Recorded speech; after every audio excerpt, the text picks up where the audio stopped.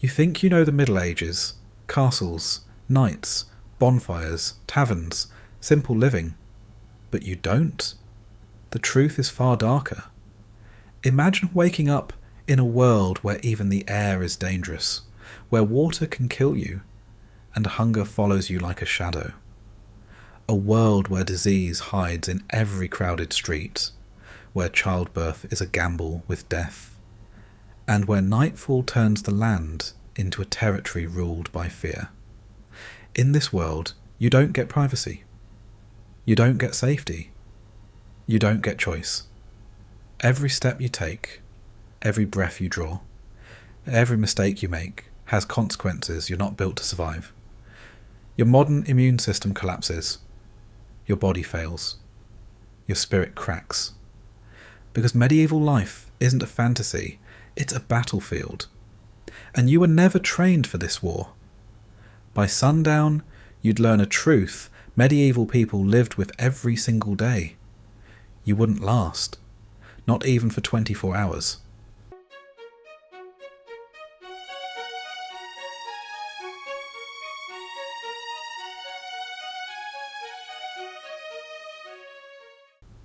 If this kind of storytelling brings you inner peace, feel free to like the video and subscribe, but only if it truly brings you peace.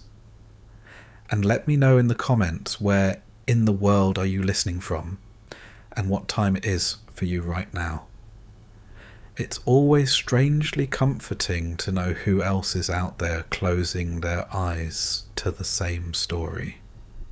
So settle in. Let the world grow quiet, and let's dream together for a while. We speak about the medieval world as if it were a distant storybook, softened by the blur of centuries. We picture misty fields, castle walls glowing in torchlight, quiet villages where life moved slowly and meaningfully. We imagine a world without screens, without noise, without the weight of modern life. Simple, honest, pure. But this illusion survives only because we stand far away from it. Step closer, even for a moment, and the picture collapses into something far harsher, far darker, far more unforgiving than nostalgia ever admits. The truth is this: if you were dropped into the Middle Ages, even for a single day, your body, your mind, your senses, and your expectations would buckle almost instantly. Nothing in your modern life has prepared you for how bleak, how brutal, how overwhelming that world actually was. The past is not gentle. It never was. The air itself would strike you first, thick with smoke from hearth fires, rot from open waste, sweat from unwashed bodies, sickness drifting in every breath. Streets were not quaint paths. They were trenches of filth, where animals bled, garbage rotted, and death itself left stains. The world smelled ancient, heavy, alive with decay. Your lungs would protest within minutes. Then would come the noise, or the lack of it. In daylight, the clatter of wooden wheels, the shouts of vendors, the cries of animals. But at night, an entirely different terror. A silence so deep it presses on your mind, broken only by the distant wail of something, animal or human, you cannot identify. Darkness was not symbolic. It was absolute. A suffocating black that swallowed everything beyond arm's reach. And beneath all of it, hunger shaped daily existence. Not the hunger you know, the gentle reminder to eat. Medieval hunger gnawed slowly, constantly, relentlessly. Most people lived on the edge of starvation every season of their lives. Meals were not moments of comfort, but lines between survival and collapse. Winter alone could kill more effectively than any army. In this world, your body would fail quickly. You're used to warmth, medicine, sanitation, rest. Things the medieval world did not offer. A small cut could fester into infection. A fever could become a death sentence. A twisted ankle could mean immobility, and immobility meant ruin. People did not get sick. They were sick, recovering or dying, always in motion between those states. Yet the physical world was only half the burden. The psychological weight was heavier still. People lived with fear in their bones. Fear of spirits, fear of God, fear of omens, fear of the night, fear of sickness, fear of the unknown. Life was surrounded by mysteries with no explanations, with no science, no stability, no safety net. Every strange sound, every unexpected illness, every dark thought felt like a threat from beyond. Romantic stories forget this. They forget the mothers who buried children before they turned 5. The men who worked until their bodies broke, then kept working. The women who lived each day knowing childbirth could kill them. The farmers who prayed the frost would spare them. The villagers who watched neighbours fade away in silence because disease had no name and no cure. This was not adventure, it was endurance. And yet, they endured. That is the astonishing truth. They survived under conditions that would break us in hours. They woke before dawn, walked into cold that seeped into bone, worked until their hands bled, and expected nothing else. They accepted pain as normal, fear as constant, death as familiar. Their resilience was not heroic, it was necessary. Their strength was not extraordinary, it was inherited, demanded, carved into them by a world that offered no mercy. For us, accustomed to comfort, protected by medicine, insulated by technology, the medieval world is not simply difficult, it is alien. We imagine we could adapt, that human beings are naturally tough, that we carry the same grit. But the past is not a place that welcomes visitors. It strips you bare. It demands more than modern life ever will. It does not care who you are, what you know, or what you believe you can endure. This is not a story meant to shame our present comforts or glorify ancient suffering. It is a reminder of lineage, of the unbroken chain of survival that allowed us to exist at all. The medieval world was harsh, but those who lived in it were not weak. They were the architects of every comfort we take for granted. Their lives built the bridge to ours. But if we stepped backward across that bridge, even briefly, we would understand something profound. We would not last, not because we lack value, but because they lived in a world designed to test the limits of the human spirit every single day. The medieval street was not merely dirty, it was an ecosystem built from decay. The moment you stepped outside, the world greeted you with a force your senses were not designed to survive. Your lungs would seize, your throat would tighten. You would instinctively hold your breath, not realizing that doing so would only make the next inhale feel like swallowing a physical weight. Every morning began the same way for medieval villagers. They opened their doors into pathways already layered with the waste of yesterday. There were no garbage collectors, no sanitation workers, no rules. Everything unwanted. Food scraps, rotting vegetables, broken tools, animal remains, chamber pots emptied from windows, landed on the same ground everyone walked across. After a single rainfall, the street transformed into a stew of mud and refuse so thick it gripped your boots like glue. People didn't avoid stepping in filth. They waded through it. The sludge climbed ankles, coated hems of clothing, dried into crusts that carried the smell of the street back inside with them. And because streets were narrow, the waste never had space to disperse. It concentrated, it fermented, it lived. Animals contributed without pause.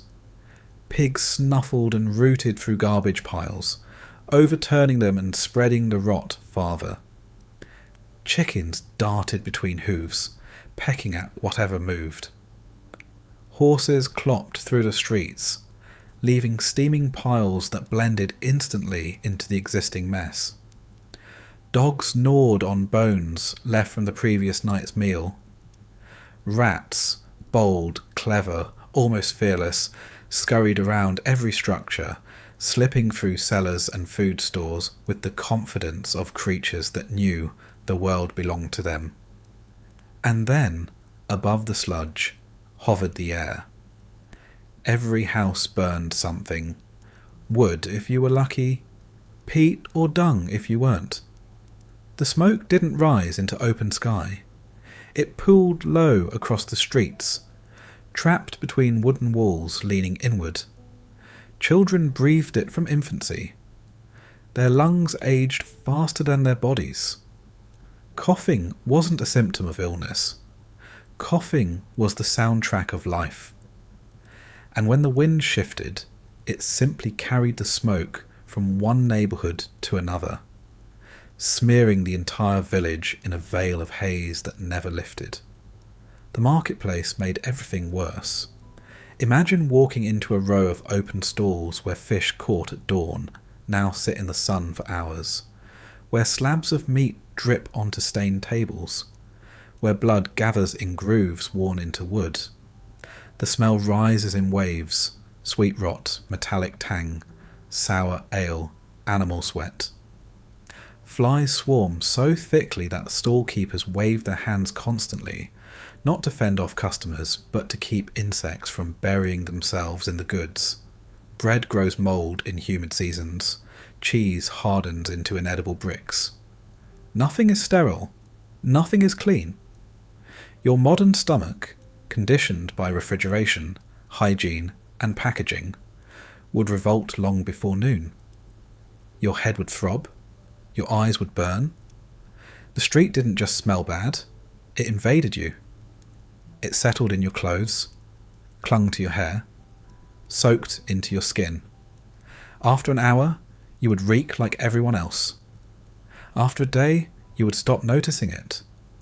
After a week, your body would stop protesting because it would be too exhausted to fight. But the people who lived here weren't immune. They were simply accustomed. Their senses dulled from birth, trained not by comfort but by proximity to rot. To them, the smell meant life, commerce, cooking, animals, neighbours, movement. To you, it would mean contamination, disease, suffocation. In summer, heat transformed the streets into ovens of decay. In winter, the filth froze, turning the ground into uneven ridges sharp enough to trip children and snap ankles. Spring brought floods that lifted everything: waste, dead animals, forgotten trash, and carried it through the village like a gruesome tide. Autumn filled gutters with wet leaves that trapped moisture and bred new layers of rot beneath. Every season had its own signature stench. Every breath carried risk. Every day was an assault. You imagine medieval life beginning with hardship of work or violence or disease, but it began much simpler than that, with a breath. The medieval street declared war on your body before you took your first step. And you, unprepared, unconditioned, untested, would have no defence against a world where even the air was an enemy. The medieval home was not a shelter from the outside world. It was an extension of it. If the streets attacked your lungs with rot, the inside of a house attacked them with smoke. Modern people imagine a cosy cottage with a warm fire crackling in the hearth. But that image dissolves the moment you step through a real medieval doorway. What greets you is not warmth, but a wall of smoke so thick it blurs the edges of the room. Most homes had no chimneys. The fire sat in an open pit in the centre of the floor, and the smoke had one way out, upward, through a small hole in the roof, or through gaps in the rafters. On still days, the smoke refused to rise, gathering in a dense cloud that hovered at head height. You would have to crouch to breathe anything that resembled fresh air. Standing upright for too long meant coughing until your ribs ached. This wasn't an occasional inconvenience. It was the daily condition of life. Families cooked over these fires. They heated what little water they used. They warmed their homes with fuel that barely qualified as wood. Damp logs, rotting branches, peat bricks cut from marshes, dried animal dung shaped into patties. Every type of fuel released its own poison. Peat filled the air with a thick, earthy bitterness. Dung burned with a pungent, acrid sting. Wet wood produced clouds that burned the eyes without ever truly igniting. Your body, accustomed to purified indoor air, would not adapt. Within minutes, your throat would tighten. Your eyes would flood. Your lungs would send sharp warnings with every breath. You would instinctively take shallow pulls of air, but that only meant more smoke settling deeper into your chest. Medieval children grew up inhaling this daily. Their lungs developed scar tissue while they were still toddlers. Chronic cough was normal. Wheezing was expected. Early death was common. Even nobles were not spared. Castles had fireplaces, yes, but their flues were primitive and narrow, easily clogged and constantly backdrafting. Smoke leaked into great halls, curled through corridors, drifted into sleeping chambers. Servants carried torches that dripped soot. Kitchens, with their enormous ovens and open flames, were hellish chambers of heat and haze. Enclosed spaces filled quickly, and ventilation was an unsolved mystery. Cooking a feast meant choking for hours. Every breath in the medieval world carried consequences. The soot-coated walls, belongings, clothing, even food. Bread absorbed the flavour of smoke. Stews tasted faintly of ash. Curtains and bedding became blackened over time. People carried the scent of burning fuel in their hair and skin. To a modern visitor, the smell would be overpowering. To medieval people, it was simply the fragrance of existence. The health cost was enormous. Wood smoke inhalation damages lungs, reduces immunity, and increases infections. But medieval people didn't have terms for these conditions. They only knew that life was short and breathing was often painful. Infants in smoky homes were especially vulnerable. Many died before their first winter, their bodies unable to withstand the indoor poisons they inhaled from birth. Those who survived grew up accustomed to discomfort, their lungs hardened by necessity. And smoke wasn't the only threat. Many households used candles made from tallow, rendered animal fat. When burned, they filled the air with a sour, greasy odour that clung to everything. Lamps fueled by fish oil emitted a smell many modern people would gag at. Combine these with the open hearth, and the medieval home became a fog of toxins. Your modern body, raised in filtered air, would not last an evening. You would choke, gasp, stagger outside seeking relief, only to discover the outdoors just as polluted, just as heavy. There was no escape. You breathed poison inside and filth outside. The world pressed in from every direction. This is the part of medieval life we never see in films. The constant negotiation with the air itself. You did not breathe freely. You survived each breath. And this daily fight left marks on the body long before old age, bent posture, chronic wheezing, permanently irritated eyes, endless coughing, lives shortened not by dramatic plagues alone, but by the slow suffocation of ordinary days. You wouldn't last a day because the medieval world attacked you in the one way you cannot defend. Every breath you take becomes a weapon against you. Disease in the medieval world was not an event, it was the weather. Always present, always shifting, always threatening. You did not catch sickness.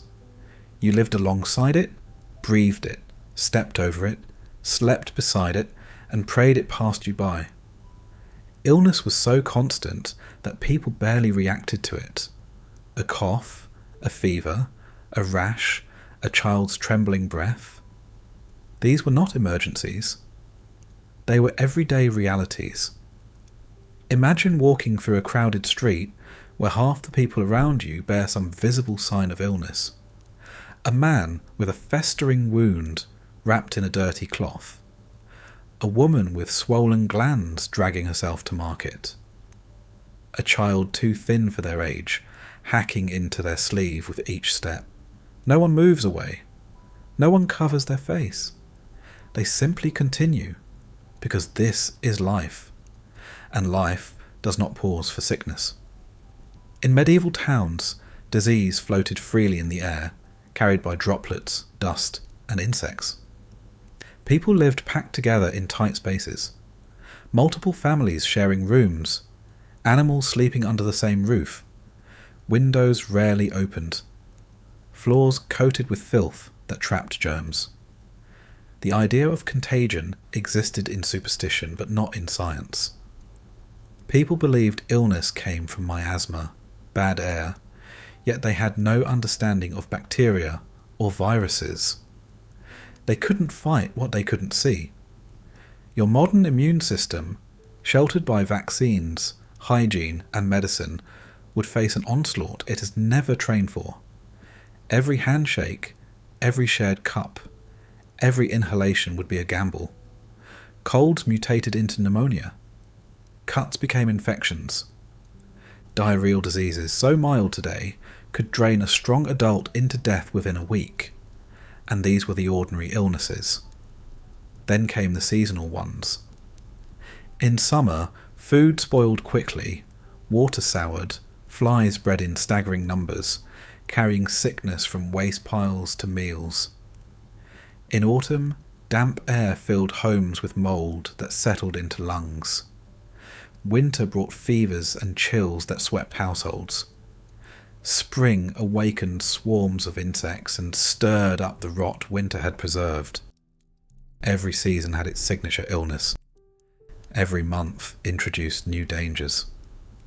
Children suffered the most. Measles, smallpox, whooping cough, diseases we consider unfortunate but treatable, were often death sentences. Entire families buried infants before they reached their first birthday. Some parents didn't name babies until they survived winter. Grief was so common that mourning became a quiet ritual woven into daily life. But even adults lived with constant afflictions. Chronic pain, infections that never healed, blindness from untreated eye infections, skin diseases that cracked and bled, parasites burrowing into scalps and clothing. And with no true medical understanding, people relied on folklore, prayer, or treatments that often made things worse.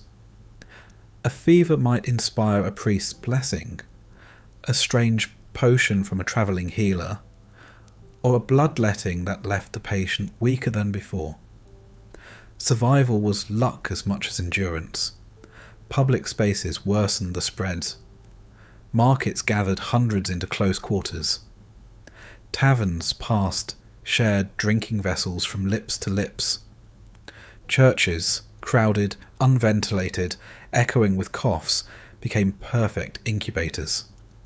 Festivals mixed strangers from distant villages, spreading sickness along trade routes.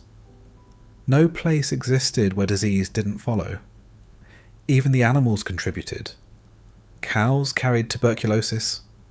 Pigs spread parasites. Dogs brought fleas. Rats ferried plague bacteria silently through homes and granaries. A single bite, a single flea, a single droplet in the air could change a life dramatically.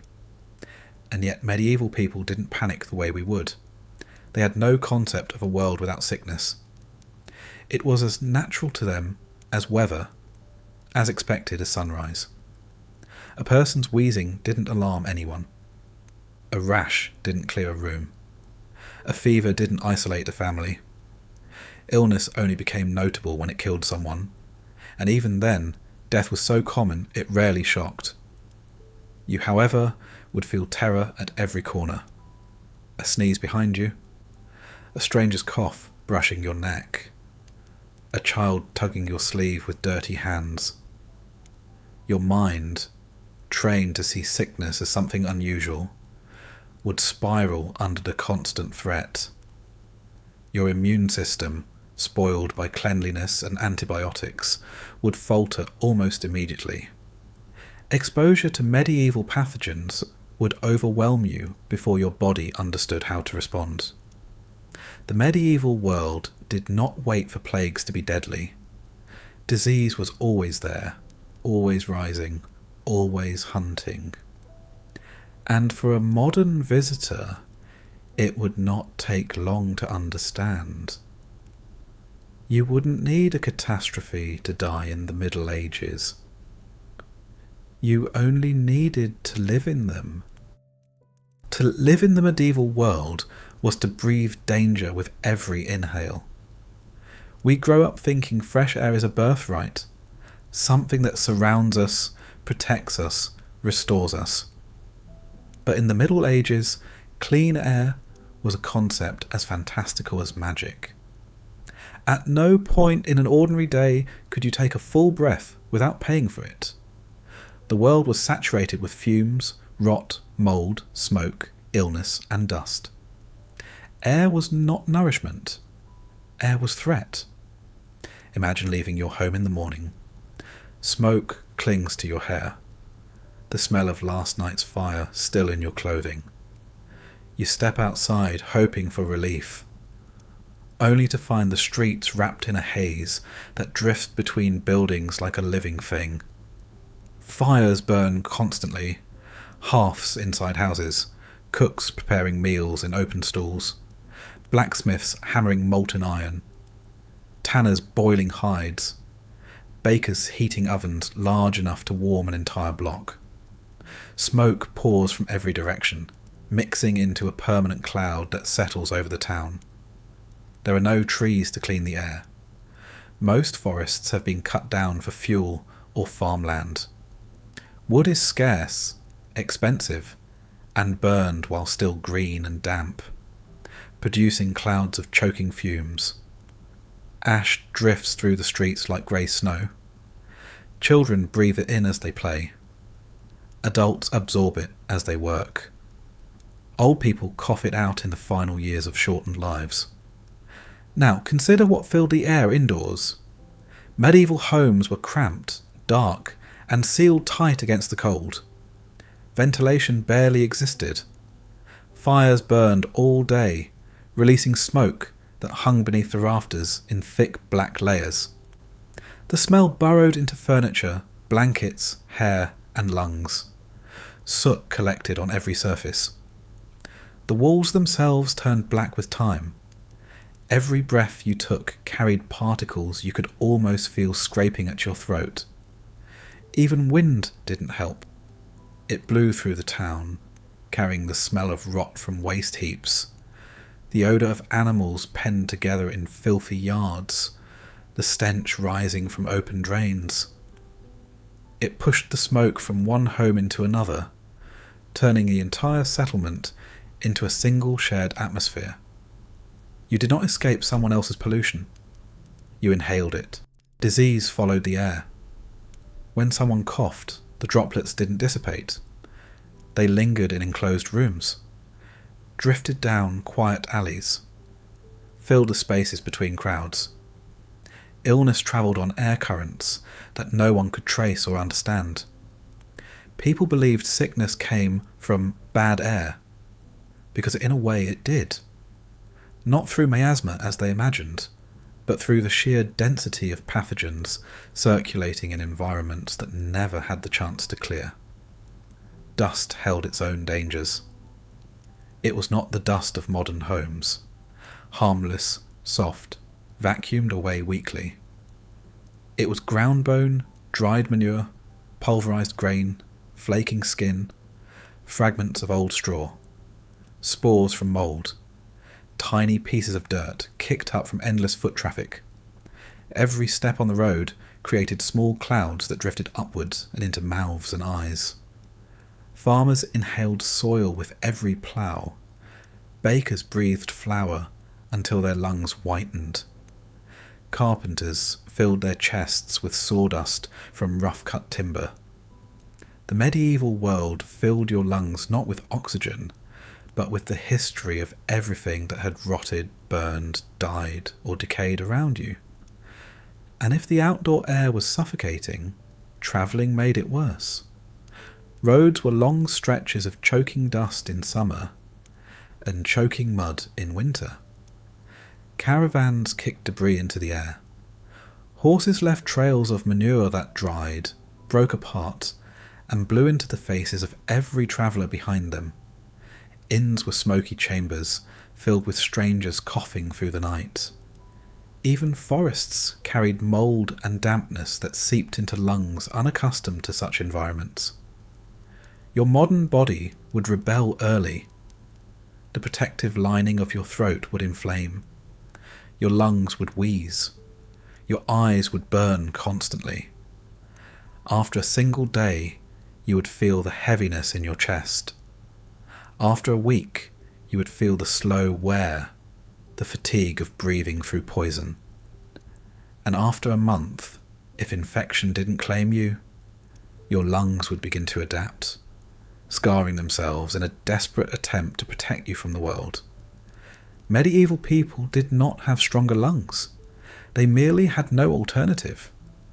They breathed what existed and lived with the consequences. Chronic coughs, chest pains, shortness of breath, and early deaths were part of the rhythm of life. Clean air is one of the invisible luxuries that shapes modern survival. In medieval times, such a luxury simply didn't exist, and without it, your own body, so used to purity, would begin to crumble long before anything else defeated you.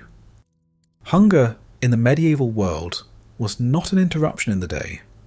It was the background hum of life itself. Modern hunger is discomfort. Medieval hunger was erosion. It carved into bone, spirit, and routine until it became indistinguishable from the person feeling it. No one escaped it. Not the peasant in the field, not the craftsman in the village, not even the lord in his hall. Hunger was universal, seasonal, expected, and to step into that world with a modern stomach would feel like falling into a void you can't climb out of. Your day began with hunger, not because you skipped breakfast, but because breakfast barely existed. A crust of stale bread, if anything, maybe a bit of weak ale to wash it down. Meat? Forget it. Eggs? Rare? Sweetness? Unthinkable. The medieval morning tasted like dryness, like emptiness, like the reminder that your body belonged to your work, not to your comfort. And then the real struggle began. Most calories burned long before the first real meal. Medieval people worked before eating, not after. Fields needed tending before dawn. Animals needed feeding. Fires needed stoking. Water needed hauling. Every task demanded energy you did not have, and every step drained what little strength remained from the night before. Muscles ached not from exercise, but from starvation wearing them thin. By midday, the hunger sharpened into something more aggressive. Modern hunger grumbles, medieval hunger clawed. It pressed against ribs, squeezed the sides of the stomach, sent waves of dizziness up the spine. A farmer bending over too quickly saw stars. A child weaving baskets felt their fingers tremble. A woman grinding grain by hand tasted iron as her body warned her she was using energy she didn't possess. And even then, the meal that met them was not nourishment. It was delay. A thin pottage made of water and whatever grew in the garden. Onions, peas, cabbage, herbs. If the household was lucky, a bit of fat or marrow. If unlucky, the pot was mostly water flavoured by hope. Bread appeared, but it was dense, coarse, filled with grit from stone mills that wore down teeth over time. Everything tasted muted. Everything felt insufficient. There was no such thing as eating until you were full. Fullness was a memory from harvest season or feast days, not a daily rite. Children learned early not to expect satisfaction. Adults learned to work through nausea. Hunger was a partner, unwanted but familiar, walking beside every person from sunrise to sleep. And winter made everything worse. Modern people fear the cold. Medieval people feared what preceded it. Empty fields, barren gardens, granaries thinning too fast, livestock slaughtered early, because feeding them was impossible. Winter hunger was different. It was quieter, heavier, slower. It didn't claw, it sank. It dulled the senses, weakened limbs, stole warmth from inside the body. People slept more because sleep was the only time hunger paused its whispering. Illness thrived in this state. A body weakened by hunger was a body vulnerable to everything. Fevers burned hotter. Infection spread faster. Wounds refused to heal. The immune system, already strained by constant work, could not defend itself. People didn't die of hunger as often as they died of everything hunger allowed. But the worst part was not physical. It was psychological. Hunger reshaped the mind. It made people irritable, desperate, fearful of the next season. Every decision revolved around food, how to stretch it, how to find it, how to preserve it. Parents gave their shares to their children. Children grew up thin, undersized, toughened by a life that never let them forget their place in the great chain of need. And for a modern visitor, this would be intolerable. Your body, conditioned by regular meals, stable calories, nutrition, would crash hard. You would shake by noon. You would feel cold even in the sun. Your focus would fracture. Your limbs would feel too heavy. You would crave sugar your world never invented. You would experience withdrawal from comfort you never knew you depended on. The medieval world did not offer relief. Hunger did not fade. It did not wait. It did not end. It lived beneath the skin, shaping every thought, every choice, every day. And by the end of your first week, you would understand a truth medieval people never questioned. Hunger was not a problem to solve. It was the condition of being alive. If you sat at a poor man's table in medieval times, the first thing you'd notice is what isn't there. No gleaming plates, no overflowing bowls, no colourful vegetables arranged with care, no meat sizzling in fat, no fruit bright with sweetness. A medieval table, if a family had one at all, was not a place of abundance. It was a place of rationing, negotiation, and quiet resignation. Meals were not events. They were interruptions between work and worry. The table was bare most of the day, and when food appeared, it arrived in the same humble form it always did. A pot of pottage simmering over a fire that smoked more than it warmed. Pottage was the backbone of survival, thin, repetitive, predictable. A watery stew made from whatever grew in the small garden outside, or could be gathered from the wild.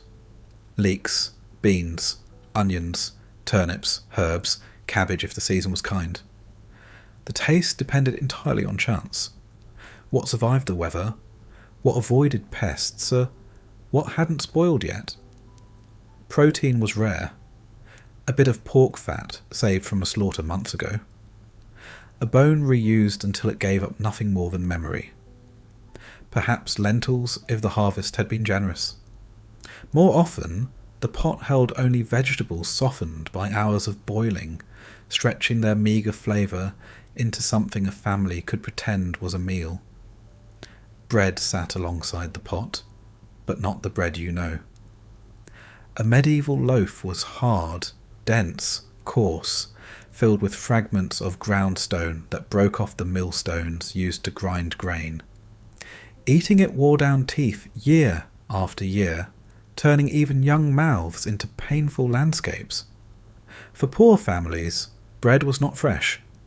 It was yesterday's loaf or the one before that. Tough as wood, softened only by dipping it into the steaming pottage. There was no variety. Day after day, the same ingredients returned to the table until they became invisible. The poor man's diet was repetition carved into routine. Only the wealthy tasted spices, honey, or delicate pastries. Only the wealthy could choose their meals. For everyone else, the table offered the same truth every morning. Eat what you have, or eat nothing. And nothing was a real possibility. Crops failed often. Weather ruined harvests. Pests devoured stores. Grain moulded in damp granaries. Families watched supplies shrink too quickly, and every meal became a calculation. Mothers took smaller portions. Fathers pretended they had eaten already. Children learned early not to ask for more. Hunger did not erupt into drama. It whispered in the pauses of conversation, in the glances exchanged over a half-empty pot. Even when food was available, it was rarely safe. Vegetables grew in soil fertilized by human and animal waste. Bread was sometimes contaminated with ergot fungus that caused hallucinations, convulsions, and madness. Fish spoiled quickly. Meat was risky even for the lucky few who tasted it. Modern stomachs, raised on washed produce and refrigeration, would revolt violently. Diarrhea, vomiting, dehydration, symptoms medieval people endured routinely, would leave you bedridden within hours. Water rarely appeared at the table unless boiled. When people drank, they turned to ale, weak, sour, cloudy, brewed not for enjoyment but for survival. Even children drank it, not because it was appropriate, but because it was safer than the rivers and wells. Yet ale filled the stomach without nourishing it, creating the illusion of fullness while providing almost no strength. The poor man's table also reflected a hierarchy of desperation. The man of the house ate first, not from privilege, but because he needed strength to work the fields. A weak father meant no harvest. Children ate next, women ate last, and often least. Pregnancy, nursing, fatigue, none of it granted extra food. Their hunger was simply part of the expected sacrifice. And meals were fast, not leisurely conversations or family bonding moments. People ate quietly, focused on the task, aware of how little there was to go around. Every bite mattered. Every spoonful taken meant one fewer for later. Food anxiety was a permanent companion. A modern visitor would stare at the table, confused by how little it held. But medieval people saw something different. Survival, A pot with vegetables meant they had endured another day. A loaf of bread meant they could work tomorrow. Pottage was not a meal to enjoy. It was life extended a few hours more. You wouldn't last long at that table because you expect food to satisfy. Medieval food didn't satisfy. It sustained, barely, briefly, brutally. And when you rose from the table still hungry, the medieval world would remind you there was no more coming. Modern people eat for pleasure, craving sweetness, richness, comfort, variety. Medieval people ate for one reason only: to keep their bodies from collapsing. Food was not culture or identity or expression. It was fuel measured by scarcity. Every bite carried calculation. Every meal was a negotiation with the land, the season, and the relentless uncertainty of tomorrow. In the medieval world, flavour was a luxury. Survival was the goal. Imagine sitting down for a meal and tasting nothing. Not because you're sick, but because the ingredients themselves barely held flavour. Vegetables boiled until they dissolved into the water. Grain so coarse it felt like chewing gravel. Bread so dry you needed ale just to swallow it. Most dishes were built from necessity, not creativity. A pot on the fire wasn't a recipe. It was whatever ingredients had avoided rot. Spices were treasures for the wealthy. Cinnamon, cloves, pepper. Those belonged to kings, merchants, and fortunate nobles. A poor household might know their names, but never their scent. Instead, they relied on onions, leeks, and herbs grown behind the house. The taste profile of medieval life was earthy, bitter, sour, and repetitive. If anything tasted sweet, it was because nature decided to be generous that season. Meat was not part of daily life. A family might slaughter a chicken once a month, a pig once a year. Cows were too valuable alive to kill for food. When meat appeared, it was usually from hunting, illegal for peasants, or from an older animal that had stopped producing milk or eggs. The flavours were gamey, tough, and often tainted by poor preservation. Preservation itself was a gamble. Salt was expensive, drying unpredictable, and smoking depended entirely on the weather. Food spoiled quickly. Families often had to eat things past their safe window simply because there was no alternative. Your modern stomach, soft and overprotected, would revolt in hours. Their stomachs learned to accept discomfort as normal. Meals were almost always boiled. Roasting required resources. Wood, iron tools, controlled flames, that poor families lacked. Boiling allowed them to stretch ingredients. The same pot of pottage could feed a family for days, topped with new scraps as the week wore on. Over time, it became less stew and more a living broth, absorbing every vegetable, bone, and leftover tossed into it. Honey was precious, sugar nearly non-existent. Sweetness rarely touched the tongue of a peasant. Even fruit was seasonal, limited, and often eaten before it fully ripened to prevent birds or insects from stealing it first. Oranges, figs, almonds. These were exotic fantasies, glimpsed only in stories. Portion sizes were smaller than anything you expect. A bowl of thin soup, a small piece of bread, maybe a dip of cheese if the animals had been healthy. Children often ate last, or learned early to accept whatever scraps remained. Hunger shaped their bodies long before adulthood. They grew smaller, lighter, shorter, conditioned by generations of scarcity. Meals weren't scheduled. They happened when work allowed, when the fire was lit, when there was something, anything, to put in the pot. Breakfast as a concept didn't exist. Lunch was what you carried into the fields. A chunk of bread, some onions, maybe a bit of cold pottage in a wooden flask. Dinner was the only real meal, and even it was meagre unless a festival approached. And yet, even in scarcity, food connected communities. Harvest feasts brought the rare thrill of abundance. Fresh bread, boiled meats, shared jugs of ale. Weddings, religious observances, and the slaughter season briefly lifted the heavy shadow of hunger. For a few hours, people remembered what fullness felt like, but these were exceptions, not the rule. The memory of them made the return to daily meals even harsher.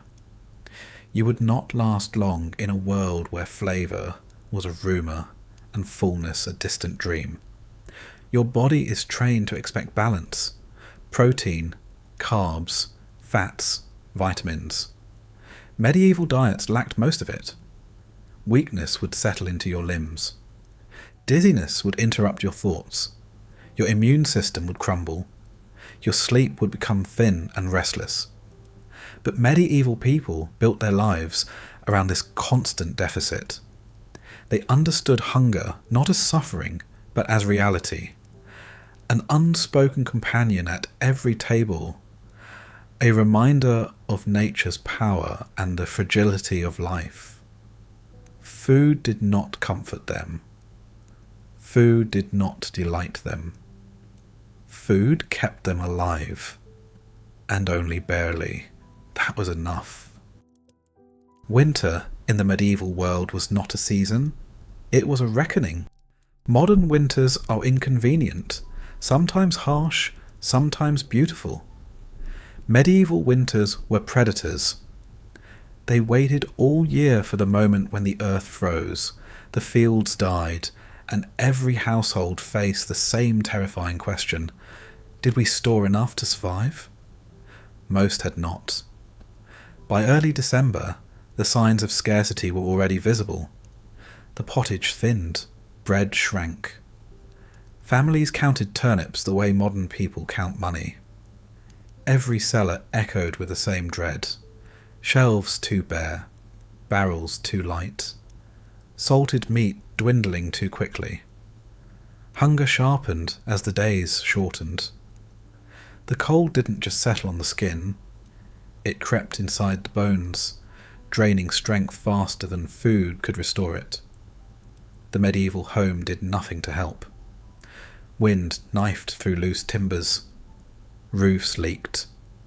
Hearths provided more smoke than warmth. Blankets were thin, stuffed with straw that flattened within weeks. Clothes patched and repatched could not stop the air that sliced through them. A modern person would shiver uncontrollably even near the fire, because medieval heat was symbolic more than practical. You warmed your hands or your face, never your whole body. Outside, the world was barren. Fields that once offered even meagre comfort lay dead beneath frost. Roads turned to frozen ruts. Rivers chilled to biting cold, threatening illness if touched. Livestock, already thin from autumn scarcity, grew weaker. Some animals collapsed in their stalls, becoming unplanned meals that had to be eaten quickly before rot set in. Every night, families prayed that their cows or goats would survive until spring, because their survival determined the family's own. Work didn't stop. Winter demanded labour that drained the last of everyone's strength. Chopping frozen wood, hauling icy water, patching homes against storms, walking miles to gather anything remotely edible, nuts, roots, winter herbs. Every chore consumed precious calories. Every step risked frostbite. And every hour of work felt like an argument between exhaustion and necessity. Illness thrived in this season. Cold evolved into lethal fevers. Coughs tore at the lungs. Infection, which spread easily in crowded, unventilated rooms, struck entire households at once. A single sick parent could doom the whole family. Without their labour, food stores ran out faster, wood piles shrank, and survival slipped from possible to improbable. The cold preserved food, but it also preserved suffering. Psychologically, winter attacked relentlessly. Darkness stretched for 14 hours or more. People woke in dimness, laboured in grey, and slept in black. Isolation grew suffocating. Travel was dangerous, so villages became islands of quiet desperation. With little to do and few resources to spare, families spent long nights listening to the wind, their thoughts slipping into fear. What if the stores run out? What if the child grows weaker? What if the cold takes someone in their sleep? The elderly often volunteered to eat less so the young might live. Some refused food altogether by midwinter, easing the burden silently. Parents rationed portions with trembling hands. Children cried from hunger until they learned not to. The season sculpted everyone into resilience or tragedy. There was rarely a middle ground. By late winter, January, February, the true horror arrived, the famine months. Nothing remained in the garden. Grain stores were nearly empty. Salted meat had long been consumed. Families scraped mould from the last loaves, boiled bones for the last traces of fat, searched for anything edible in dead fields. Hunger became delirium. People grew faint from rising too quickly. Work slowed, vision blurred. The cold felt sharper because the body lacked the fuel to fight it. And then came the cruelest part. Spring did not bring instant relief. Crops needed months to grow. Livestock needed time to recover. Warmth returned long before food did. The gap between winter's end and harvest's beginning was often the deadliest stretch of the year. You would not last a season in that world, not because you're weak, but because modern life has never demanded such endurance. You have never lived on rationing, never watched food supplies shrink with dread, never felt cold that seeps into dreams or hunger that erases thought. Medieval people survived winter through a mixture of stubbornness, tradition, faith, and resignation. They knew suffering was not an exception. It was the rhythm of the year. For them, winter was a battle they expected to fight. For you, it would be the hand that ends your story. In the medieval world, water, the very thing that should give life, was one of the most dangerous substances you could touch. A modern person looks at a river and sees beauty, clarity, an invitation to drink. A medieval villager looked at a river and saw risk, contamination, disease, death disguised as something natural. Step close enough and you'd understand immediately. The water was alive, not with purity, but with everything the town wanted to forget. Every settlement relied on a river, and every settlement polluted it. There were no sewage systems, no drains, no waste management. Everything unwanted goes to the river was an unspoken rule of life. Human waste from households, animal waste from stables, blood from butchers' shops, offal from slaughterhouses, dye chemicals from tanners, rotting fish guts from fishermen cleaning their catch at the bank. The river carried all of it away, slowly, visibly, and often right back toward you when the current was weak. Imagine walking along the banks and seeing the surface broken not by fish, but by drifting clumps of refuse, straw soaked in urine, food scraps, dead rats, pieces of fabric, oil slicks reflecting a sickly rainbow. The smell rising from it would be thick and sour.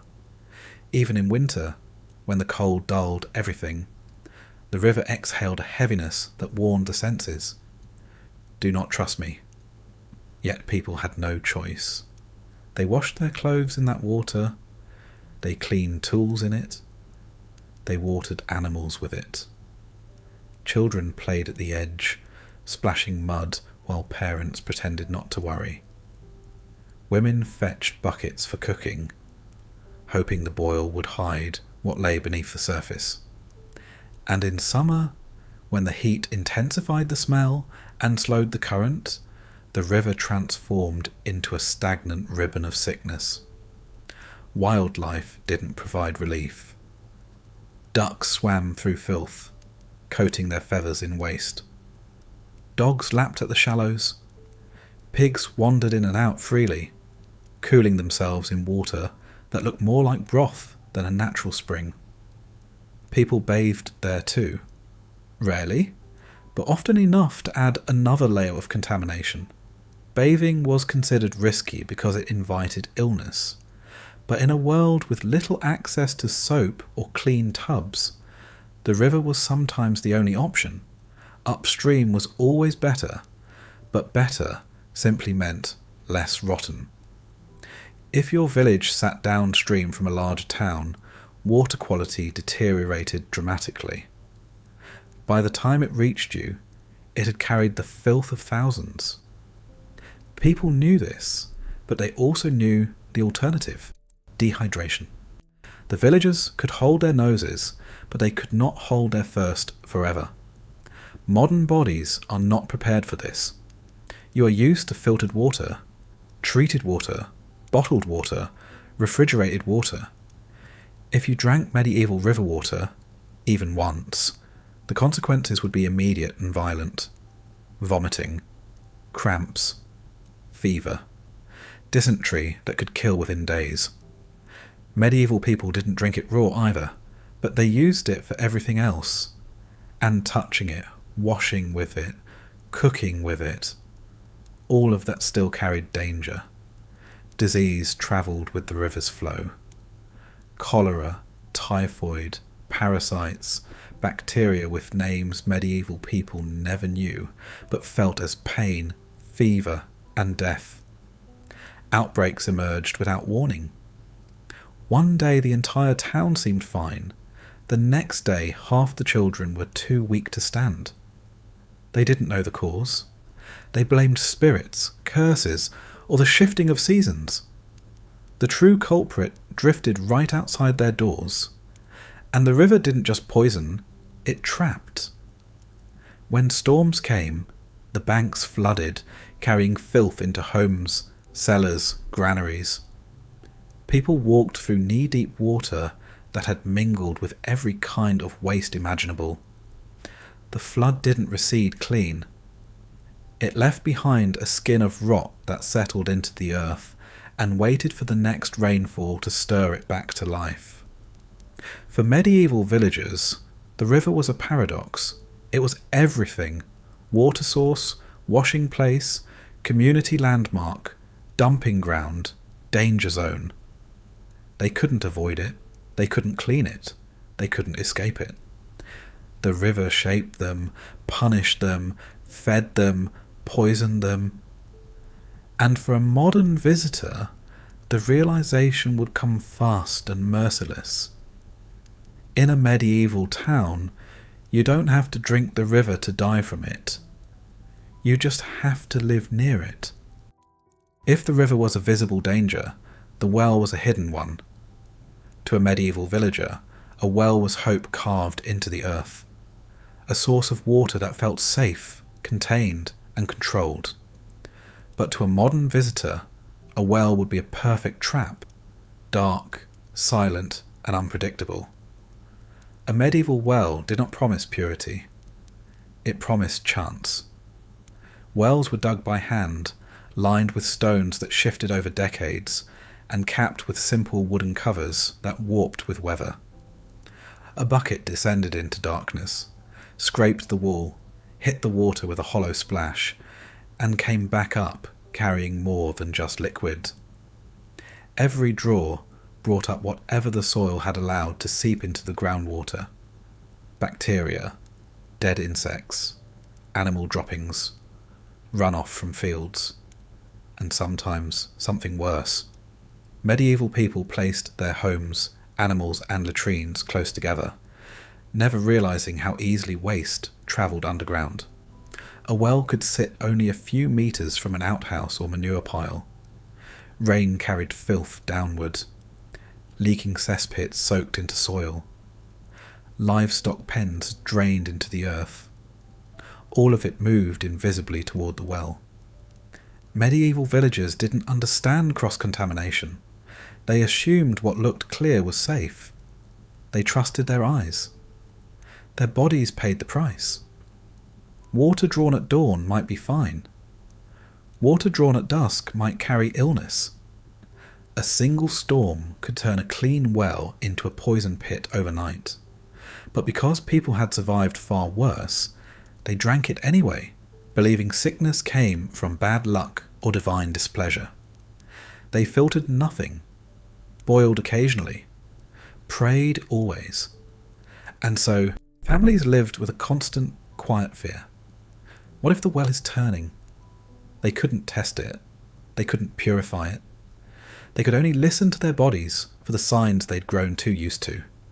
Stomach cramps, diarrhea, fever, vomiting. When several neighbours fell sick in the same week, panic spread silently.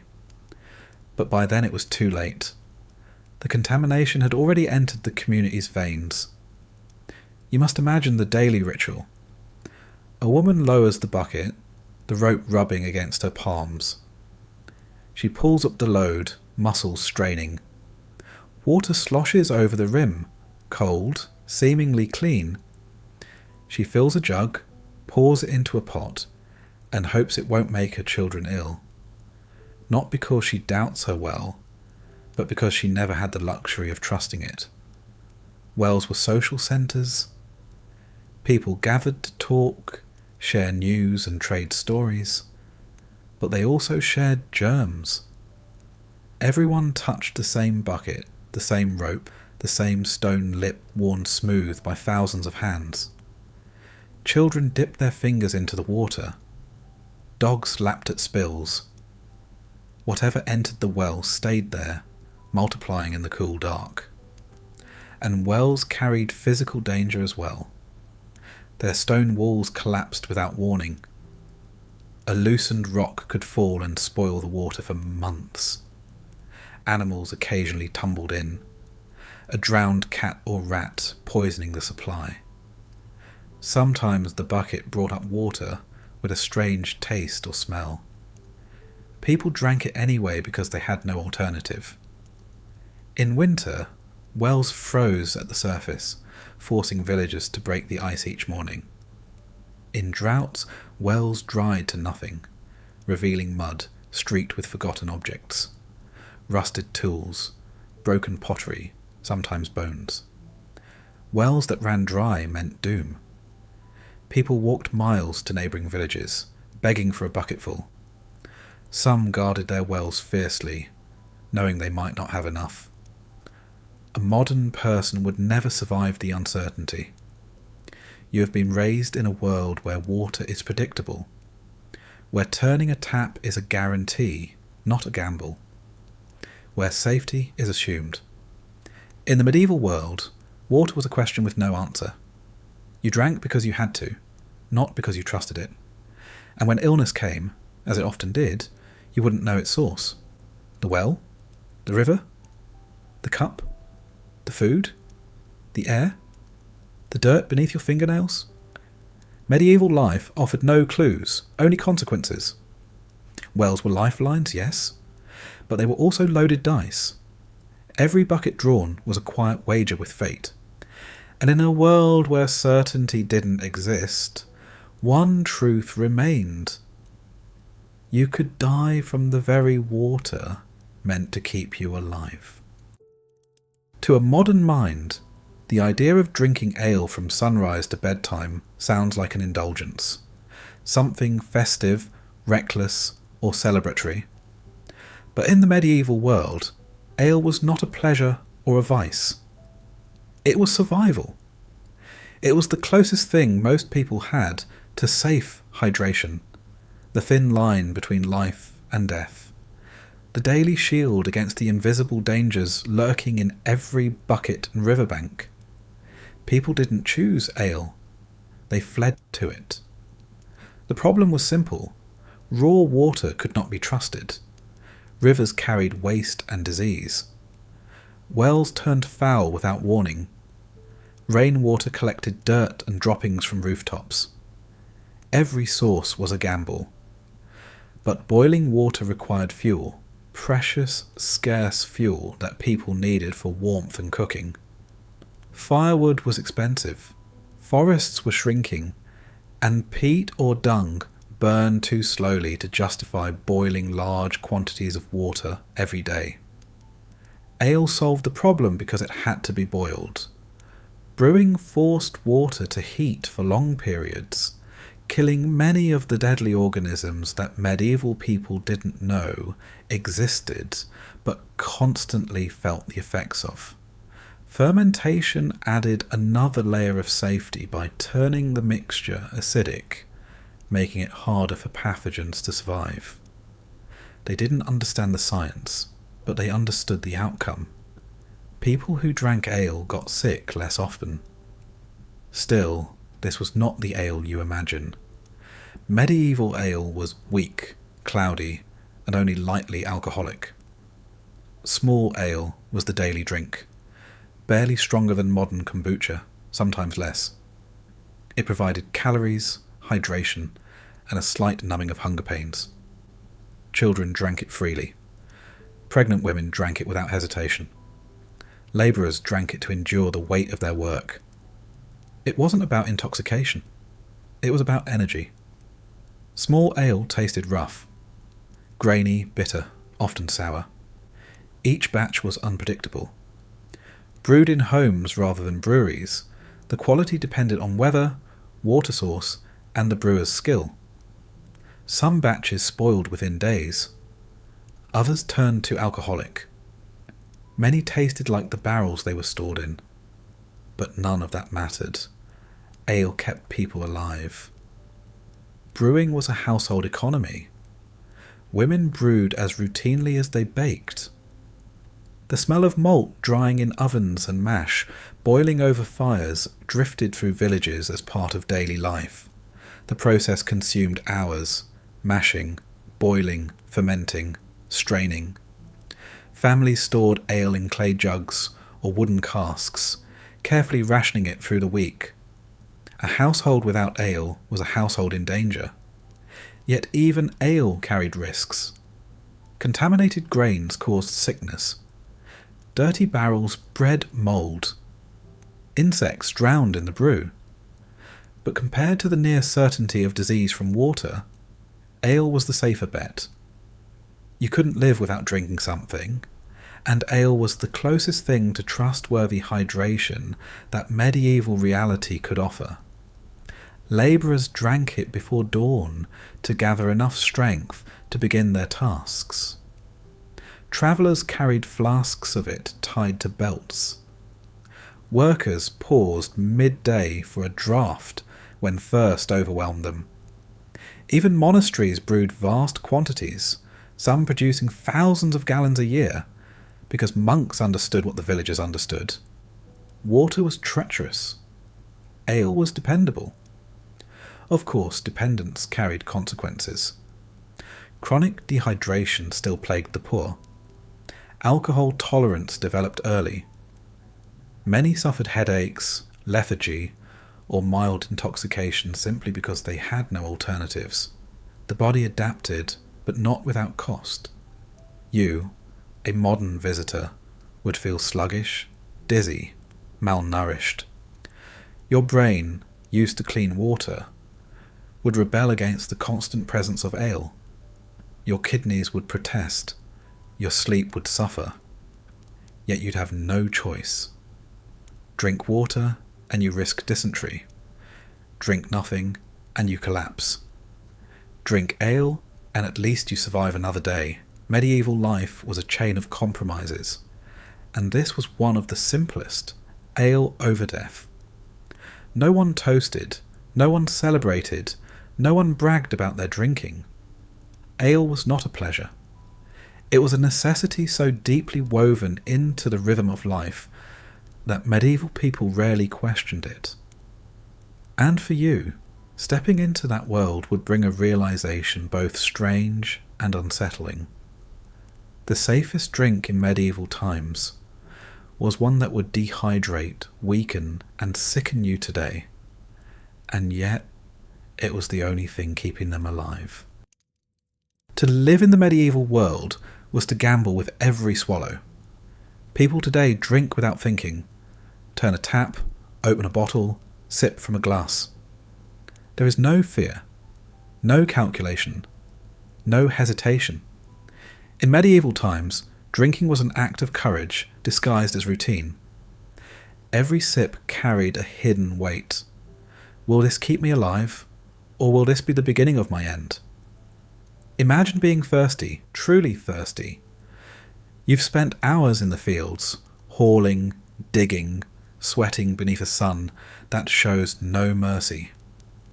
Your throat feels scraped raw, your tongue heavy, your breath dry. You reach for water because instinct demands it. But here, instinct could betray you. The cup you lift might contain clear water from the well, or it might contain something that will twist your stomach for days. You can't see the bacteria. You can't smell the danger. You can only trust experience, and experience in the medieval world taught a cruel lesson. Clarity meant nothing. The deadliest water often looked the purest. Medieval people knew this in their bones. They learned through tragedy. An uncle who drank from the well at the wrong hour and died by winter's end. A neighbour's child who sipped from the stream and never recovered. A group of travellers who fell ill after drinking at a roadside trough. These stories shaped daily thought. Fear hid beneath every wooden cup. And the danger wasn't only in the water itself. The containers were wooden, porous, impossible to sanitize. Cups soaked up everything they ever held. Ale, milk, dirty water, old stew, and released those residues slowly back into whatever came next. Clay jugs cracked easily, creating crevices where rot lived unseen. Buckets lowered into wells gathered slime from the stone walls. Nothing was sterile. Nothing ever felt clean. Thirst was a constant companion, but quenching it was a risk. People learned to sip cautiously, to watch for strange tastes, oily textures, unusual warmth. A metallic tang meant the well was turning. A sour smell meant something had died upstream. But often there were no clues, just sudden sickness that swept through the body like fire. Dysentery was common. Medieval people called it the bloody flux, and it was as brutal as the name suggests. Dehydration struck fast. Fever followed. Strength drained from limbs already weakened by constant labour. Children died in days. Adults suffered for weeks. Even if they survived, they emerged frail, vulnerable, diminished. But medieval people had no choice. They could not refuse to drink, so they relied on ale, and even that wasn't perfect. Fermentation saved lives, but it didn't remove every risk. Some batches soured too quickly. Others contaminated through poor storage, and ale itself dehydrated slowly, leaving the body craving more liquid. A modern person living on ale alone would collapse within a week. Travel was even more dangerous. When you left home, you left behind the few wells you trusted. Roads offered public troughs filled with rainwater, dirt, insects, animal spit, and whatever had washed downhill. Travellers approached them with caution but desperation. Thirst forced them to drink from places they would otherwise avoid, and many collapsed from sickness long before reaching their destination. The wealthy fared only slightly better. Their wells were deeper, their servants boiled more water, their storage vessels cleaner. But even nobles were not safe. A contaminated well in a lord's manor could wipe out dozens of people within days. Disease did not respect rank. Water made no distinction between serf and knight. the psychological toll was immense. To be constantly thirsty yet constantly afraid to drink is a form of suffering modern people cannot comprehend. It erodes clarity. It breeds anxiety. It weakens the mind as much as the body.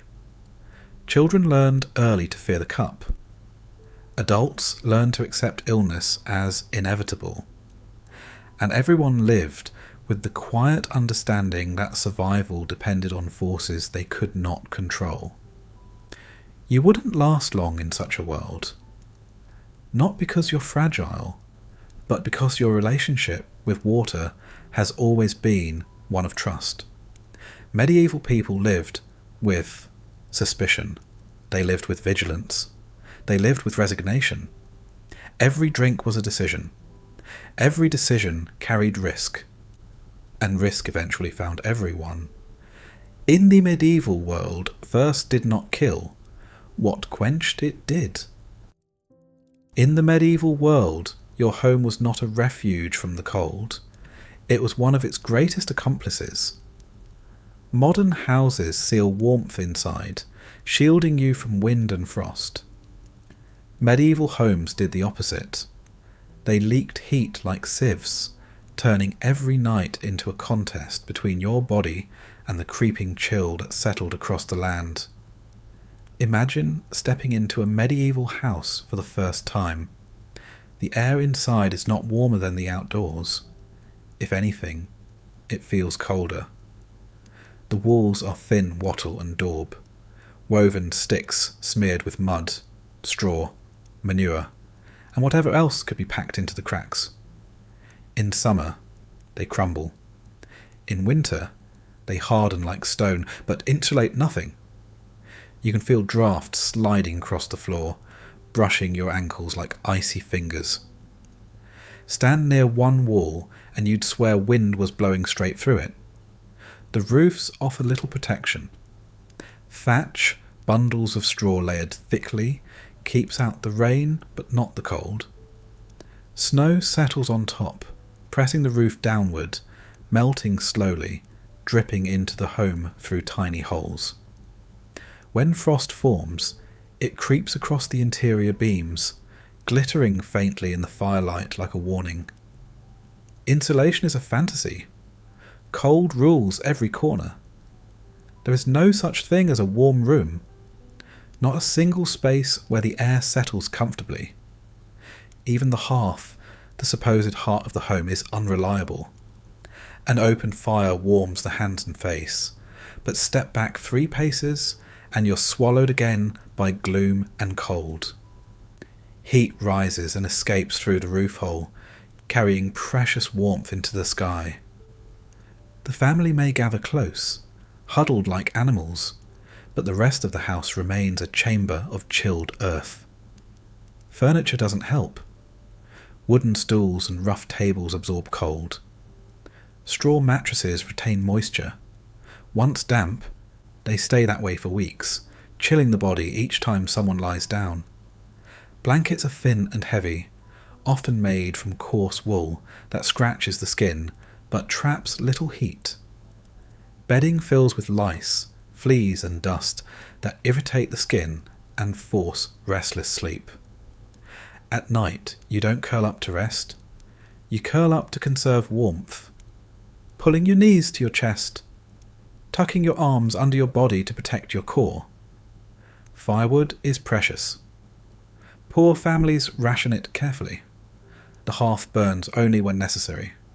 Morning cooking, evening light, emergencies. Many nights, the fire dies early, leaving the house to descend into silent, freezing darkness. Waking up in such conditions is agony. Your fingers feel numb. Your breath forms small clouds. Your bones ache as if you've aged decades overnight. Dampness seeps into everything. Medieval homes trap moisture from cooking, breathing, sleeping. Without ventilation or insulation, the air becomes a wet chill that clings to walls and clothing. Mould grows in corners. Water stains spread along beams. The floor, packed dirt, turns to mud when rain seeps in, then freezes solid during winter, turning the ground beneath your feet into a slab of ice. Even summer offers little relief. Warm days fade into cold nights. Homes lose heat instantly once the sun sets. People sleep in layers. Even during months modern people call comfortable. Autumn brings early frosts. Spring brings wind that knifes through cracks. Winter is simply the season where cold becomes unavoidable. But cold is present all year. For medieval people this was ordinary. They woke in cold. They worked in cold. They slept in cold. Their bodies adapted, layering resilience upon resilience from childhood. Babies slept near the hearth or in their parents' arms, not out of affection alone, but because warmth meant survival. Elders grew stiff and frail long before their time, their joints worn down by years of enduring freezing nights. You, however, would break early. A modern body, accustomed to climate control, insulated walls, heated blankets, warm showers, has never been asked to survive such constant exposure. Your extremities would ache, your sleep would deteriorate, your immune system would weaken, leaving you vulnerable to every illness winter brings. Your skin would crack, your breath would sting. You would long for warmth that medieval life simply could not provide. Cold in the Middle Ages was not an environmental condition. It was a daily adversary, unavoidable, merciless, intimate. A presence that slipped into your clothes, your bones, your lungs, your dreams. You would not freeze from a single night. You would freeze slowly, steadily, inevitably, because medieval homes were built not to protect you from the cold, but to let you face it without escape. In the medieval world, clothing did not protect you from the cold, it merely softened the blow. Modern people imagine wool cloaks, layered garments, and heavy tunics keeping villagers warm against icy winds. But the truth is far grimmer. Medieval clothing was a compromise, a fragile barrier between your skin and a climate that never stopped trying to pierce it. You didn't get dressed to feel warm. You got dressed to feel less cold. Start with the basics. Underwear didn't exist as we know it. Most people wore a single linen shirt or shift beneath their outer garments. Linen was expensive, slow to produce, and rough on the skin. It absorbed sweat, dirt, and moisture, but did not insulate. Once wet, whether from rain, snow, or labour, it stayed wet, chilling the body for hours. You couldn't change into something dry. You owned one set of clothes, two if you were fortunate. Over the linen came wool, the primary defence against cold. But medieval wool was not the soft, processed, temperature-regulating material you know. It was coarse, scratchy, heavy, and full of natural oils. It held warmth when dry, but it absorbed water like a sponge. A walk through morning fog could drench a cloak enough to weigh it down and freeze it stiff by nightfall. A wool garment took days to dry. In winter, it often never dried at all. Cloaks were common, but limited in effectiveness. A cloak kept the wind off your chest, but left your legs exposed. A sudden gust could lift the hem, sending icy air beneath the fabric like a knife. Cloaks didn't wrap tightly unless pinned, and pins were easy to lose. Many people simply held their cloaks closed with numb hands, offering warmth to their fingers but leaving the rest of the body vulnerable. Shoes were worse. Medieval footwear was thin leather, stitched together with basic tools. There were no thick soles, no insulation, no waterproof lining. Rain soaked through immediately. Snow melted against the feet, chilling toes to painful numbness. Mud forced itself inside. Socks for most peasants didn't exist. People stuffed straw into their shoes to make them tighter and warmer, but the straw flattened quickly, turning shoes into cold, damp shells.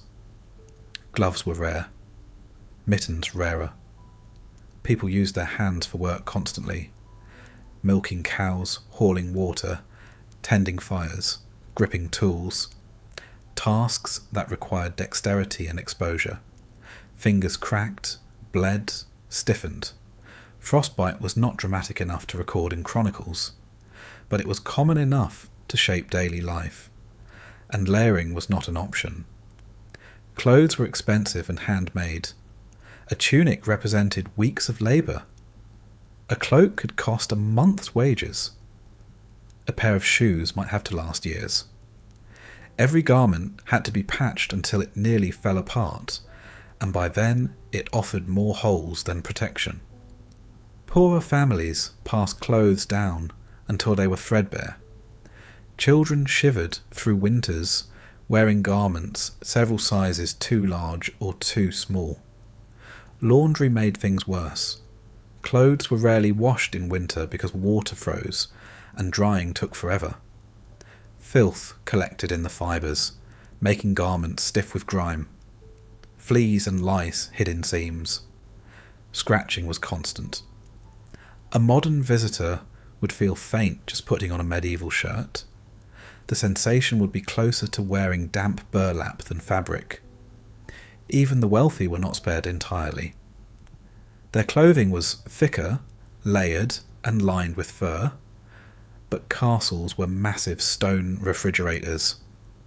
No amount of velvet or fur could keep out the deep cold that seeped from the walls. Nobles shivered in their chambers. Servants slept near the kitchen fires, because their rooms were uninhabitable. Winter tapestries helped, but did not seal warmth in. The air inside a castle could feel colder than outside. Cold shaped behaviour. People slept fully dressed. They huddled together for warmth. Children piled atop parents. Farmers tied cloth around their legs to trap heat. Women wrapped scarves around their heads, not for fashion, but to prevent the cold from stiffening their necks. Travellers walked quickly, not out of urgency, but because stopping meant freezing. You, a modern visitor, would falter instantly. Your clothes, designed for choice, comfort, and insulation, have trained your body to expect warmth on demand. In medieval clothing, you would feel exposed, vulnerable, raw. Your hands would go numb, your feet would ache, your shoulders would tense until they burned. Sleep would come in shivers rather than rest. Medieval people survived their clothing not because it worked well, but because they had no alternative. They accepted cold as a companion, not an intruder. For you, wearing their garments would deliver a single brutal truth. In the Middle Ages, your clothes did not warm you.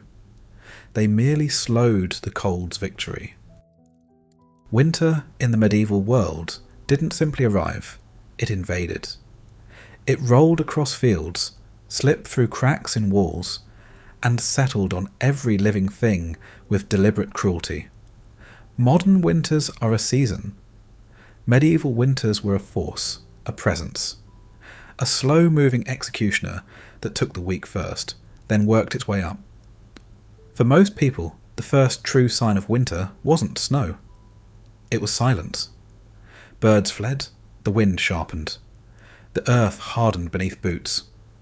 The horizon turned grey for days on end. Fires burned longer, but warmth never reached the edges of a room. Even the sun seemed distant, offering light but no heat, as if it too refused to touch the world below. Cold was not an inconvenience. It was pain. It was strategy. It understood the human body better than any healer. Fingers stiffened first, then toes. Breath became visible, then heavy. Joints ached, then throbbed. Skin cracked until it bled. And once you reached that point, you weren't enduring winter anymore. Winter was invading you. Inside the home, the battle continued. The hearth struggled to push warmth into rooms that seemed designed to lose it. Cold always won. It slipped beneath doors, seeped between floorboards, leaked from walls, dripped from rooftops. Families gathered tightly around the fire, knees to chests, hands extended, faces red from the heat, but backs freezing. Move a few steps away and the temperature dropped so sharply it felt like stepping into another environment entirely. Nights were the worst. Beds were nothing more than straw, stuffed into sacks, or piled loosely onto wooden frames. Straw absorbed moisture and held it close to the skin. People woke shivering, itching, coughing, never feeling fully rested. Blankets were heavy but insufficient, trapping condensation that chilled the body further.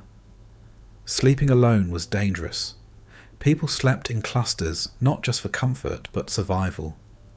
Cold drained energy constantly. It burned calories that medieval people didn't have. A weak winter body was a dying one.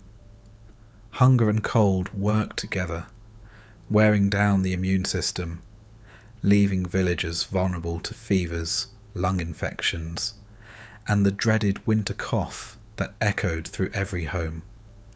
If you began the season already thin, your chances of seeing spring were slim. Water froze in buckets overnight. Bread turned rock hard. Livestock suffered, their ribs visible beneath winter coats. Farmers woke at night to check on animals, their breath thick in the air as they pushed through frost. Losing a cow wasn't just grief, it was starvation. Losing a pig meant losing months of food. Winter decisions were cruel but necessary.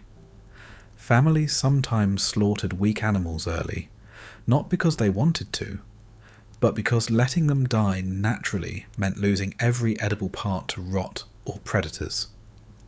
Travel became treacherous. Roads turned to ice. Wind cut across open fields without mercy. A walk between villages that took an hour in summer could kill you in winter if you misjudged the weather by even a small margin. Many simply didn't make it. Their bodies were found in ditches, curled beneath cloaks, frozen before they realized they were in danger. Winter also shaped social dynamics. Villages grew quiet. People stayed close to home. Illness spread quickly in cramped spaces, but going outside meant risking hypothermia. Midwives dreaded winter births. Infants had little chance against the cold. Elderly people often didn't survive the season. Families mourned quietly because death, though painful, was expected. And yet medieval people understood winter in ways we cannot. They recognized its sound, its mood, its signs. They prepared as best they could, stocking firewood, sealing windows with mud, storing root vegetables deep underground. But preparation only softened winter's cruelty. It never eliminated it. They awaited spring like a blessing, a resurrection. You, stepping into this world with a modern body, would not last long. You've never lived without insulation, reliable heating, waterproof clothing, or warm beds. You've never felt cold that seeps into muscle, slows thought, weakens breath. You've never woken fearing the temperature inside your own home. Medieval winter wouldn't just discomfort you, it would dismantle you. And the truth medieval villagers knew deeply would hit you quickly. Winter didn't need storms or blizzards to kill. All it needed was time. Your body, raised in warmth, sheltered by insulation and central heating, would not simply struggle in the medieval climate. It would surrender. Not gradually, not subtly, but decisively. Everything about modern life has weakened our resistance to cold, our clothing, our homes, our routines. even our expectations. We are creatures of controlled environments. Medieval people were creatures of survival. Imagine waking on your first medieval morning. The air inside the house bites your skin before you even rise. Your breath clouds above your face. The blanket is damp from the night's condensation. The floor beneath your feet feels like stone, though it's only packed earth hardened by frost. The cold is not just around you, it's inside you, in your joints, in your lungs, in your bones. You begin the day already losing warmth. You reach for your clothing. Each garment is stiff, scratchy, barely dry. Pulling on your wool tunic feels like wrapping yourself in sandpaper. Your shoes are cold enough to make your toes curl. Within minutes outside, the morning wind slices through every layer. Your fingers go numb. Your ears sting. Your nose runs uncontrollably. The body you've kept comfortable all your life is suddenly asked to perform in a hostile world, and it panics. Cold slows you in ways you don't expect. Your muscles resist movement. Your reaction time lengthens. Even simple tasks feel clumsy. You drop things. You fumble with knots. You spill water because your hands won't obey your mind quickly enough. Medieval people moved fluidly in this environment because their bodies had adapted over years of exposure. Yours has not. Within hours, your core body temperature begins to dip. Not dangerously yet, but enough to impair judgment. You feel tired too quickly. You crave food constantly because your body burns calories just to stay warm. But medieval food offers little energy, and hunger and cold combine to sap your strength. A modern metabolism cannot cope with this imbalance.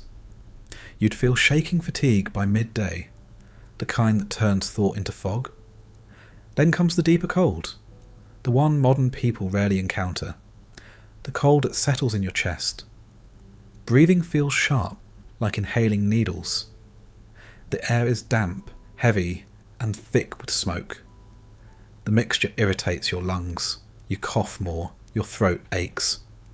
These small irritations stack on each other, weakening your immune system day by day. Minor injuries become dangerous. A scraped knuckle stings with freezing pain. A blister from farm work hardens and cracks. A small cut becomes red, swollen, inflamed. Cold slows healing. Infection spreads easily. Medieval people expected this. You would not. Sleep offers no escape. You crawl into bed fully clothed, seeking warmth, but the straw mattress beneath you is cold and damp. Moisture gathers around your skin. You shiver uncontrollably for minutes before exhaustion forces you to sleep. You wake repeatedly, adjusting your position, curling tighter, trying to protect your extremities. Your rest is shallow, fragmented. You don't dream. You endure. Over days, the damage accumulates. Your hands chap so deeply the skin splits. Your feet ache every morning. Your nails turn brittle. Your nose bleeds from dryness. You begin coughing more often. Your back stiffens. You lose energy faster. Every morning feels heavier than the last. You are not acclimating. You are deteriorating.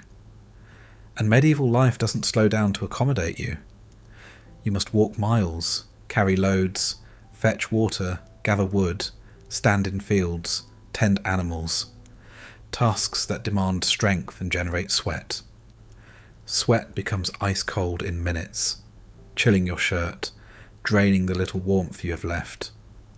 Medieval people mastered the art of sweating as little as possible in winter. You never learned this skill. Then, inevitably, comes illness. A cold turns into something worse. A cough expands into fever. Your throat tightens. The cold, the damp, the smoke, the exhaustion. Your modern immune system buckles. Medieval healers offer herbs and prayers, but nothing can stop the rapid decline. What begins as shivering ends as something far more serious. This is the truth medieval people understood intimately. Cold is not a temperature. Cold is a predator. It hunts slowly, patiently, wearing down the body until it collapses.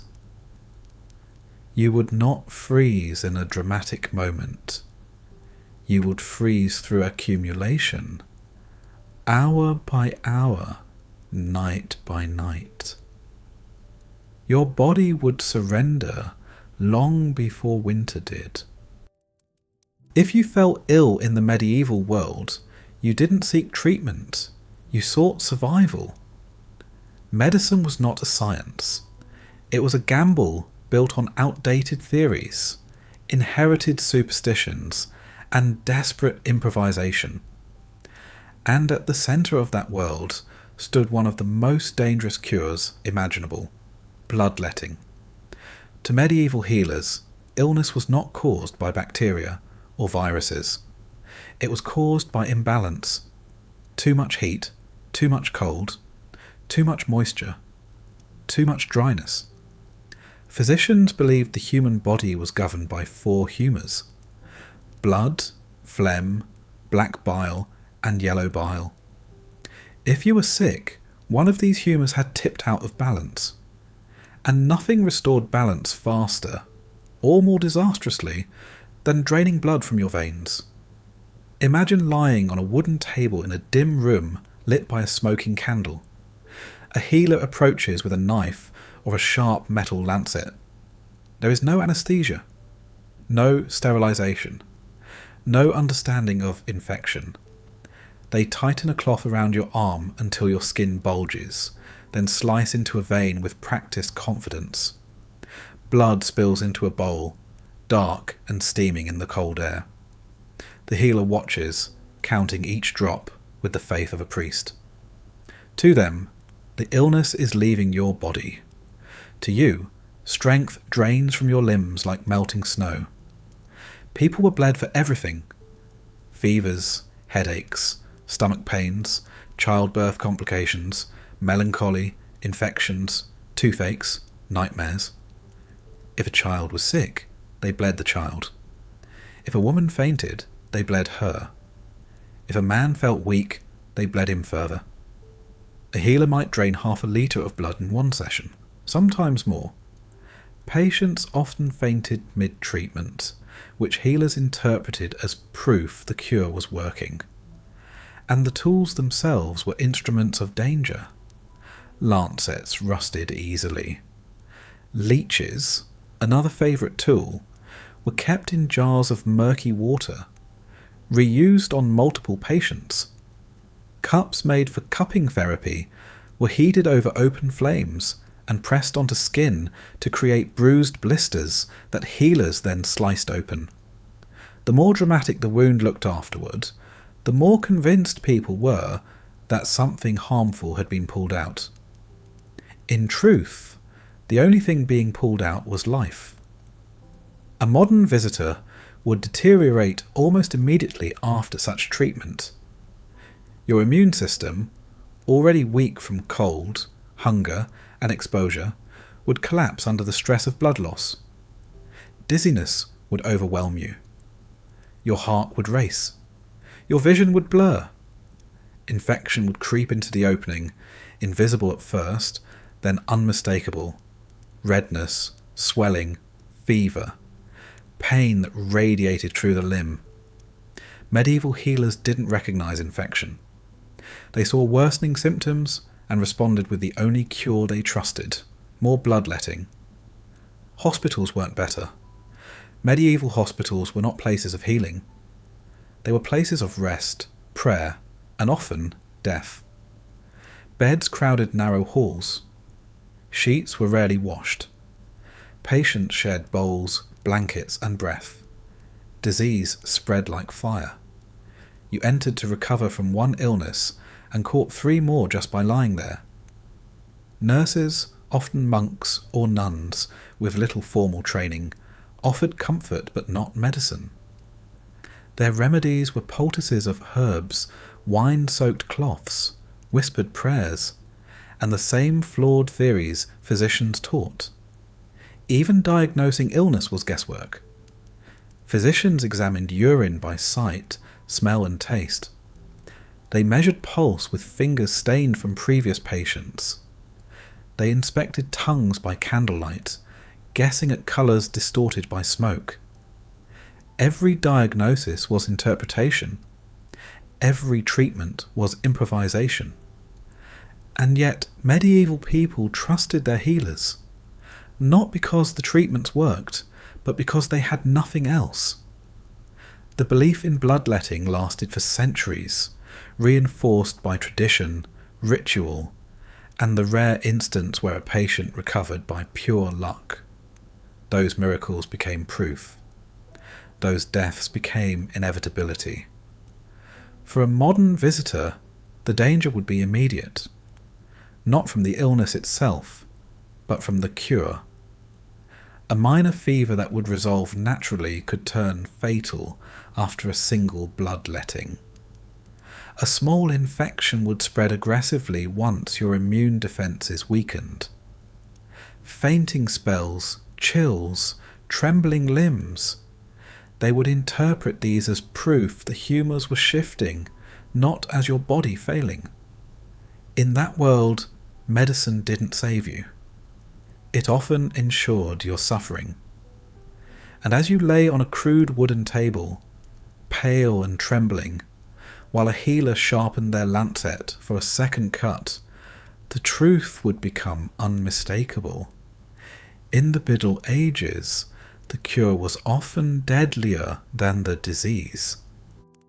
In the medieval world, a healer's tools did not save lives. They ended them slowly, quietly, and with complete confidence. The people who wielded these instruments believed deeply in their methods. They believed they were helping, but their knives, hooks, cups, needles, and saws carried a silent, deadly truth. Every touch risked infection. Every cut opened a door the body couldn't close, and without knowing it, medieval medicine turned simple ailments into fatal spirals. Start with the most common tools, knives and lancets. These were used for bloodletting, lancing boils, cutting abscesses, and performing primitive surgeries. They were metal, yes, but metal tarnished, rusted, and absorbed germs. Sterilization didn't exist. Cleaning meant wiping the blade on a cloth or dipping it briefly in water. Surgeons used the same instruments on dozens of patients without hesitation. If a knife had sliced open an infected wound in the morning, it might cut into a healthy arm by afternoon. Scalpels were rare, but cutting tools were everywhere. Some were sharpened crudely on stones. Others were bent or chipped from years of use. A jagged blade didn't bother a medieval surgeon. It only meant the cut required more pressure. And with every uneven incision, bacteria from old wounds rode the blade straight into the bloodstream of the next victim. Then came the saws, every surgeon's dreaded but necessary tool. These saws were not the delicate instruments you imagine from later centuries. They were woodcutters' saws, repurposed for bone. If a limb needed to come off, the healer grabbed whatever saw was available. The blade screamed through flesh and bone, while assistants held the patient down, their hands slipping on sweat, blood, and terror. No anesthesia. No antiseptic. Just speed, pain, and hope. Patients often died days later, not from the amputation itself, but from infection. Their wounds festered. Fevers raged. Pus gathered until the smell filled the room. Surgeons interpreted the stench as corruption escaping, unaware that they were watching slow, unstoppable death. Cupping tools were another disaster. Heated cups were placed on the skin to create suction, bruising the flesh until blisters formed. Then the healer sliced the blister open with the same dirty blade used earlier. The cup was reapplied to draw out illness, but usually only drew out blood and exposed deep tissue to air and pathogens. Tools used for cupping were stored unwashed, carrying remnants of the last patient. Forceps and probes, often made of iron, rusted easily. They reached into wounds, pushing dirt deeper rather than pulling it out. Sticks were used to pry jaws open during seizures. Needles, thick, hand-forged pieces of metal, sewed up deep cut with thread rarely washed and never disinfected. A stitched wound that looked neatly closed would rot beneath the surface. Dentistry was even worse. Tooth extraction tools resembled iron hooks, bent and crude. The healer gripped the tooth and yanked. If the tooth shattered, which it often did, the fragments were left behind, leading to infections that travelled from gums to bloodstream. Dental pain, already unbearable, evolved into fevers and delirium. And then there were the ointments. Medieval ointments were mixtures of herbs, animal fat, resin, wine, oils, and sometimes outright poisons. They were stored in containers crawling with bacteria. When applied to open wounds, they trapped infection inside. Some contained ingredients like lead, mercury, or arsenic. Healers believed these substances purified the body. In truth, they poisoned it. Bandages offered no safety either.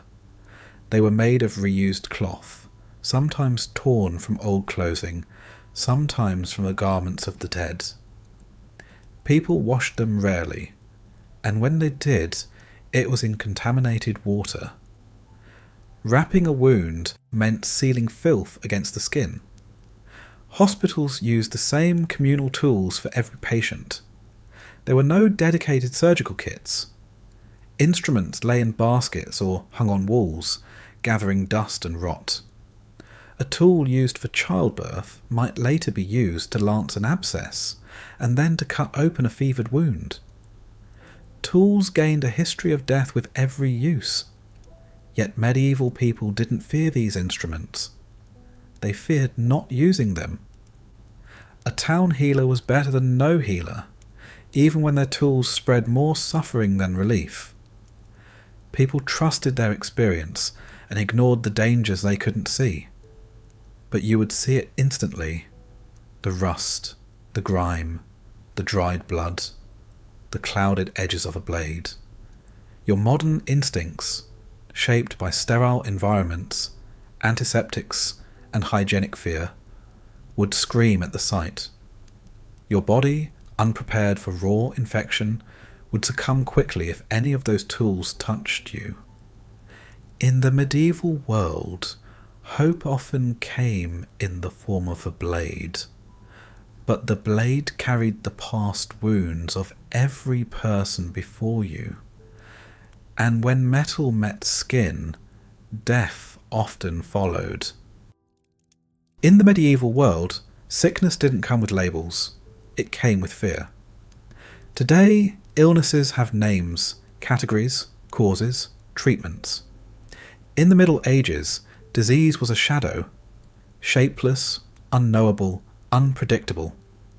When someone fell ill, people didn't ask what they had. They asked who they had angered, what spirit they had offended, what wind had carried the curse. Illness was not a condition. It was a mystery. Imagine waking with a fever. You don't know why, you don't know how. There is no diagnosis, no test, no explanation. You simply feel your strength slipping. Your skin flushes hot. Your limbs shake. Your stomach churns. Your head pounds with a pain so heavy it changes your vision.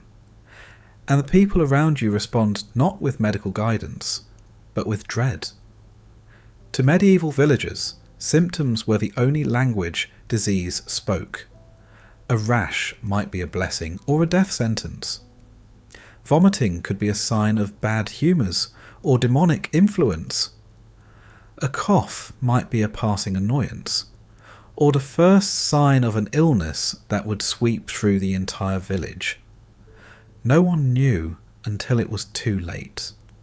The most terrifying diseases were the ones that moved silently, the ones that didn't present dramatic symptoms until the body was already collapsing.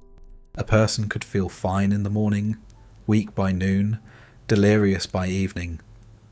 No one understood incubation periods. No one understood contagion. A mother nursing a sick child might fall ill days later without realizing she had been exposed. A traveller arriving from another village might carry disaster in his lungs without any outward sign.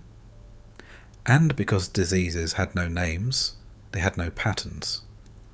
Medieval people gave them descriptive labels: the sweating sickness, the choking fever, the red rash, the wasting illness. But these names offered no clarity. One village's wasting illness might be different from another's. A cough might be harmless in spring and deadly in winter. No one knew which was which. The body's failures became part of daily life. People wasted away slowly, losing weight until they looked hollow. Others swelled with infection that the body struggled to contain. Children developed strange marks, trembling fits, or endless coughing that haunted households through long nights. Pregnant women faced dangers that no one could predict: bleeding, fever, seizures. Every birth was a gamble. Every childhood was a battlefield. Then there were the seasonal diseases. Summer brought stomach sickness, diarrhea, fevers from spoiled food. Autumn brought chills from damp air. Winter brought lung infections, pneumonia, bronchitis, and what medieval people called the death cough. Spring awakened insects that carried unseen horrors. Each season had its signature curse. Medieval people learned the rhythm, but never the cause. And lurking behind these constant threats were the terrifying outbreaks. Illnesses that tore through villages so quickly, people thought the world was ending. These were not yet the famous plagues. These were smaller, local disasters that killed in clusters. Entire families died within weeks. Entire streets went silent. And because there was no understanding of transmission, villagers responded in ways both desperate and tragic. Some fled, carrying the illness with them. Others isolated themselves, starving in their homes rather than risk exposure. Some turned to religion, believing sickness was divine anger. Others blamed outsiders, the poor, the unlucky, even animals. Fear shaped every response. A child who fainted might be thought cursed. A woman with seizures might be feared as a witch. A man with fevered hallucinations might be considered possessed. Instead of treatment, many received prayers, rituals, or punishments. You didn't just battle the disease, you battled the interpretations of those around you. A modern visitor would not last long in this environment. Your body, used to early detection, immediate intervention, and clean recovery, would be overwhelmed. A sore throat might be the start of something far worse. A headache could signal a deadly fever. A stomach cramp could mark the beginning of a week-long decline. And without understanding what you faced, your mind would collapse under the anxiety. Medieval people endured illness without certainty. They watched neighbours die without knowing why. They carried loss without explanation. And in the absence of answers, they filled the silence with faith, fear, and resignation. Because in a world without medical knowledge, one truth ruled every household. You didn't need a diagnosis to die. You only needed a symptom. In the medieval world, survival was not a given. It was a negotiation. Every illness, every injury, every fever, every shiver carried the same unspoken question. Will you make it? Modern people assume survival because they live in a time where medicine has tamed danger. In the Middle Ages, survival was the exception, not the expectation. Imagine falling ill. It starts simple. A headache, a sore throat, a cough. Nothing serious by modern standards. But here, those small symptoms spark fear. There is no Tylenol, no antibiotics, no doctors who understand microbes, no hospitals with sterile rooms. Your body fights alone, fueled by a diet too weak to strengthen you, and a home too cold to let you rest. Your first night is restless. You shiver beneath coarse blankets. The fire cracks, sending sparks into the dark. But it doesn't warm you. Smoke irritates your lungs, making your cough worse. Your stomach churns. Your head pulses. You close your eyes and hope you wake feeling better. You don't. By morning, fever has set in. Your body feels heavy, slow, foreign. You try to eat, but food tastes like metal. Water is risky. Ale weakens you. You lie down again, because standing makes the world sway. Your family gathers, worried but resigned. Illness is not surprising. It is ordinary. What matters now is whether your body can handle it, and the odds are not in your favour. Medieval immune systems were hardened by constant exposure, dirty water, smoky air, parasites, bacteria. Their bodies fought 1,000 small battles before adulthood. Yours has never fought those wars. Even a mild medieval infection could devastate you. Your fever climbs. Your breathing grows shallow. Your limbs alternate between burning and freezing. Your mind slips in and out of clarity. If your condition worsens, your family calls a healer. But this healer cannot diagnose you. They cannot test your blood. They cannot examine a culture. They rely on observation, your colour, your pulse, your sweat, and on traditions passed down through generations. The cure they offer might help you, or harm you. A hot poultice on your chest. A bitter herbal drink brewed from plants you've never tasted. A prayer whispered at your bedside. Or the most dreaded cure of all, bloodletting. The healer believes it will balance your humours. You know only fear. The cut is swift, painful. Blood drains from your arm, leaving you weaker. Your vision dims. Your body shivers uncontrollably. They tell you the treatment is working. You know better. But you cannot stop them.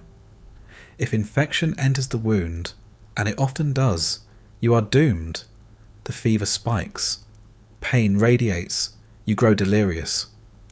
People gather around you, murmuring prayers. They do not panic. Medieval life has trained them to expect this outcome. Your survival now depends entirely on chance. If your illness was mild to begin with, and if your body is strong despite hunger and cold, you might recover slowly over the next week. You will never know what caused your sickness. You will never know why you survived. You will simply go back to work as soon as you can stand. But if your illness was serious, typhoid, tuberculosis, dysentery, pneumonia, your chances were small even for medieval people. For you, they are almost non-existent. Your body will not adapt quickly enough. Your immune system will collapse. And medieval medicine will offer nothing but rituals, bleeding, and herbs too weak to make a difference. Death does not arrive dramatically. It arrives quietly. You slip in and out of sleep. You see shapes in the fire. You hear voices fade. At some point, hours or days later, you simply stop waking up. The village mourns, but without shock. They bury you quickly before your illness spreads and life continues. For medieval people, survival was not a right. It was a blessing, a stroke of luck. A brief mercy in a world that demanded strength but provided little support. The question was never, if you would fall ill. It was when. And when that moment came, your chances of survival depended on little more than willpower, luck, and a body shaped by hardship you have never known. In that world, even the strongest modern person would learn a harsh truth. You wouldn't die because the disease was deadly.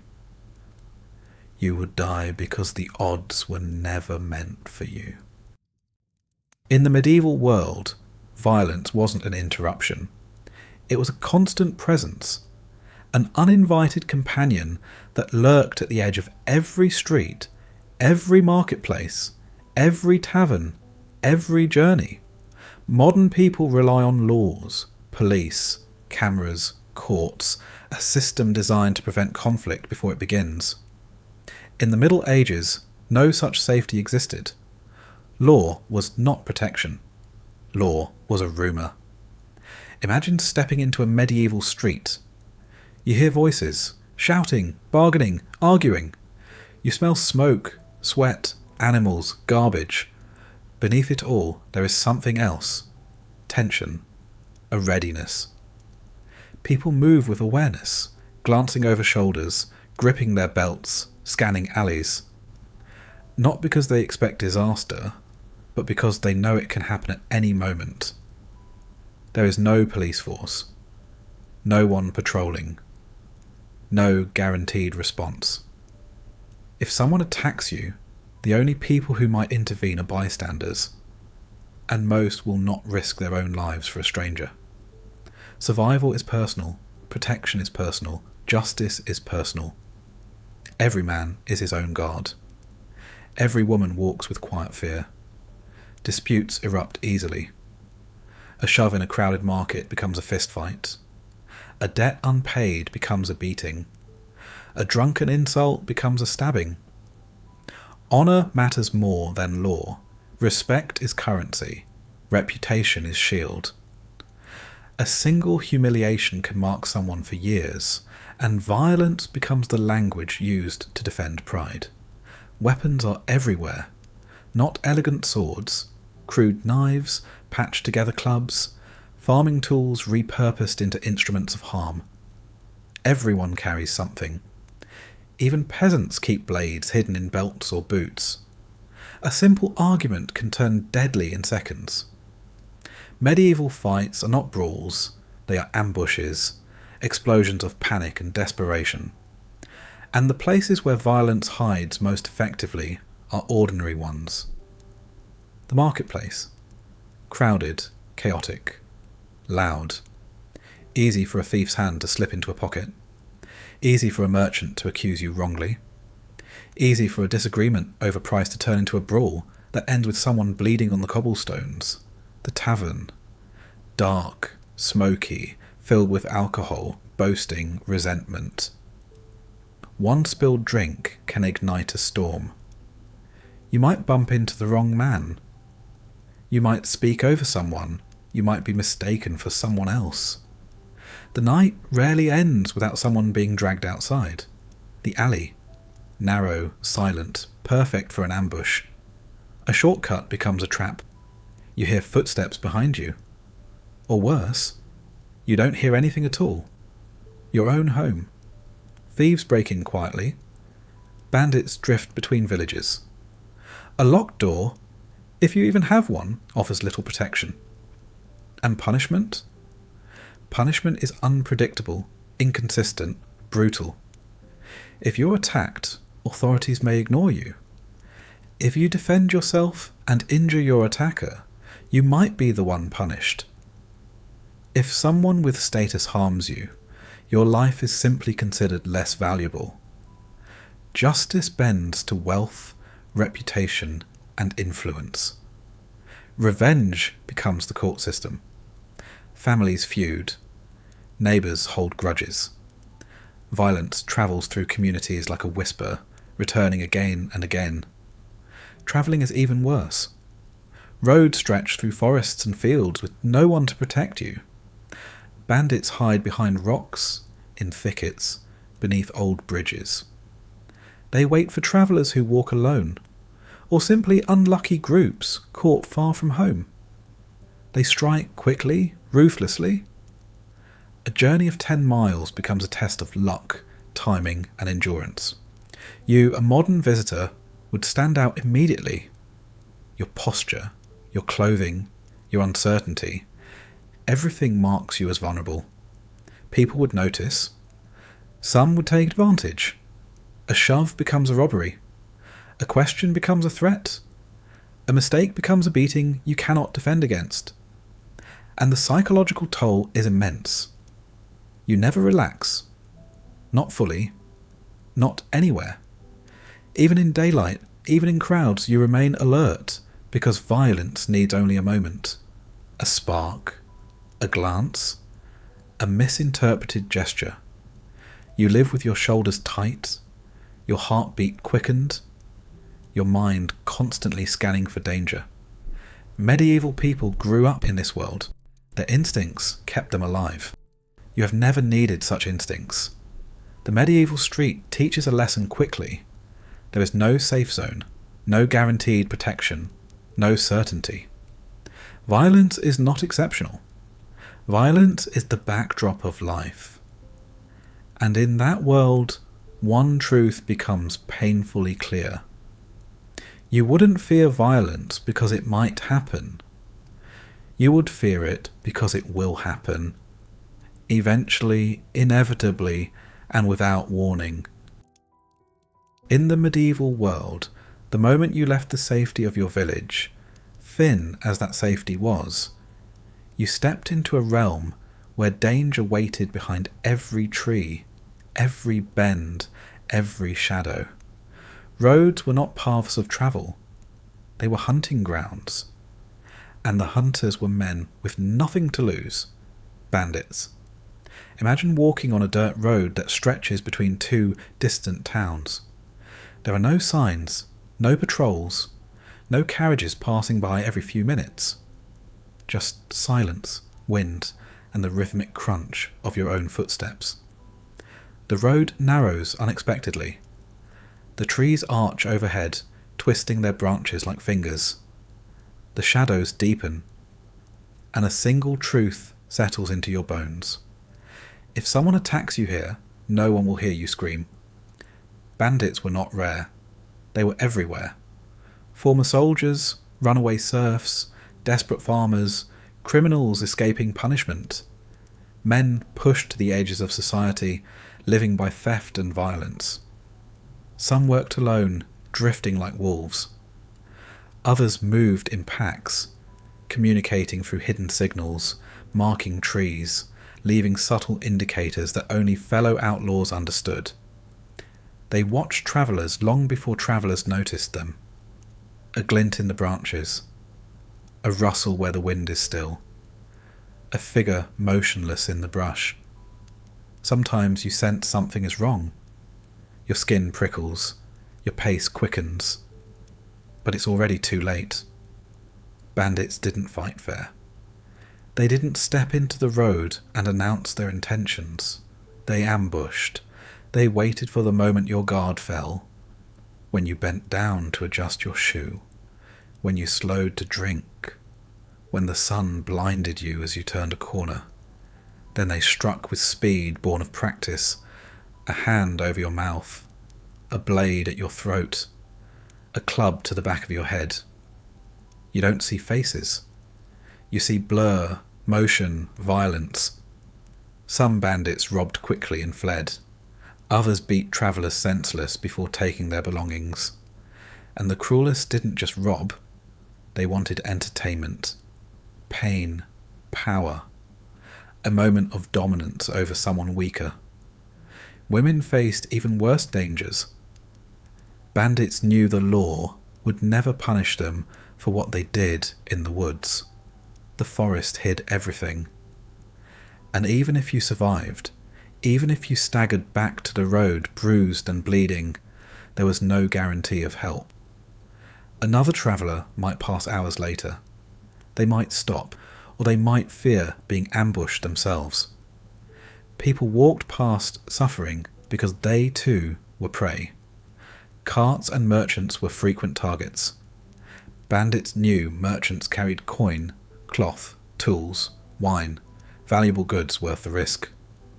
Some groups set traps, logs across the road, fake cries for help, staged injuries to lure travellers closer. When the victims stopped, the real attack began. Nightfall made the roads impossible. No torches lined the path. No lanterns flickered from nearby houses. Darkness swallowed everything. Even the bravest travellers refused to walk after sunset. But bandits loved the night. Moonlight was enough for them. They knew the terrain, the hiding places, the escape routes. And if a traveller vanished? No search parties. No investigations. No justice. Disappearance was simply accepted. The road took them, people said. Bad luck. Entire families learned of lost loved ones months later, if they learned at all. Even wealthy nobles travelled with fear. They rode in groups of dozens, armed escort at every flank. Shields, helmets, torches, horses, men, an entire convoy built for survival. And still, bandits sometimes attacked them, knowing the loot was worth the risk of death.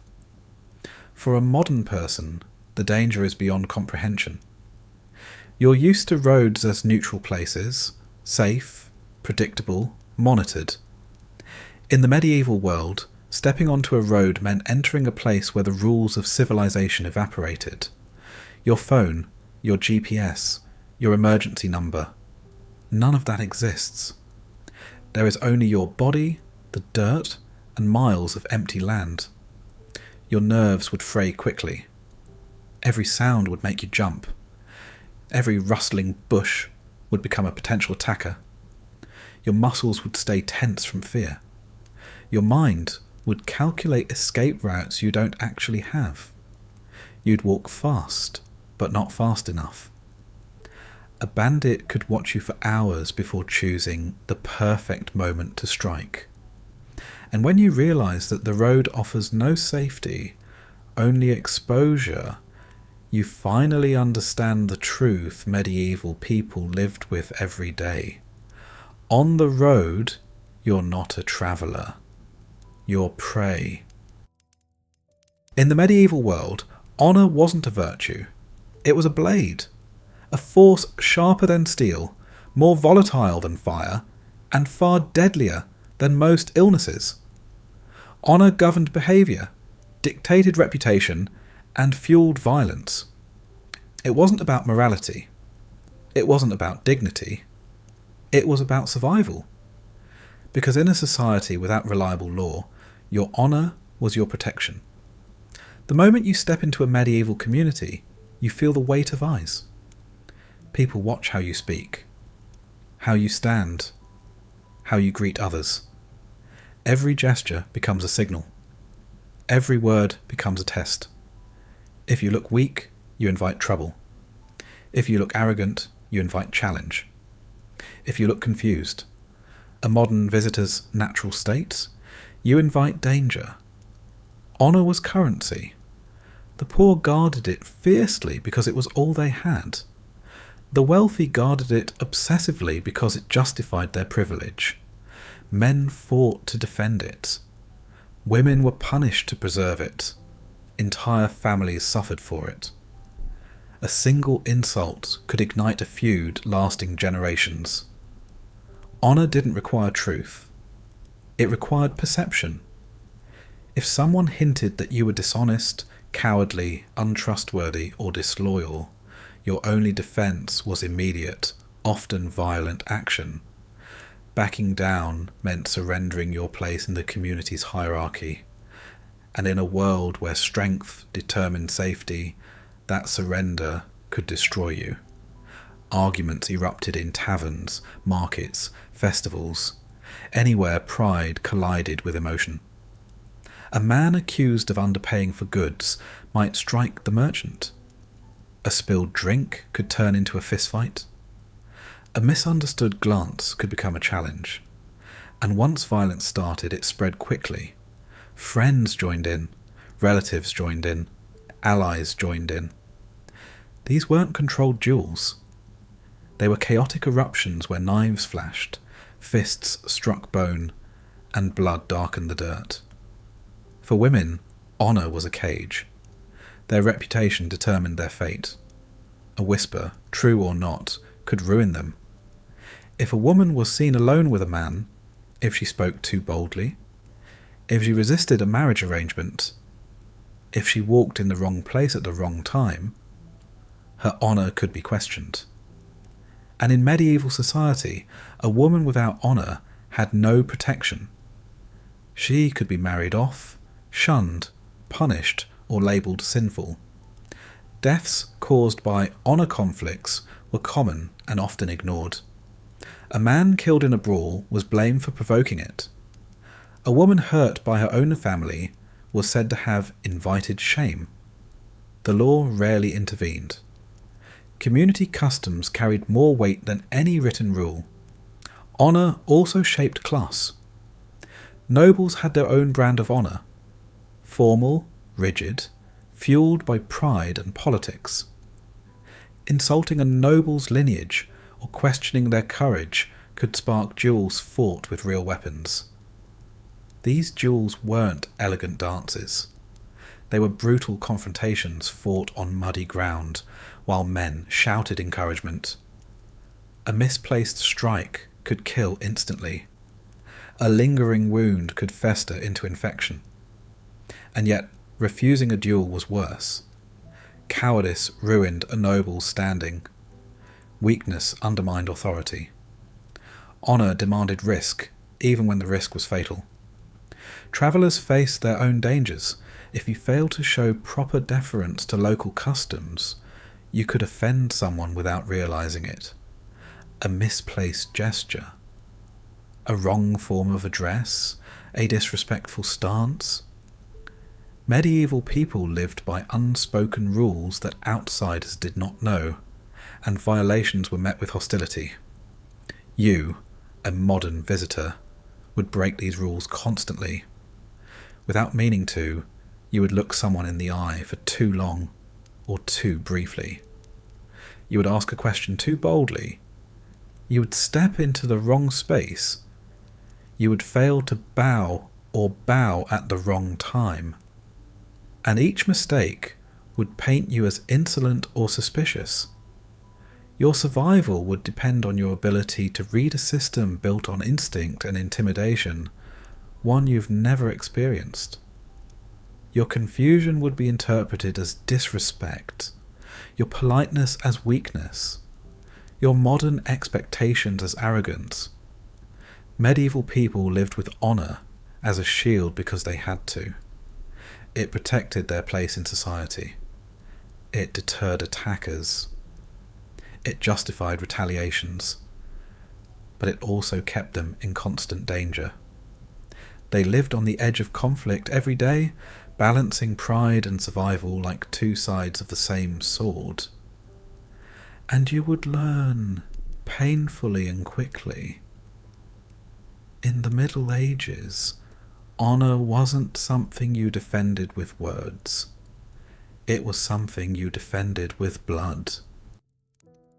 In the medieval world, life did not carry the weight you think it does. A human life today is considered sacred, protected by law, human rights, medical care, social systems. In the Middle Ages, life was fragile, expendable, and often frighteningly cheap. The value of your life depended not on your humanity, but on your status. Your birth, your gender, your wealth, your usefulness. And if you lacked these protections, your life could be taken with shocking ease. Imagine standing in a medieval village square. You see people working, farmers hauling sacks, women carrying water, children chasing each other barefoot. Everyone moves with purpose, but beneath their routines is an unspoken truth. Any one of them could vanish tomorrow, and the world would barely pause. Death was normal, frequent, expected. A person's passing, especially if poor, was not a community tragedy. It was a footnote, a whisper. A brief moment of stillness before life continued. People mourned, yes, but quietly. They had to. There was no time to grieve deeply when survival demanded constant labour. Your modern sense of injustice will clash violently with medieval reality. If a noble killed a commoner in anger, the punishment could be nothing more than a fine, not a trial, not imprisonment. A fine. Money replaced justice. Wealth bought absolution.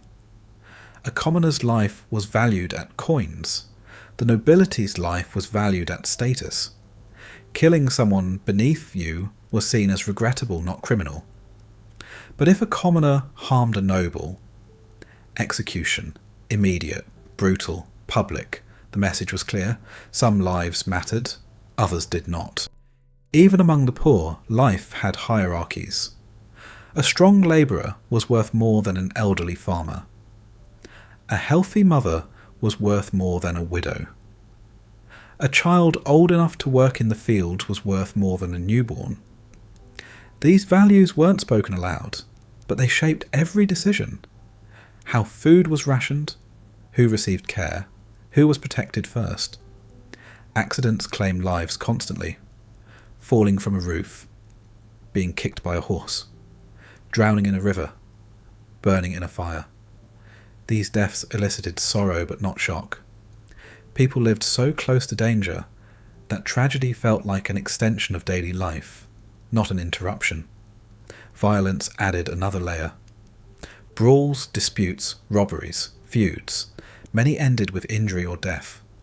But unless the victim was important, or the act was especially provocative, justice was inconsistent. Some cases were ignored. Others spiraled into years-long vendettas. The law existed, but it was weak, selective, and shaped by whoever held power. Life was also undervalued because death was everywhere. You saw it in childhood, in childbirth, in sickness, in hunger, in cold. Children died before the age of 5 at staggering rates. Women died in labour regularly. Men died young from work injuries, disease, or conflict. Having many children was not ambition, it was insurance. Families expected to lose some. They loved deeply, but they loved within the reality of loss. A modern person stepping into this world would feel immediate shock, the casual acceptance of death, the absence of outrage, the practical, emotionless decisions made around life and loss. You would feel compassion, horror, anger. But medieval people didn't have the capacity to respond that way. Their lives were too hard, too fragile, too uncertain. The elderly were not guaranteed care. The sick were not guaranteed comfort. The disabled were not guaranteed survival. And the poor, most of the population, lived one misstep away from ruin. Even burial reflected social value. Wealthy families received coffins, marked graves, prayers. The poor were buried simply, quickly, sometimes in common pits, their identities fading with the turning of the seasons. Life ended quietly. Memory faded fast. Your life, as a modern visitor, would hold no special protection, no recognition, no inherent worth in the eyes of the law. If someone harmed you, justice would depend entirely on luck, witnesses, and the status of your attacker. In a world where violence was common and life was cheap, survival depended on something far more important than fairness. You stayed alive, not because the world valued you, but because you avoided the moments when it didn't. In the medieval world, work was not a schedule, it was existence. From the moment you woke, often before sunrise, to the moment the last light faded, your body belonged to labour. There were no weekends, no breaks, no 8-hour norms. Life revolved around surviving the next season, the next harvest, the next winter. And survival demanded work so relentless that it reshaped the body, the mind, and the very meaning of time itself. Imagine your first morning in that world. You don't wake gently. You wake abruptly, pulled from sleep by cold air, animal noises, or the movement of others rising beside you. There is no alarm clock, only necessity. The sun is still below the horizon, but the world is already stirring. Fires must be lit, water must be fetched, animals must be fed, tools must be carried. There is no room for lingering. Your body protests immediately. You slept on straw. Your back aches. Your limbs feel heavy. But rest is a luxury no one can afford. The day's work begins before your muscles are awake, before your thoughts are clear, before your breath has adjusted to the cold. For farmers, the majority of people, work follows the rhythm of the land. In spring, you plough until your shoulders throb. In summer, you harvest until your hands blister. In autumn, you gather and store until your body trembles with exhaustion. In winter, you chop wood, repair tools, tend animals, and survive storms that freeze your skin raw. Every task is physical. There is no machinery, no tractors, no engines, no tools designed for efficiency. A plough is heavy wood dragged by a tired animal. A hoe is a rough blade attached to a worn handle. A cart squeaks under the weight of goods you carry by hand. Even simple tasks, like grinding grain or hauling water, consume hours of energy. And this work is not optional. Falling behind means hunger. Slowing down means your family suffers.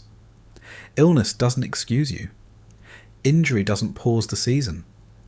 There are no sick days. If you cannot work, someone else must pick up your tasks, and that someone might already be stretched to their limit. Women work just as hard. They rise early to grind grain, prepare meals, mend clothes, care for children, tend gardens, fetch water, wash laundry in freezing rivers, and help in the fields during peak seasons. Their days are endless strings of responsibilities, each essential, each demanding, each overlooked. Children work early, sometimes as young as 4 or 5. They scare birds from fields, gather firewood, watch livestock, carry buckets, clean tools. Childhood is not a time of play. It is an apprenticeship in survival. And the environment makes everything heavier. Cold stiffens muscles. Heat drains strength. Rain turns fields into mud that clings to your legs. Snow hides hazards that twist ankles. Wind scatters tools and stings your face. Work doesn't pause for weather. It adapts or continues dangerously. Your modern body would collapse quickly. You're not conditioned for daily exertion. Your hands would blister after a single morning. Your back would ache after lifting loads that medieval people carried routinely. Your legs would tire from uneven ground. Your lungs would struggle with smoke, dust, and cold air. You would sweat through your clothes, then freeze as the wind cooled your damp skin. Fatigue in the medieval world wasn't a signal to rest. It was a constant state of being. People lived tired, slept tired, woke tired. Their lives were cycles of depletion. Strength was not a resource. It was a requirement. Meals didn't replenish energy. Food was insufficient. Bread, pottage, occasional vegetables. None provided the calories needed for such intense labour. People worked hungry. They worked dizzy. They worked until their bodies shook. And when the sun finally set, and you returned to your home, your body raw, your clothes damp, your muscles screaming, there was still work to do. Animals to feed again, tools to clean, dinner to prepare, children to settle, fire to maintain. Only after everything was done did rest arrive, and even then it was shallow, cold, and interrupted. Medieval work wasn't just physical punishment, it was psychological pressure. You lived with the knowledge that falling behind could endanger your family. Every day mattered. Every moment had weight. In that world, you wouldn't break because the work was hard. You would break because it never stopped. The medieval world demanded strength from everybody, every day, without pause. Labour wasn't something you did, it was something you carried.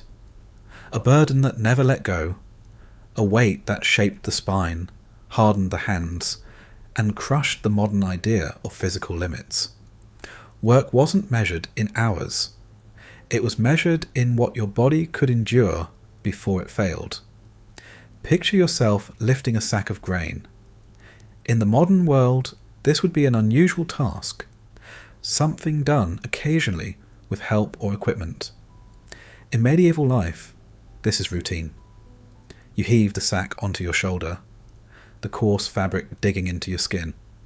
The weight isn't evenly distributed. It tilts you sideways. Your back strains. Your grip fails. The sack slips downward, threatening to spill. And this is only the beginning. Every job in the Middle Ages had weight, literal and constant. Carrying water meant hauling heavy, sloshing buckets for long distances. One full pail could weigh more than 20 kilograms. And you didn't make this trip once. You made it again and again, morning to night, because water was needed for cooking, cleaning, animals, washing, soaking grain, preparing meals, and surviving.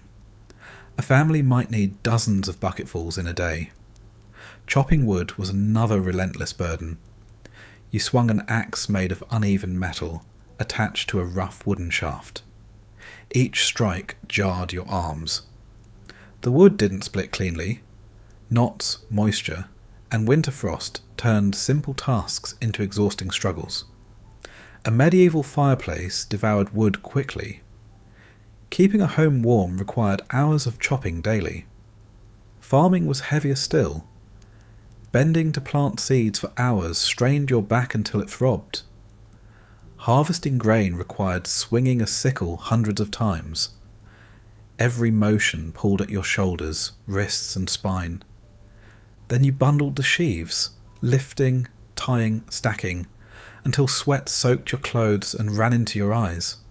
And after carrying the harvest home, you still had milling, drying, and storing to do. Even daily chores had physical cost. Grinding grain by hand on a quernstone was a brutal rotational motion that wore grooves into the palms. Stirring thick pottage in massive iron cauldrons strained the arms. Washing laundry meant kneeling by icy streams, scrubbing fabric until your knuckles bled.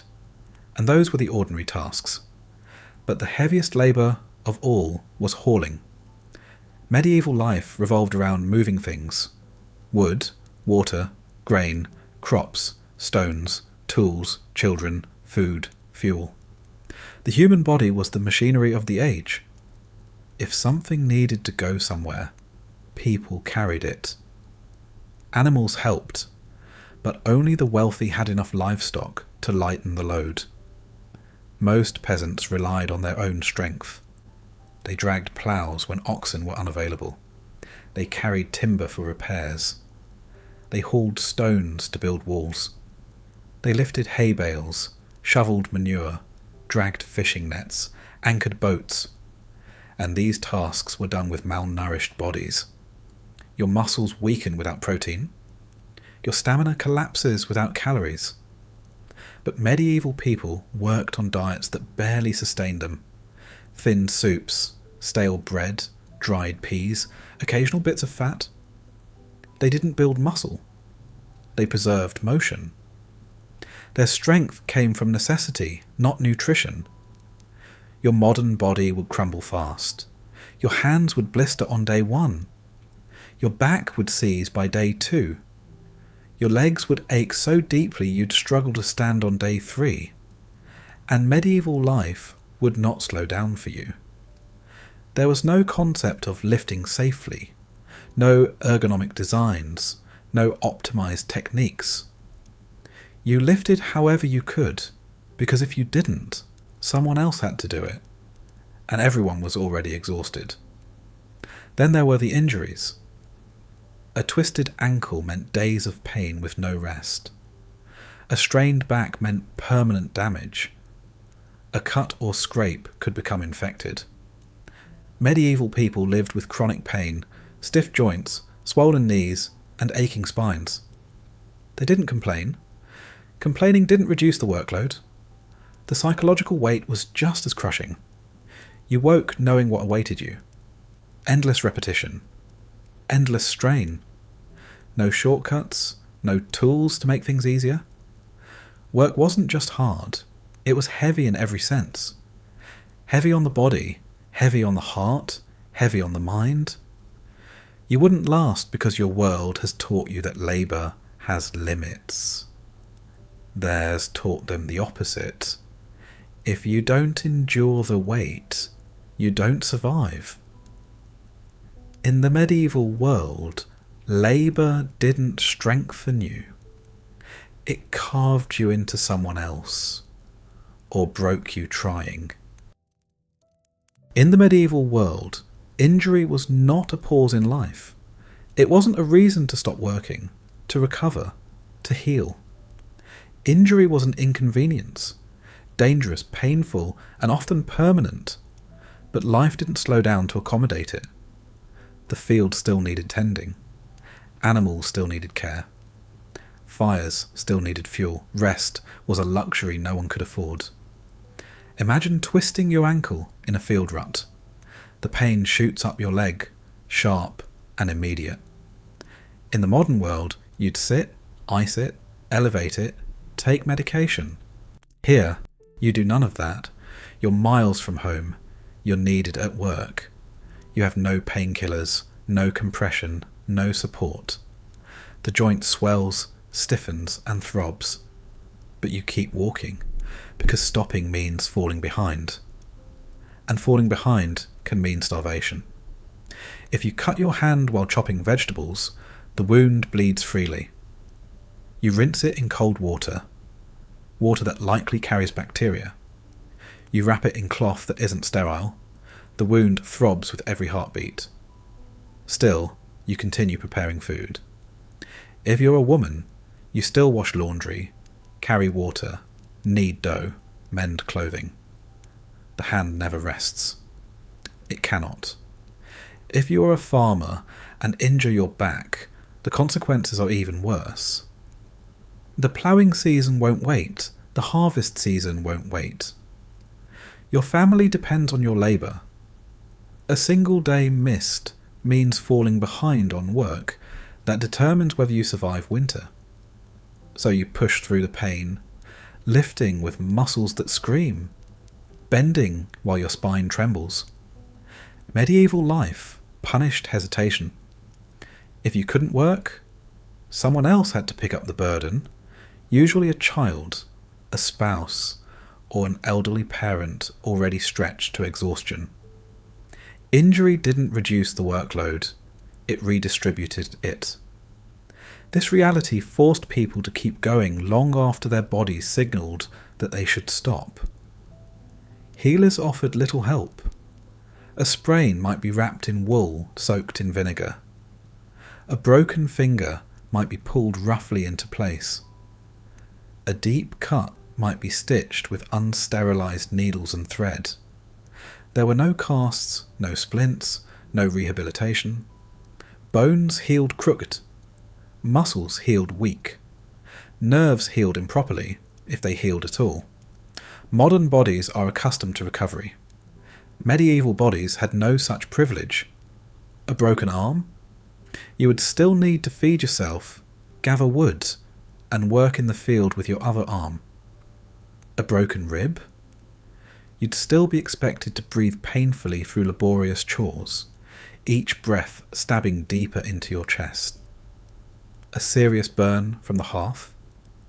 No hospital visit, just pain, infection, fever, and a slow attempt at healing while you continued daily tasks. Even childbirth injuries, torn muscles, bleeding, infections couldn't stop a woman from resuming work within days. Her survival and her baby's survival depended on it. Injury was so common that medieval people accepted chronic pain as normal. A limp, a stiff shoulder, fingers that didn't bend properly. These were markers of age and hardship, not ailments needing treatment. People lived in bodies slowly warped by labour, weather, and infected wounds. And you? Your modern conditioning has never prepared you for this. A single injury would cripple your ability to function. You're used to rest, physical therapy, warm beds, clean bandages, medication. You're used to stopping when something hurts. Medieval life doesn't stop. It doesn't even slow. Pain doesn't excuse you. Injury doesn't protect you. You would push yourself too hard, too fast, trying to keep up with people who have spent their entire lives adapting to pain. And that would lead to worse injuries, deeper strains, untreatable infections. Worst of all is the realization that an injury in the medieval world could end your life, not through the initial trauma, but through the aftermath. Infection enters cuts and grows unchecked. A sprain leads to a fall. A fracture leads to immobility.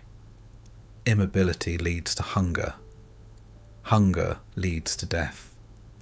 Medieval people survived injuries because they had no alternative. You would not, because you've never been forced to endure through pain while still carrying the weight of survival. In that world, one truth becomes impossible to ignore. Injury wasn't an interruption. It was a sentence, and often a slow one. If you were dropped into the medieval world today, your strength wouldn't fail first. Your spirit would. Modern life has shaped your body and mind to expect comfort, recovery, and predictable limits. Medieval life provides none of those. The body would struggle, but the mind would break long before the muscles gave out. Imagine your first week of medieval labour. Your hands are torn open by tools without grips. Your back aches from bending over uneven fields. Your feet burn inside stiff leather shoes. Your sleep is shallow. Your food is insufficient. Your house is cold. You wake each day more exhausted than the one before. There is no rest, no reset button, no safety net. By day 3, you're not simply tired, you're depleted. Your muscles tremble. Your fingers tingle. Your vision swims when you stand too quickly. Hunger gnaws constantly. You expect relief because modern life has taught you that relief always comes. After work, after pain, after stress. But here there is none. The workload doesn't decrease. The expectations don't soften. Your body is supposed to endure. By day 5, your mind begins to fracture. Fatigue accumulates like layers of weight pressing down on your thoughts. You can't concentrate. Tasks become confusing. You forget things. You make mistakes. Dangerous ones. You cut your hand while chopping wood. You crush your fingers beneath a heavy stone. You trip over tools. Medieval work is unforgiving. A single lapse in concentration can cause injuries that never fully heal. Stress becomes suffocating. In the modern world, stress is often emotional. In the medieval world, stress is survival. If you fall behind in your duties, your family suffers. If you cannot lift, carry, dig, haul, or chop, you become a burden. You feel the village watching, judging, not out of cruelty, but because your weakness threatens the community's fragile balance. By the second week, you begin to understand what medieval people knew from childhood. Exhaustion isn't a problem. It's a condition. It is the baseline. They learn to work through pain, hunger, weather, and injury. You never learn that skill. You are never forced to. Your psychological endurance collapses. You feel trapped in a rhythm of endless labour. Wake, work, eat little, work again, sleep poorly, repeat. Days blend together. You lose track of time. You stop expecting comfort. You stop expecting fairness. You stop expecting anything. This is when medieval life truly breaks you. Not physically, but mentally. The hopelessness sets in quietly. A sense that no matter how hard you work, the tasks will never end. The dread of each morning. The fear of injuries. The guilt of slowing others down. The realization that your body cannot catch up to people who have lived this life since birth. You try to push through, but your body is already deteriorating. Your joints ache deeply. Your muscles don't recover overnight. Your stamina dwindles. Your hands blister, crack, and bleed. Your sleep becomes fragmented nightmares mixed with shivering cold. And the village does not stop for you. People around you continue their routines, hardened by necessity. They don't notice your collapse, not because they lack compassion, but because everyone is exhausted. Everyone is suffering. Your weakness is ordinary. This is the truth modern people struggle most to grasp. Medieval life had no light at the end of the tunnel. There was no retirement, no vacation, no weekend, no ease.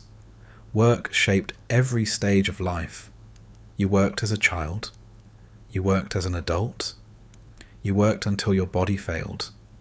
And when it did, death often came soon after. By the end of the first month, you would not just be physically weaker, you would be mentally broken. Your mind would crave rest that never comes. Your body would crave warmth that doesn't exist. Your spirit would crave hope that medieval life cannot offer. And in that moment, you realize what medieval people accepted without question. Survival wasn't a triumph. It was an endless battle against exhaustion. And no modern person, no matter how strong, could endure that battle for long. In the modern world, fear is often abstract. Anxieties, deadlines, distant threats. In the medieval world, fear was everywhere. It lived in the walls of your home. It lurked in the fields. It whispered through forests. It stalked the night. Medieval people inhabited a world soaked in uncertainty, shadows and superstition. A world where the boundary between the seen and unseen felt dangerously thin. Imagine waking before dawn in a medieval village. The world outside is pitch black. No streetlights. No glow from distant town. Only the sound of wind moving through trees and the faint creak of your home settling. You step outside, a lantern in hand, its weak flame barely pushing back the darkness. The ground is cold beneath your feet. The night presses around you thick and silent. You feel watched, not because something is there, but because the world has taught you that something might be.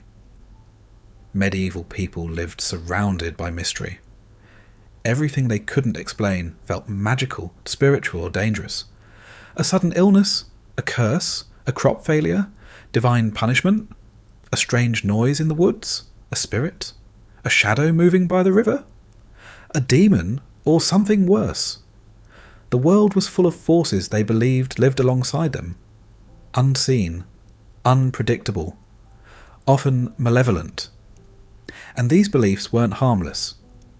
They shaped behaviour, influenced decisions, and heightened fear into a daily companion. People believed the forest was alive with beings who dragged travellers away. They believed the dead could return as restless spirits. They believed witches cursed livestock. They believed demons slipped into homes during the night. These beliefs weren't metaphors, they were explanations, because medieval life offered no others. Nighttime was the greatest terror. When the sun set, the world transformed. Darkness wasn't an absence of light, it was a presence, a force that altered sound, shape, and distance. Even adults feared the dark. Children clung to their mothers. Dogs growled at empty corners. People avoided walking outside unless absolutely necessary. Most homes had a single candle or small fire for light. Shadows danced across the walls, stretching into long, distorted shapes that made the room feel alive. Every creak of wood became a threat. Every gust of wind became a whisper. Even inside, you didn't feel alone. You felt observed. Isolation deepened that fear. Villages were small, surrounded by vast stretches of wilderness. Forests, swamps, fields. A person could vanish without explanation. A missing child, a lost shepherd, a traveller who never arrived, these tragedies were common. And when bodies weren't found, stories took their place. Tales of spirits claiming victims, of creatures dragging them into the woods, of curses swallowing them whole. The psychological burden was immense. Medieval people carried fear like a second skin. Their imagination filled every void, every unknown, every unexplained sound. They saw meaning in the rustling of leaves, omens in the flight of birds, warnings in the shape of clouds. The world felt sentient, unpredictable, and hungry. And there was no comfort in knowledge, no science, no psychology, no understanding of disease, weather, or environment. Fear didn't fade with explanation. It grew with ignorance. Even the church contributed to the haunting. Priests preached about sin, demons, eternal punishment. The devil was not symbolic. He was real, lurking in temptations and tragedies. People believed misfortune came from spiritual battles they could not see. Their daily lives were framed by the possibility of damnation. Imagine how a modern mind, your mind, would react in such an environment. No electricity, no explanations, no logic to soothe your thoughts. A night walk would feel like stepping into another realm. A simple noise would spike adrenaline. A shadow would trigger panic. Your mind, conditioned by light and safety, would unravel quickly. Sleep would suffer. You'd lie awake listening to the wind, convinced something is outside. You'd imagine spirits, thieves, animals, even if none were there. You'd wake repeatedly, heart pounding, breath quick. The lack of rest would feed your fear, making each night worse. Medieval people endured this because they grew up with it. Fear was familiar, expected, interwoven with life. But a modern visitor, dropped suddenly into that darkness, would feel their psyche crack under the pressure. And as days passed, you would understand the truth medieval people never doubted. The world wasn't haunted because of ghosts. It was haunted because people lived with constant, inescapable fear. In the medieval world, the church was not simply a place of worship.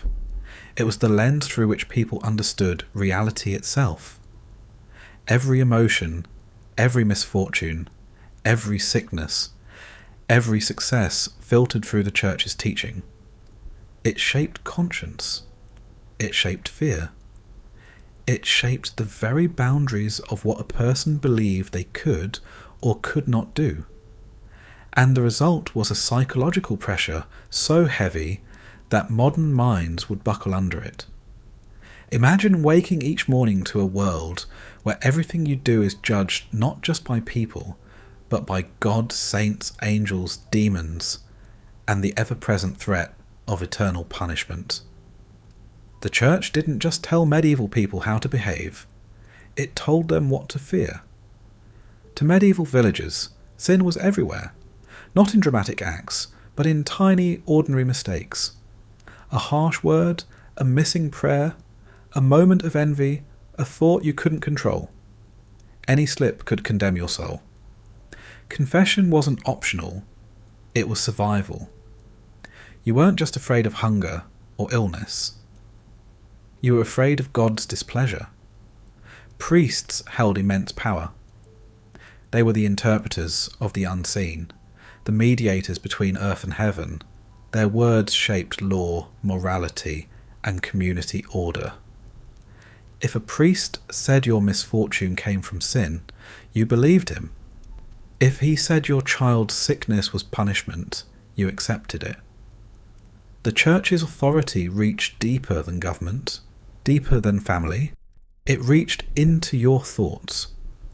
Fear of hell was constant. Medieval sermons described it vividly. Flames, suffering, demons torturing sinners for all eternity. These images weren't metaphors. They were believed as literal truth. A person who sinned could expect torment that would never end. The fear of eternal damnation shaped everyday behaviour. But the church didn't only preach fear, it preached consequence. Drought, God's anger. Failed crops, God's lesson. Illness, God's punishment. A stillborn child, God's judgment. Every tragedy became evidence of divine will. Medieval people lived in a world where suffering wasn't random, it was deserved. This created a crushing psychological burden. If you were poor, perhaps you sinned. If you were sick, perhaps you sinned. If your family suffered, perhaps you sinned. Misfortune became self-blame. Confession was meant to offer relief, but even that brought anxiety. What if you forgot a sin? What if you didn't repent deeply enough? What if God wasn't convinced? People confessed compulsively, seeking certainty in a world that offered none. The church's grip extended beyond morality into daily rituals. Bells marked the rhythm of life. Prayer hours, feasts, fasts, holy days. The calendar revolved around saints and sacraments. Life was structured by rituals that demanded obedience. Breaking them meant social suspicion and spiritual peril. And the church controlled information. Ordinary people rarely read scripture. They heard it through priests, filtered by doctrine and interpretation. Knowledge was centralized. Thinking independently was dangerous.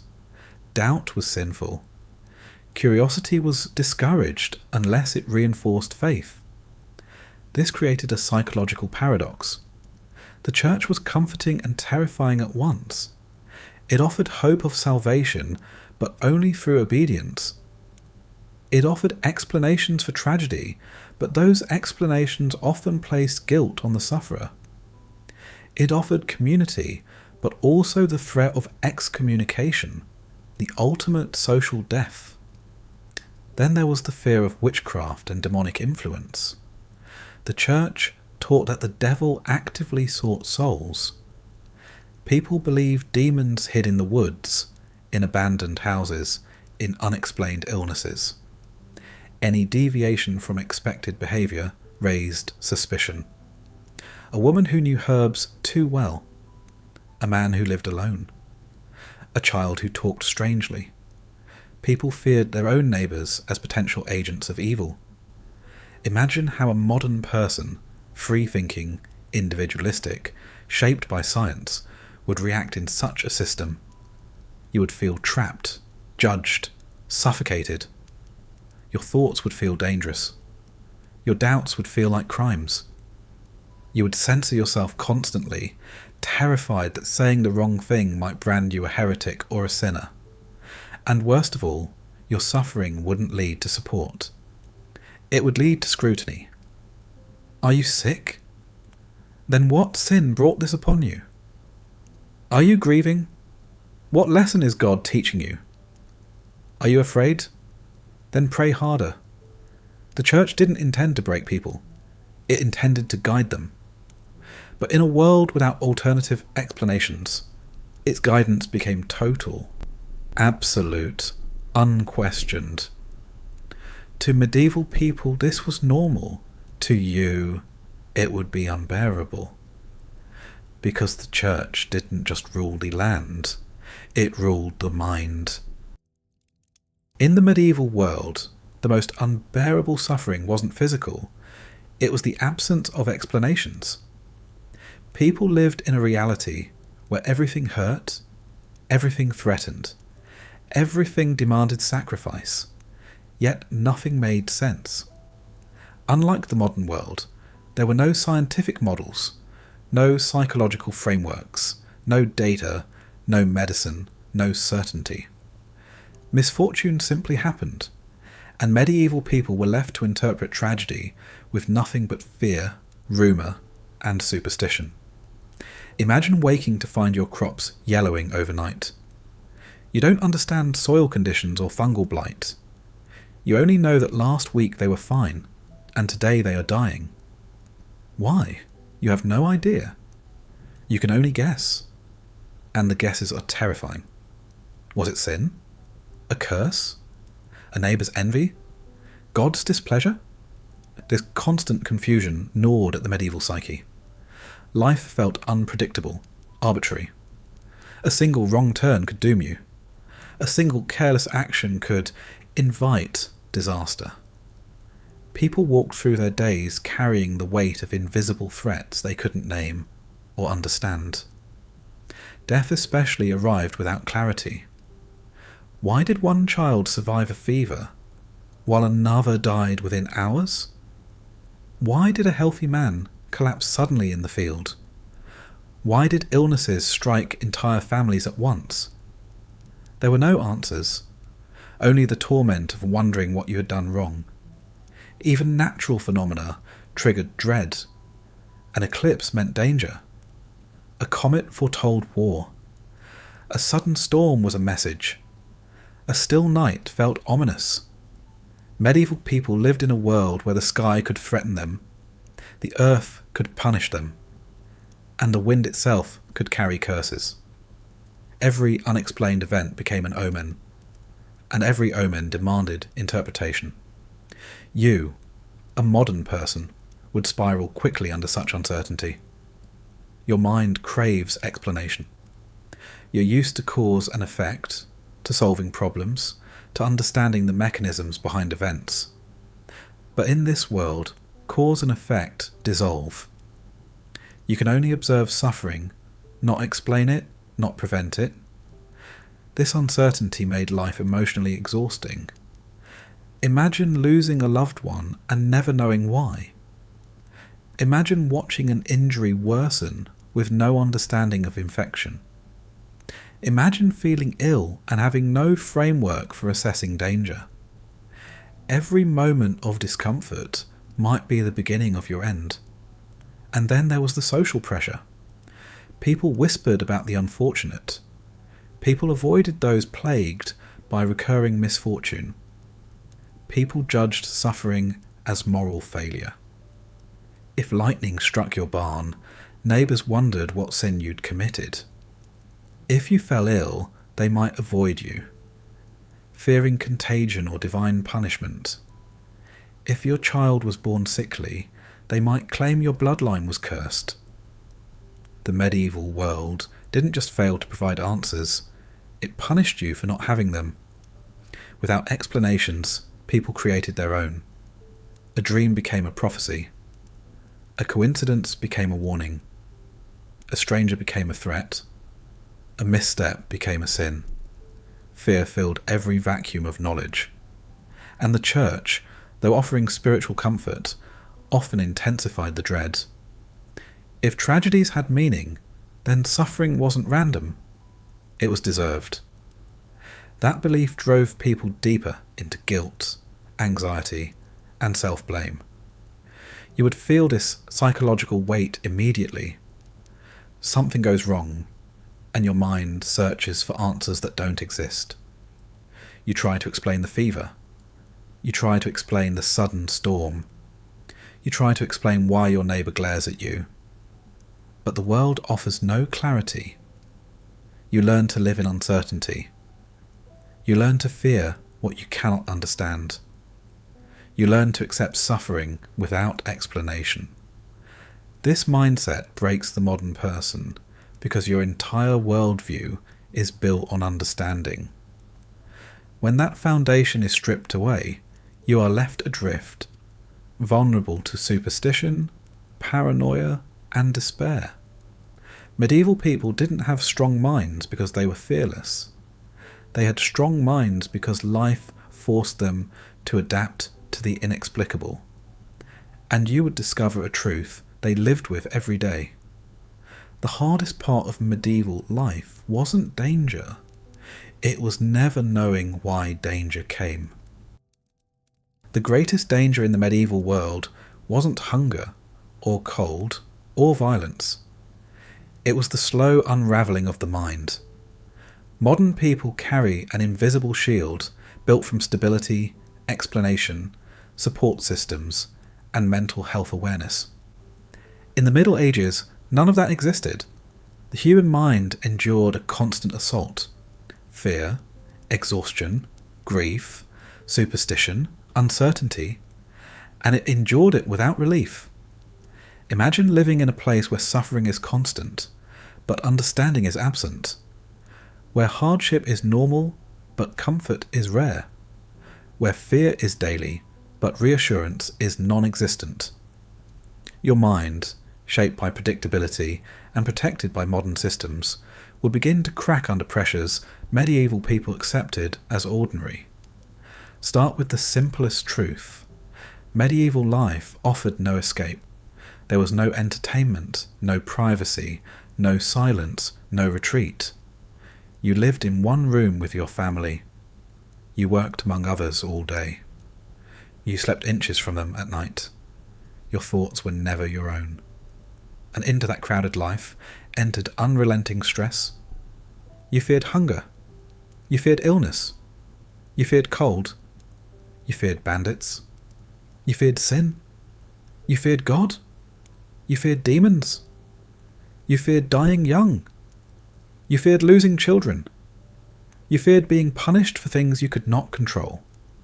Fear saturated everything. Your modern coping mechanisms, distraction, therapy, medication, solitude, entertainment, do not exist here. The medieval world leaves no room to decompress. If fear grows, it festers. If sadness arrives, it lingers.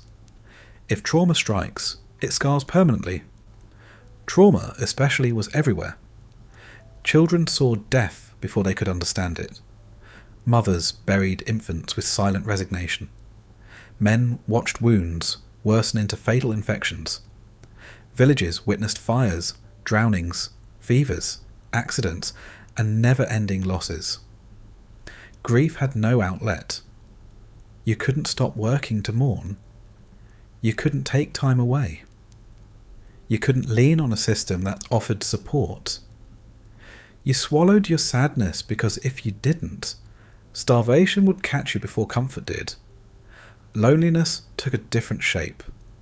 People were physically close but emotionally isolated. You couldn't share your fears. People would dismiss them or judge you. You couldn't confess your doubts, spiritual or social. Vulnerability was dangerous. Any sign of mental struggle made you suspicious, sinful or weak, and madness, terrifying, not as a condition but as a fate. When someone broke mentally, through trauma, grief, starvation, illness, their decline frightened everyone. People didn't understand mental illness. They saw curses, demons, or moral failure. A man who spoke to himself was feared. A woman who cried uncontrollably was shunned. A child who acted strangely was whispered about. There were no treatments, no protection, no compassion rooted in understanding. When the mind cracked, people either hid it or were hidden. Now imagine yourself in this world. After weeks of fear, cold, hunger, injury, constant labour, and no emotional outlet, your mind begins to slip. You wake in the night with dread you cannot name. You jump at every sound. You imagine threats that may or may not exist. You misinterpret your surroundings because you're exhausted beyond clarity. You begin forgetting tasks. You snap at people. You panic at shadows. You dread mornings. Your mind spirals because there is no support system to stop it. Stress compounds, fear compounds, pain compounds. The constant grind erodes your resilience thread by thread. Then comes the breaking point. It might arrive silently, a moment where you stare at the fields and feel nothing. It might arrive violently, a panic attack mistaken for possession. It might arrive slowly, a sadness that grows until even standing feels impossible. But in a world where emotional pain has no language, your suffering becomes invisible and dangerous. Medieval people survived because they adapted to a harsh mental landscape from birth. Their minds were shaped by struggle, hardened by necessity, numbed by repetition. You, suddenly dropped into this world, would not adapt fast enough. Your thoughts would turn dark. Your hope would shrink. Your spirit would feel trapped. You would break, not because you're weak, but because the medieval world offered no room for minds like yours. And that is the truth modern people overlook. The Middle Ages didn't just break bodies. They broke minds. Quietly, relentlessly, inevitably. In the medieval world, bathing wasn't a habit. It was an event, rare, difficult, and often avoided entirely. Modern people think of cleanliness as daily ritual, almost instinctive. But in the Middle Ages, dirt was constant, expected, and largely invisible to those who lived in it. You wouldn't just feel dirty in this world, you would become part of the filth around you. Imagine going weeks, sometimes months, without a bath. Not because you're lazy, but because bathing is nearly impossible. Heating enough water requires chopping wood, hauling buckets, and tending a fire for hours. It's labour that people simply cannot spare. Most families choose to save fuel for cooking or warmth, not for washing bodies. When you finally do bathe, the experience is nothing like the modern comfort you know. You don't step into a clean shower. You don't turn a faucet. You don't enjoy hot water streaming over you. Instead, you squat in a wooden tub, barely big enough to sit in. The water is lukewarm at best, quickly cooling in the drafty air. The soap, if you have any, is harsh, lye-based, and burns your skin. You scrub quickly because water chills fast. If you are lucky, you bathe alone. If not, the entire family uses the same water, one after another, until it's a murky soup of sweat, dirt, and farm dust. Most days, people wash by splashing cold water on their faces or hands. Never enough to truly clean, just enough to feel momentarily refreshed. Their bodies accumulate layers of grime, sweat trapped under wool clothing, mud caked on feet, smoke embedded in hair, grease from cooking fires clinging to skin. Medieval people don't smell dirty to themselves, they smell normal. But to you, the odour would be overwhelming. Sour sweat, stale clothes, old wood smoke, and the constant presence of animal scent. Clothing carries its own burden of filth. Most people own only 1 or 2 sets. Washing garments is another labour-heavy task. Soaking in cold water, scrubbing against a rock or harsh soap, wringing by hand, drying slowly in smoky air. Clothes are rarely truly clean. They smell of sweat and dampness and smoke. They hold onto dirt in seams and folds. Your modern skin would suffer immediately. You'd develop rashes from constant friction. Dirt would settle into pores. Your hair would grow greasy and itchy. Washing only occasionally wouldn't remove the grime. It would merely shift it around. Your scalp would flake. Your nails would darken. Cuts would become infected easily because you could never properly clean them. Public bathhouses existed in some towns, but they were expensive, crowded, and not always safe. Some were places of disease, others places of vice. Many villagers lived too far away to use them. And during times of plague, authorities shut bathhouses down out of fear that warm water spread illness. Cleanliness, already rare, became nearly impossible. You would also face daily exposure to filth you cannot avoid. You sleep near animals that track mud into your home. You work in fields thick with manure and insects. You breathe in smoke from fires that never fully vent. Your feet are constantly coated with dust, mud, or worse. Even drinking water is often unclean, leaving residue in your mouth and staining your teeth. Medieval people grow accustomed to such filth from infancy. Their bodies adapt. Their senses dull. Their expectations shift. But you, raised in a world of hot showers, fresh laundry, deodorant, toothpaste, clean beds, and disinfected surfaces, would feel trapped in perpetual grime. Your mental state would suffer too. You would crave the feeling of clean skin, clean hair, clean clothes. You'd feel claustrophobic inside your own body, suffocated by sweat and dirt you cannot escape. And with every day that passes, that craving grows into torment. And then you would understand something medieval people learned early. Cleanliness wasn't a virtue. It was a luxury. One almost no one could afford. In the medieval world, lice weren't a problem. They were a presence, a constant, unavoidable part of life. Everyone had them. Peasants, merchants, priests, children, nobles. Cleanliness didn't matter. Wealth didn't matter. Class didn't matter. Lice ruled the medieval body the way dust rules abandoned rooms. Quietly, persistently, everywhere. Imagine waking in the middle of the night to a crawling sensation on your scalp. You scratch, half asleep, and feel movement.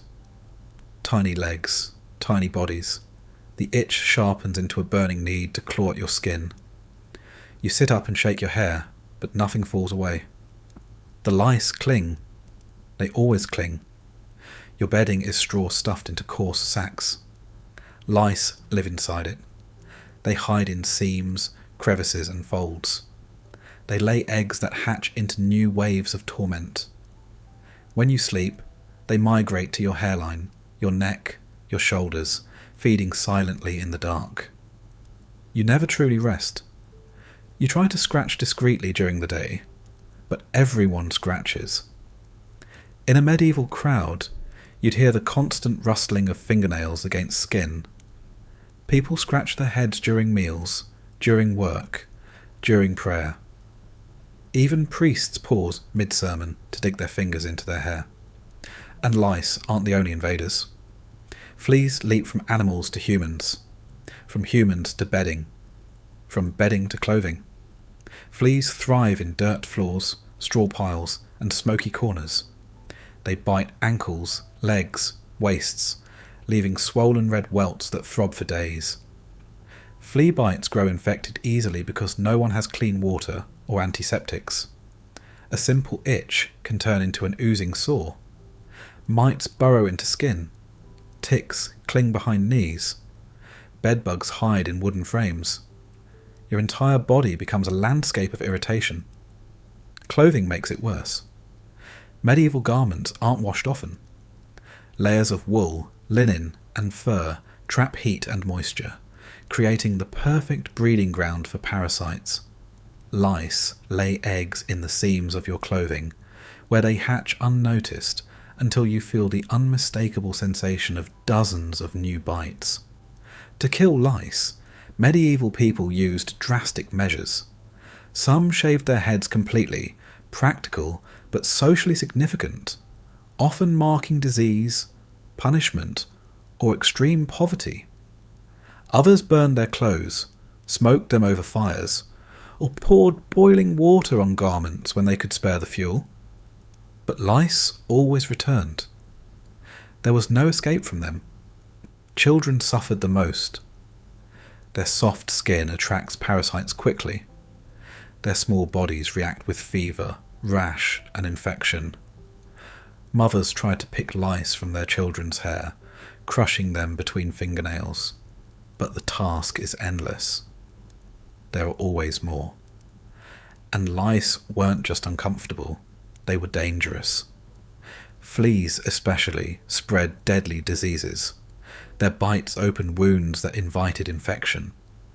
Their bodies carried pathogens that ravaged entire populations. A flea hopping from a rat to a child could start a chain of suffering that ended in death. You, a modern visitor, would struggle immediately. Your skin is used to being clean. Your clothes are used to being washed. Your bedding is used to being dry, fresh, parasite-free. The constant crawling feeling would overwhelm you. You'd scratch until your skin broke, until your scalp bled, until you created wounds that medieval life would only worsen. The psychological toll would be immense. You'd feel assaulted by your own body. You'd dread sleep. You'd dread waking. You'd dread putting on clothes. You'd dread brushing your hair.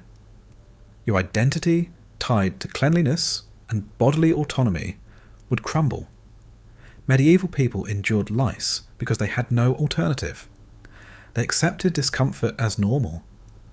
They lived in bodies that never felt truly clean, but you would feel invaded, degraded, trapped. Lice would teach you a brutal truth about the Middle Ages. In this world, your body isn't yours. It belongs to whatever can survive on it. In the medieval world, your mouth was a silent battlefield, one you were destined to lose. There were no dentists, no fillings, no cleanings, no fluoride, no understanding of bacteria or decay. Your teeth eroded slowly, painfully, inevitably, until eating became an act of endurance and infection became a lurking death sentence. Modern people don't realize how much they rely on invisible systems, dentistry, hygiene, nutrition, to keep their mouths healthy. Medieval people had none of that. Imagine biting into a piece of bread. Not soft, airy bread like, Medieval bread was dense, coarse, and filled with tiny fragments of stone from grinding mills. Every bite worked like sandpaper on enamel. Day after day, year after year, the protective layer of your teeth thinned. Beneath it lay nerves unprepared for open air, cold ale, or salty broth. Each meal stung, then burned, then throbbed. Your gums suffered too. Medieval diets lacked vitamin C, leading to swollen, bleeding tissue. People chewed tough grains and fibrous meats that jammed deep between teeth. With no toothbrushes or floss, food stayed wedged for days, rotting where it sat. The smell became a part of daily life. Sour breath, infected gums, decaying teeth. To medieval noses it was ordinary. To you, it would be unbearable. You try to clean your teeth with a cloth or chew on a twig, the medieval equivalent of brushing. It helps briefly, but it doesn't stop decay. Plaque hardens. Gums recede. Cavities form. You feel a growing sensitivity on one side of your mouth, then a jolt of lightning whenever you chew. You shift to the other side, but that side begins failing too. Then comes the infection. A cavity deepens until it reaches the nerve. The pain becomes a living thing, throbbing, pulsing, radiating. You can't sleep. You can't think. You can barely function. People in the Middle Ages lived with this agony for weeks or months. They drank strong ale to numb it. They chewed bitter herbs. They pressed hot cloths to their cheeks. Nothing worked for long. Eventually, the infection spreads to the face. Your cheek swells grotesquely. Your eye may half close. Fever follows. Hazy, disorienting, dangerous. Without antibiotics, the infection can travel into the jaw, the neck, even the bloodstream. What began as a simple toothache becomes a mortal threat. There is only one cure: extraction. A medieval extraction was brutality disguised as medicine. The healer, often a barber, blacksmith, or anyone with strong hands, used iron pincers that had pulled dozens of teeth before yours. They weren't sterilized. They weren't sharp. They weren't shaped like modern tools. They were crude metal, often rusted, sometimes bent. You sit on a stool while helpers hold you down. There is no anaesthetic. The healer wedges the metal deep into your mouth. You taste iron, blood, dirt. They twist violently, wrenching the tooth sideways, forward, backward. Sometimes the entire tooth comes out. More often, the root snaps, leaving fragments behind to fester. You scream until your throat is raw. The room spins. Blood pours freely. When it's over, the healer steps back as if they've done you a favour. If infection doesn't kill you afterward, the wound will throb for days, the gap left raw and exposed. Eating becomes torture, speaking becomes difficult. And because your diet is abrasive and unclean, the healing process is slow and uncertain. By 30, medieval people often had mouths resembling those of much older modern adults. Missing teeth, worn stumps, exposed nerves. By 40, many were nearly toothless. Gum disease ravaged the jaw. Rot destroyed enamel. Breath carried the unmistakable smell of decay. You, raised on clean water and modern care, would decline even faster. Your mouth is not adapted to grit-filled bread, tough meat, or constant irritation. A single cavity could turn catastrophic in weeks. You would feel betrayed by your own teeth, betrayed by every bite, every swallow. And the most horrifying truth? Medieval people accepted this. They expected it. They carried dental pain the way they carried hunger, cold, and exhaustion silently, endlessly. Because in that world, teeth didn't just rot. They took you with them, piece by piece, until the pain became your shadow. In the medieval world, the shock wouldn't come from one sight, one smell, or one moment. It would come from everything at once. Your senses, conditioned by a lifetime of cleanliness, would revolt within minutes. Hygiene wasn't simply poor in the Middle Ages. It was non-existent. And for someone from the modern world, the sensory assault would feel like stepping into another dimension of human existence. Imagine entering a medieval home for the first time. The air is thick, not figuratively, but literally. Smoke from the hearth hangs low, unable to escape through the tiny gap in the roof that serves as a chimney. Your eyes sting. Your throat scratches. Your chest tightens with every breath. The smell is overwhelming, sweat soaked into wool, damp straw, old wood, animal scent, cooked onions, unwashed bodies, wet earth, and the faint sourness of mould. The floor is dirt, not clean dirt. Packed earth mixed with spilled ale, crushed straw, ashes, manure tracked in on shoes, and years of dust. Rats scurry beneath the edges of the room. Chickens wander freely, leaving droppings you step around without meaning to. The ground feels soft in some places, sticky in others. In the corner sits a bucket used as a latrine. Its contents aren't emptied daily. The smell lingers in the air, blending with every other odour until you can't separate one source from another. Medieval people barely notice it. You nearly gag. Your bedding is a sack of straw, old, flattened, full of lice, dust, and fragments of weeds. When you lie down, the straw scratches your skin. You feel movement beneath you. Tiny legs. Tiny bodies. The bedding creaks as if alive. Even sleep offers no relief. You toss and turn, itching constantly, convinced things are crawling under your clothes. Water, which you expect to bring cleanliness, betrays you. You splash some onto your face and feel grit. The water tastes metallic, earthy, faintly foul. Washing doesn't clean you. It merely rearranges the dirt. Your skin remains sticky. Your hair remains greasy. Your nails turn dark. The smell clings no matter what you do. Clothes make it worse. You wear heavy wool that absorbs sweat and never fully dries. After a day of labour, your clothes are soaked and stiff, rubbing your skin raw. Washing them is rare and difficult, so they collect layers of grime until they practically stand on their own. Stepping into the village streets intensifies the shock. Pigs wander loose, snuffling through piles of refuse. Dogs fight over scraps. Children run barefoot through mud mixed with dung.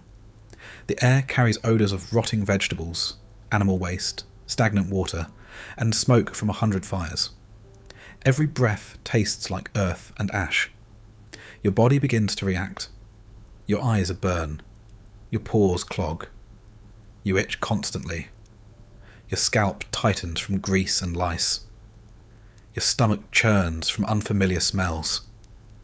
Your skin feels coated with a layer you can't remove. Your mind begins to fracture under the continuous sensory assault. You crave fresh air, but there is none.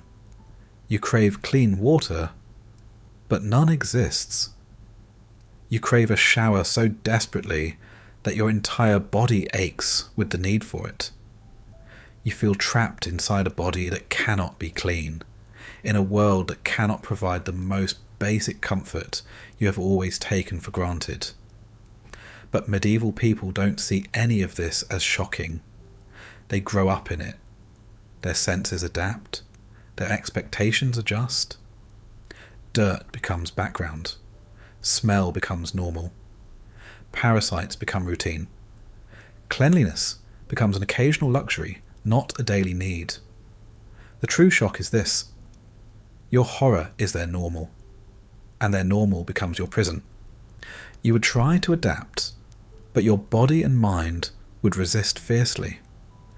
Days would pass, and you'd feel the filth seeping deeper into your skin, your hair, your clothes, your lungs. It wouldn't just cling to you. It would become part of you. And then you would understand the truth medieval people accepted long ago. In a world without hygiene, you don't live despite the filth. You live inside it, and eventually it lives inside you too. In the medieval world, danger didn't always come from swords, sickness, or hunger.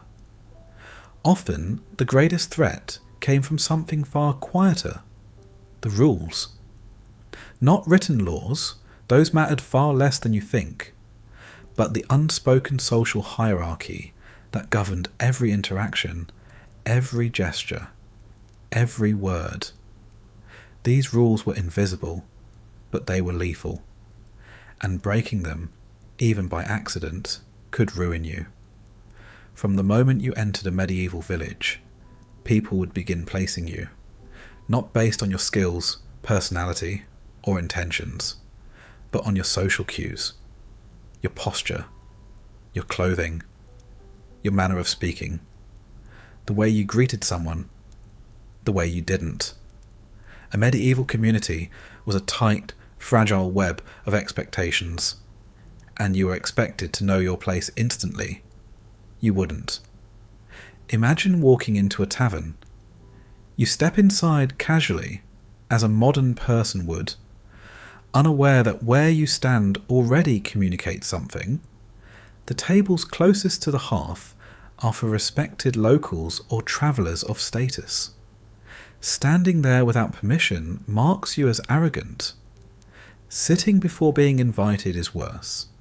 Ordering too boldly gets you labelled presumptuous. Speaking too softly gets you labelled suspicious. Every action is interpreted. Every silence is too.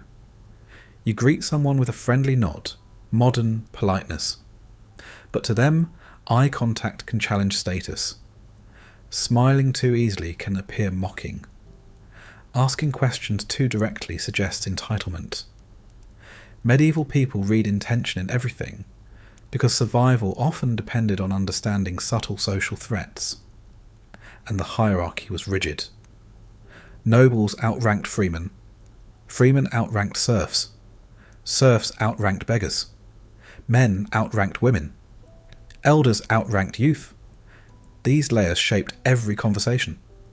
A wrong tone with someone above you wasn't embarrassing. It was dangerous. You could be slapped, thrown out, beaten, or reported to a local lord. And since the lord's word carried absolute authority, even a small accusation could lead to punishment. Women faced their own labyrinth. A woman who spoke too freely could be judged immoral. A woman who walked alone could be suspected of misbehaviour. A woman who contradicted a man in public could provoke anger or violence. Then there were occupational hierarchies. Blacksmiths, bakers, carpenters, shepherds, each had its place, each had its pride, each expected recognition. Approaching someone below you the wrong way could insult them. Approaching someone above you casually could brand you a fool. Your modern behaviour would betray you constantly. You'd speak too openly, walk too confidently, ask too many questions, stand in the wrong place, address the wrong person first, fail to use the expected titles. And medieval people wouldn't explain the rules. They assumed everyone knew them. If you didn't, the conclusion was simple. You were either stupid or defiant. Both dangerous labels. Punishments weren't always physical. Social punishment could be worse. People would begin avoiding you, refusing to answer your questions, refusing to trade with you, whispering about your strangeness. Rumours, fast and vicious, could transform you from an outsider into a threat. In a world without police, community judgment was the law. If enough people believed you were disrespectful, untrustworthy or dishonourable, they could drive you out. Alone on the road, you'd be easy prey for bandits. Stay in the village, and hostility might escalate until someone decided to teach you a lesson. And you wouldn't know what you did wrong. That is the true terror of medieval social rules. They were invisible until you broke them. And by then, it was often too late. Medieval people spent their entire lives learning these hierarchies. They felt them the way you feel temperature or tone. But you, dropped suddenly into that system, would stumble through every interaction blindfolded. The Middle Ages didn't just demand obedience. They demanded intuition you couldn't possibly have. And in that world, ignorance wasn't harmless. Ignorance could kill you. In the medieval world, danger often came disguised as a misunderstanding. Not a crime, not a rebellion, just a mistake. A gesture made in the wrong place. A word spoken to the wrong person. A habit carried from the modern world into a society where even the smallest misstep could be interpreted as disrespect, defiance, or threat. Medieval life wasn't governed by clear rules. It was governed by expectations. Fragile, invisible, and unforgiving. Imagine entering a marketplace. You stop to look at a craftsman's tools, touching one out of curiosity. In your world, that's normal. In his, it's an insult. You've handled his livelihood without permission. He shouts, calls you a thief, and the crowd turns instantly. People surround you not because they know what happened, but because accusation is enough. Defending yourself without the right tone or deference only makes it worse. Another mistake, speaking first. Modern manners encourage friendliness. Medieval customs enforce hierarchy. If you greet someone of higher status without waiting for their acknowledgement, you seem arrogant. If you fail to greet someone below you with authority, you seem weak. Either mistake invites conflict. People test you constantly. A stranger who doesn't understand these rituals is suspicious by default. Even the way you walk can betray you. If you look around too much, you seem like a spy. If you hide your gaze, people assume you're guilty. If you walk confidently, you appear challenging. If you walk timidly, you appear vulnerable. Medieval people judge instantly, and once their opinion forms, it's almost impossible to change. Then there are the linguistic traps. Calling someone by their first name without title, interrupting, speaking with too much enthusiasm, speaking too bluntly, speaking too little. Every tone carries meaning, and medieval ears are sharper than yours. They've spent their lives listening for subtlety in a world without written contracts or formal rules. A single mistaken comment during a feast could start a fight. A poorly phrased compliment could be seen as mockery. A question asked at the wrong time could be taken as challenge. And if the wrong person overhears you, even accidentally, you become a threat. Another deadly mistake, touching anything without permission. The door of a noble's storage house, a tool at the blacksmith's stall, a bundle of herbs drying outside a cottage. In your world, touching is curiosity. In theirs, it's accusation, possession, even theft. And thieves are not handled kindly. Medieval punishment is immediate: beatings, humiliation, stocks, or worse. All it takes is one angry voice shouting your intent. The mob acts long before reason. Women face their own labyrinth of mistakes. Standing in the wrong place during a gathering, speaking in a tone seen as improper, walking alone at dusk, laughing too loudly. Any slip could attract accusations of immorality or witchcraft. A whispered rumour could ruin their safety overnight. You would also misunderstand private property. Medieval villages blur lines between communal and personal, but not in ways you expect. A field path may be public one month and forbidden the next. A patch of herbs by the road may belong to someone fiercely protective. A bucket by a well may be the only tool a family owns.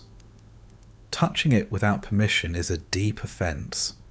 Then there's the danger of offering help. You try to assist a struggling woman with her load. She recoils. You reach to break up an argument. Both sides turn on you. You comment on a child's illness. Parents suspect you're bringing bad luck. Good intentions mean nothing if misunderstood, and misunderstandings are constant. A medieval villager doesn't see your mistakes as innocent. They see patterns, motives, threats. And without context, you cannot defend yourself. Your explanations sound strange. Your body language betrays you.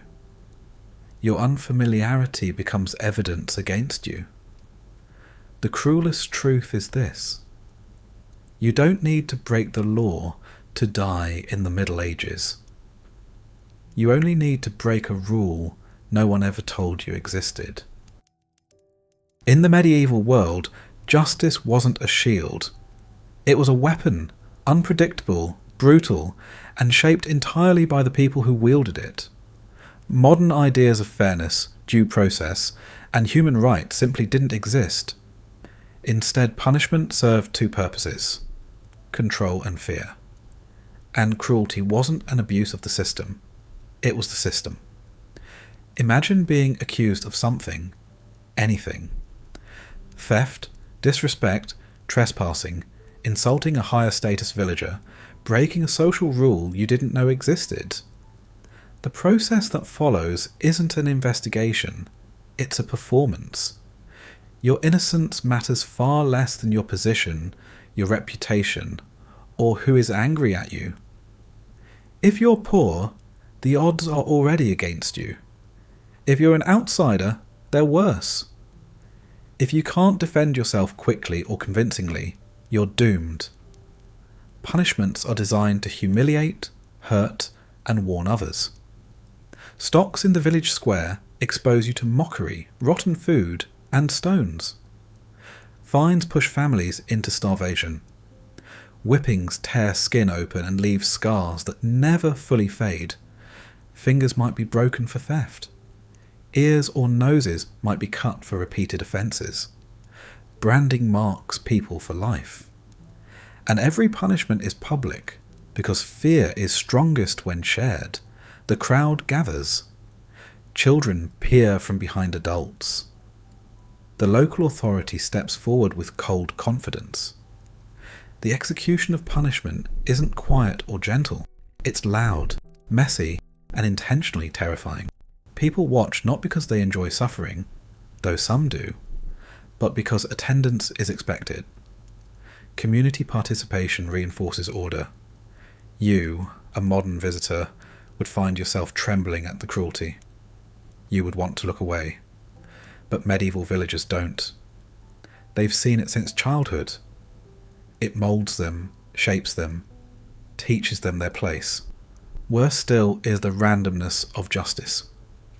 Two people can commit the same offence and receive completely different outcomes. A wealthy man buys forgiveness. A villager with friends gets mercy. A stranger gets brutality. The law bends easily for those in power, and snaps hard against those without it. Trials, when they exist, are not about evidence. They are about reputation, rumour, and ritual. Oaths carry more weight than facts. Sworn testimony may come from people who fear telling the truth or seek advantage by lying. Superstitions shape outcomes. Someone who looks nervous might be hiding guilt. Someone who hesitates might be lying. Someone with misfortune in their life might be cursed. Then come the ordeal trials, primitive and horrifying tests meant to let God decide. You might be ordered to thrust your hand into boiling water, or walk across burning iron, or be tied and thrown into a river to see if you float. If you survive or your wounds heal cleanly, God has proven your innocence. If not, well, guilt is clear. You cannot win a system like this. Not with truth, not with logic, not with innocence. You would feel a constant dread. One wrong word, one wrong gaze, one wrong assumption could lead to consequences you cannot even comprehend. The uncertainty alone would break you. How do you stay safe in a world where the rules shift, where authority is absolute, and where cruelty is treated as necessary order? Women suffered under a different layer of danger. Their perceived purity or obedience determined their value. A rumour, just a whisper, could lead to punishment. Too outspoken, too independent, too unlucky. The community could claim witchcraft, immorality, or disruptive behaviour. Punishments ranged from shaming rituals to physical harm, all justified as restoring balance. Outsiders were treated even worse. If something went wrong, a sick animal, a spoiled crop, a violent storm, the village looked outward for blame. A stranger arriving at the wrong time could become the scapegoat. A modern traveller, with unfamiliar habits and strange speech, would draw suspicion immediately. And the most terrifying part is this: the cruelty feels justified to them. They see it as keeping order, preserving stability, protecting their way of life. Even the victims sometimes accept it, because defying the system only leads to deeper suffering. You would stand in the square watching someone punished, heart pounding, horrified, confused. They would stand beside you, calm, resigned, convinced the punishment is necessary. In the Middle Ages, cruelty wasn't corruption. It was structure. It was tradition. It was the law. And the only law that mattered. In the medieval world, nothing was more dangerous than being a stranger. Outsiders were unpredictable, suspicious, unprotected. In a society held together by rigid customs and tight-knit communities, someone who didn't belong was not merely unfamiliar. They were a threat, and the fate of threats in the Middle Ages was rarely kind. Imagine arriving in a village after walking for hours. You're tired, hungry, hopeful for a meal or a place to rest. But the moment you step into view, conversations slow. People glance at you with narrowed eyes. Children stop playing. A few adults whisper as if your presence alone signals trouble. Medieval villagers didn't meet outsiders with curiosity. They met them with caution shaped by centuries of danger. You don't have family here. You don't have reputation here. You don't have allies here. Which means you don't have protection here. Every medieval community operated like a small fortress built from trust. Everyone knew everyone. Births, deaths, marriages, grudges. Roles were fixed. Boundaries were clear. Into this world steps you. Speech too strange, posture too confident, clothing unfamiliar, manners incorrect. People wonder immediately, where did you come from? What do you want? What trouble might you bring? Suspicion grows quickly. Medieval life is fragile. One thief, one carrier of disease, one troublemaker could ruin a whole village. So outsiders become the easiest targets for collective fear. If anything goes wrong while you're present, a missing item, a sick animal, a sudden fire, you might be blamed without question. And you cannot defend yourself. You don't know their customs. You don't know their power structure. You don't know who holds influence. You don't know what your words mean to their ears. One misunderstanding, one accidental offence, one social misstep can transform you from a stranger into a suspect. Villagers may refuse to trade with you, refuse to speak to you, refuse to let you near their livestock, refuse to sell you food or water. Stone walls are not the barrier, you are. Isolation becomes a cage. If you try to explain yourself too eagerly, they think you're hiding something. If you stay quiet, they think you're observing them. If you smile too easily, they think you're mocking. If you look nervous, they think you're guilty. Every instinct you rely on turns against you. That mistrust is dangerous enough. What follows is worse. If anyone in the village has an enemy or unresolved grudge, they may use you as a scapegoat. Blaming an outsider is safe. The community loses nothing. You become the tool through which they restore their pride or settle scores. One accusation whispered to the wrong listener could summon the entire village against you. And unlike them, you have no one to vouch for you. No family name, no local ties, no credibility. Your fate hangs entirely on the mood of the crowd. In many places, outsiders were forced to sleep in stables, barns, or at the edge of the village. Some communities forbade strangers from staying overnight at all. You might be pushed back onto the road, even if it's dark, even if bandits await, even if you beg for shelter. If you remain too long, tension grows dangerous. Rumours swirl. People claim you bring bad luck. They link your arrival to a failed harvest, a sudden illness, a broken tool. Medieval minds connected misfortune quickly and irrationally. You become the explanation for everything they fear. The worst case scenario isn't attack, but disappearance. Some villages simply handled strangers quietly. A blow in the dark, a body left in the woods, a problem erased. No investigation, no justice. An outsider's death was not a crime, it was a precaution. You would feel the change in atmosphere like a tightening noose. The way eyes avoid you, the way voices hush when you pass, the way doors lock earlier, the way no one answers when you knock. Your instincts, sharpened by the modern world's safety, would scream at you to leave.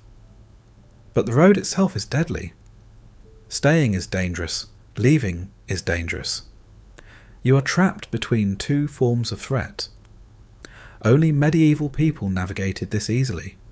They travelled with letters of introduction, with trade reputations, with groups, with church connections, anchors of legitimacy.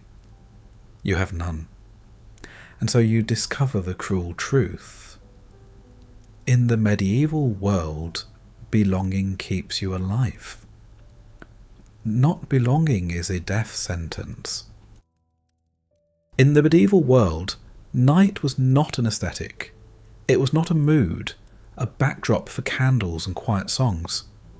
Night was a force, a thick, suffocating presence that erased safety, swallowed distance, and pressed on the mind like a weight. You live in a world where darkness is optional.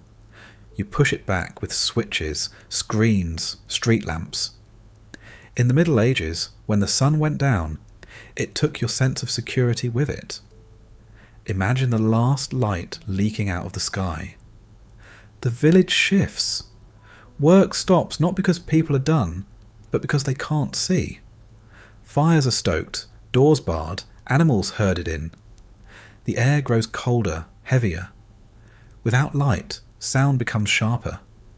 Every footstep on dirt, every creak of timber, every howl in the distance feels suddenly closer. Inside the house, the only light comes from a half flame or a smoking tallow candle that barely bruises the dark.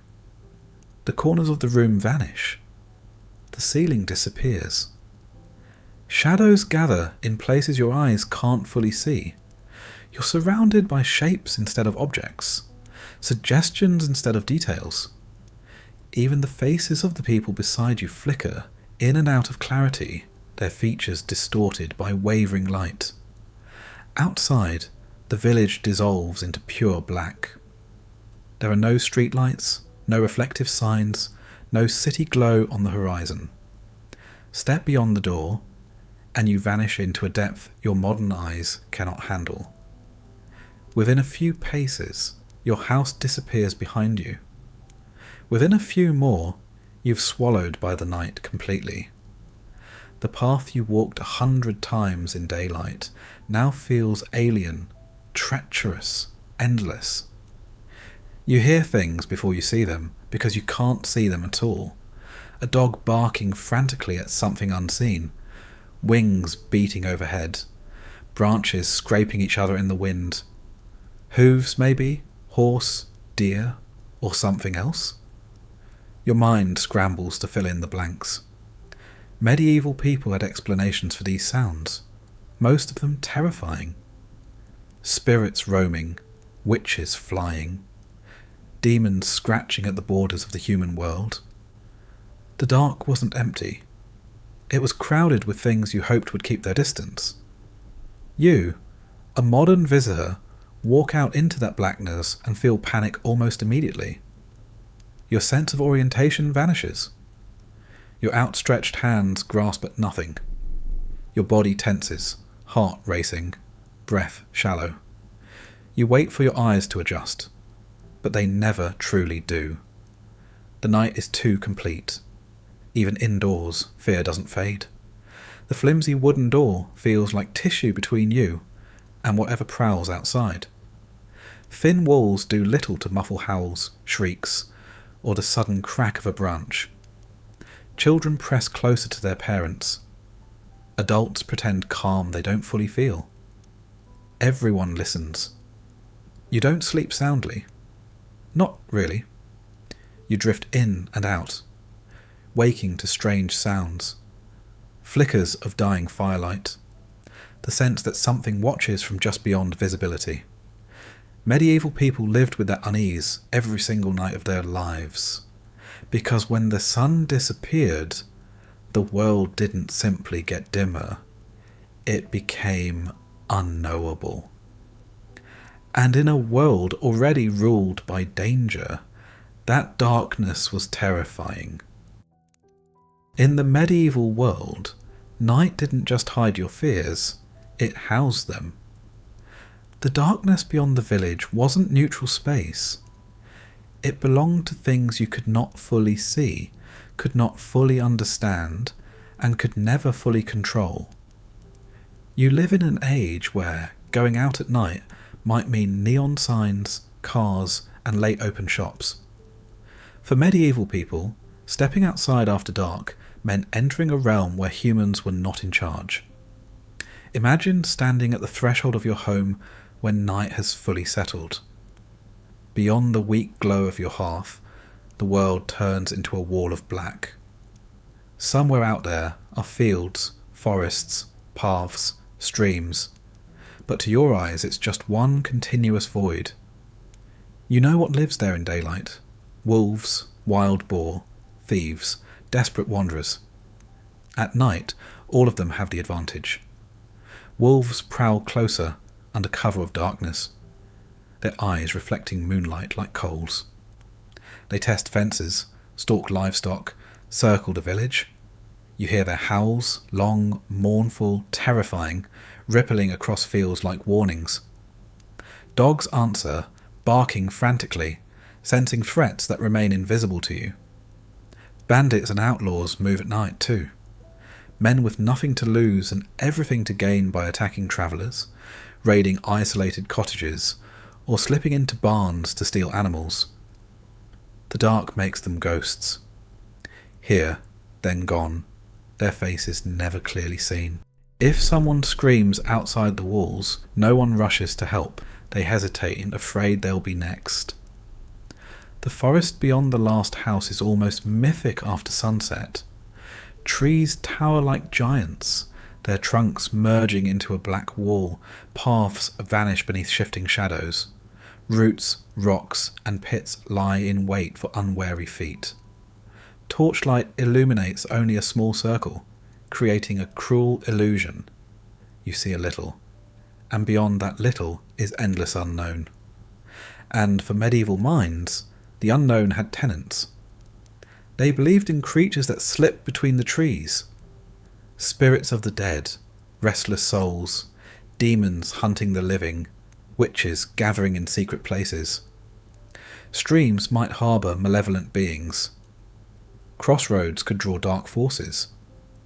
Old ruins were charged with danger. The world outside the village wasn't just physically hazardous. It was spiritually haunted.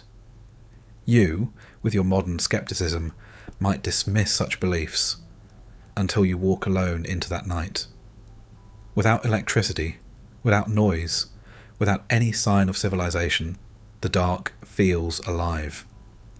Your heart pounds. You jump at sounds you'd ignore in daylight. A rustle in the bushes becomes a monster. A shifting shadow becomes a figure watching. Your brain, desperate for patterns, invents them. People did have to go out, of course, checking animals, putting out fires, drawing water in emergencies. But they went tensely, quickly, whispering prayers or charms. Some made the sign of the cross. Others muttered spells their grandparents taught them. No one lingered. And if a knock came on the door in the middle of the night, that was its own terror. Was it a neighbour in need? A stranger seeking shelter? Or something far worse? Only a fool opened the door without question. Only a desperate person stayed outside too long. You would learn quickly that the medieval night was not just a time, it was a territory. And out there, beyond the last flame's reach, you were no longer the dominant creature. You were potential prey. In the medieval world, the imagination did not sleep when the sun went down. It woke up. Night belonged to stories, and stories belonged to fear. Without science to explain every shadow, every sound, every strange feeling, people filled the gaps with tales of spirits, demons and restless dead. These weren't distant legends. They were part of the landscape of the mind, woven into the dark. Imagine being a child in a medieval village, lying on straw as the fire burns low. You listen as elders tell stories not to entertain you, but to warn you. Don't go near the forest at night. The dead walk between the trees. Don't wander to the crossroads after dusk. That's where spirits gather. Don't answer if something calls your name from beyond the door. You don't know what's calling.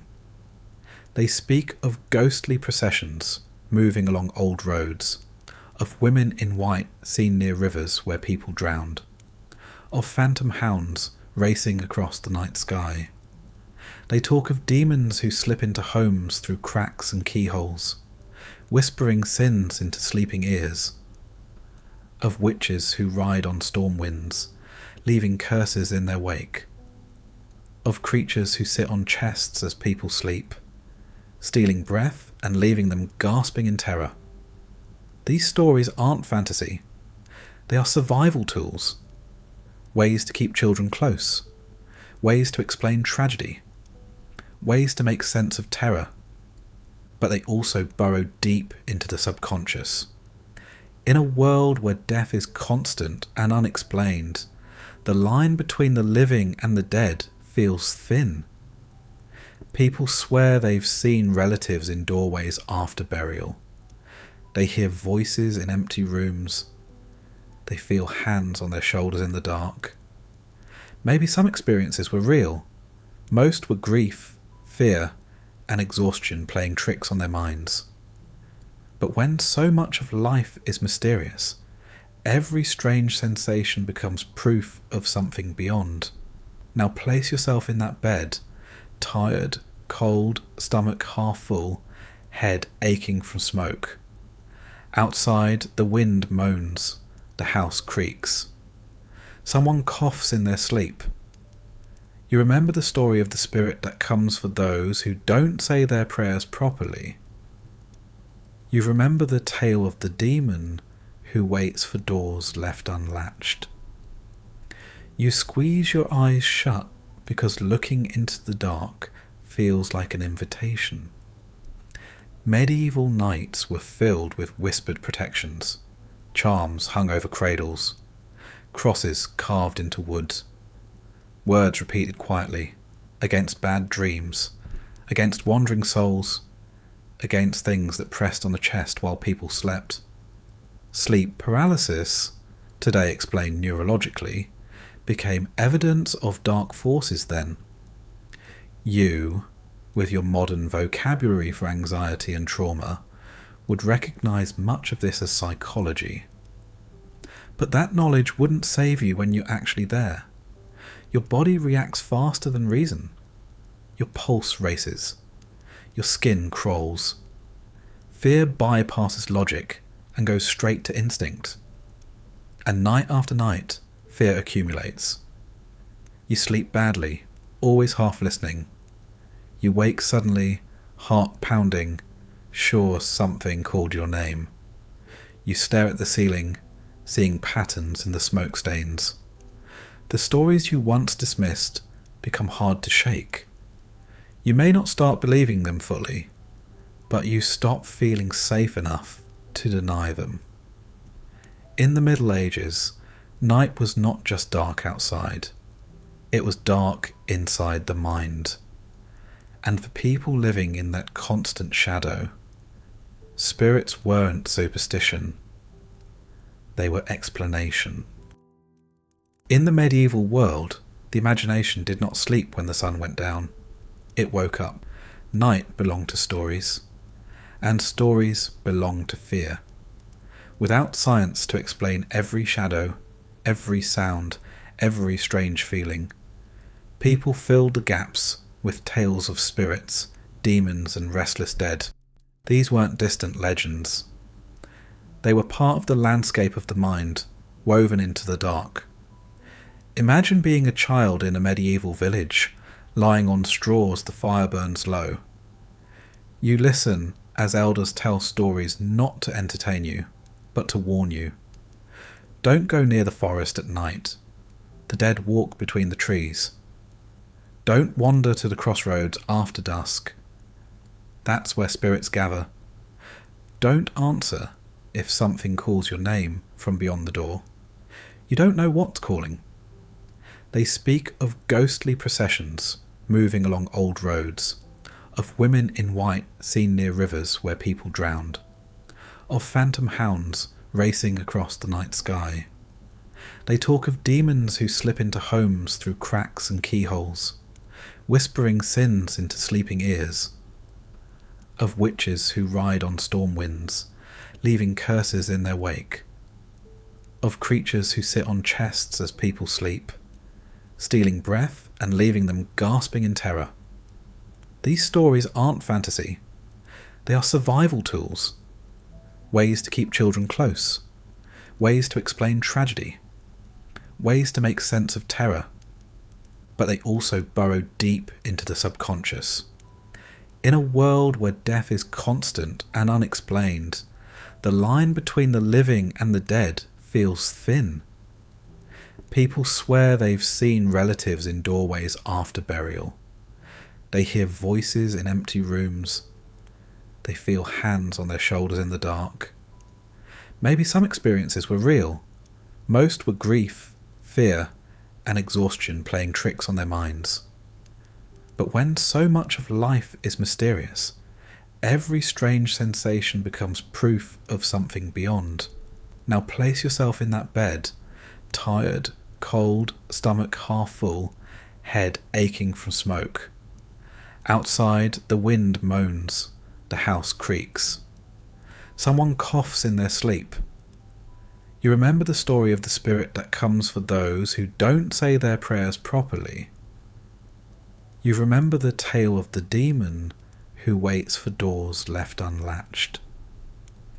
You squeeze your eyes shut because looking into the dark feels like an invitation.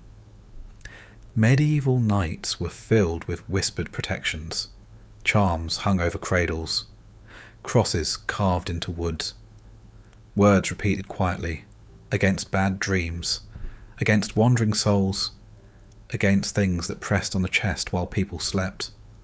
Sleep paralysis, today explained neurologically, became evidence of dark forces then. You, with your modern vocabulary for anxiety and trauma, would recognise much of this as psychology. But that knowledge wouldn't save you when you're actually there. Your body reacts faster than reason. Your pulse races. Your skin crawls. Fear bypasses logic and goes straight to instinct. And night after night, fear accumulates. You sleep badly, always half listening. You wake suddenly, heart pounding, sure something called your name. You stare at the ceiling, seeing patterns in the smoke stains. The stories you once dismissed become hard to shake. You may not start believing them fully, but you stop feeling safe enough to deny them. In the Middle Ages, night was not just dark outside, it was dark inside the mind. And for people living in that constant shadow, spirits weren't superstition, they were explanation. In the medieval world, A woman's suffering didn't begin in adulthood, it began in childhood. From the moment a girl could walk, she was taught her place. Silent, obedient, helpful, invisible when needed, and present only when demanded. Modern ideas of childhood, innocence, freedom, play, didn't exist for most medieval girls. Their earliest years shaped them for a life of labour, duty, fear, and expectation they never chose. Imagine a girl born into a poor village household. Before she can speak clearly, she watches her mother grind grain, fetch water, cook over smoky fires, tend animals, wash laundry in icy streams. These actions form her education. Her world is small, one room, one family, a narrow patch of land, a few paths leading into fields or forest. Her life is predetermined before she even understands it. By age 4 or 5, she is already working. Not pretend play, work. Real chores that matter to the family's survival. She carries water in small wooden cups, sweeps dirt floors with straw bundles, plucks feathers from chickens, gathers firewood, shucks peas, and cares for younger siblings. Every mistake brings rebuke. Spilling water means fetching more. Burning food means going hungry. Crying is discouraged. There's no time for it, no patience for it. She learns early that approval comes through service. Speak softly. Work hard. Do not question. Do not refuse. Do not draw attention. If a boy misbehaves, it's tolerated. If a girl does, it is shameful. The lessons deepen as she grows. Her posture is corrected. Her gaze lowered. Her tone moderated. Her movements made careful. She is taught to avoid walking alone, avoid looking directly at strangers, avoid laughter that sounds too bold, avoid speaking before spoken to. Every action must signal humility. The home becomes both her training ground and her prison. While boys may explore fields, climb trees, wander roads, and witness the world, girls remain near the hearth, learning the skills expected of a future wife long before she understands marriage. By age 7 or 8, she is instructed in duties that define her adulthood: spinning wool, sewing clothing, kneading dough, preserving food, tending gardens, assisting with livestock. If her family is noble, her training is different but equally restrictive. Etiquette, embroidery, music, managing servants, maintaining family honour.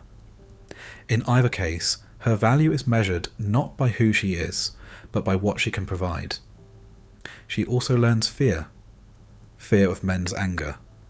Fear of God's judgment. Fear of dishonour.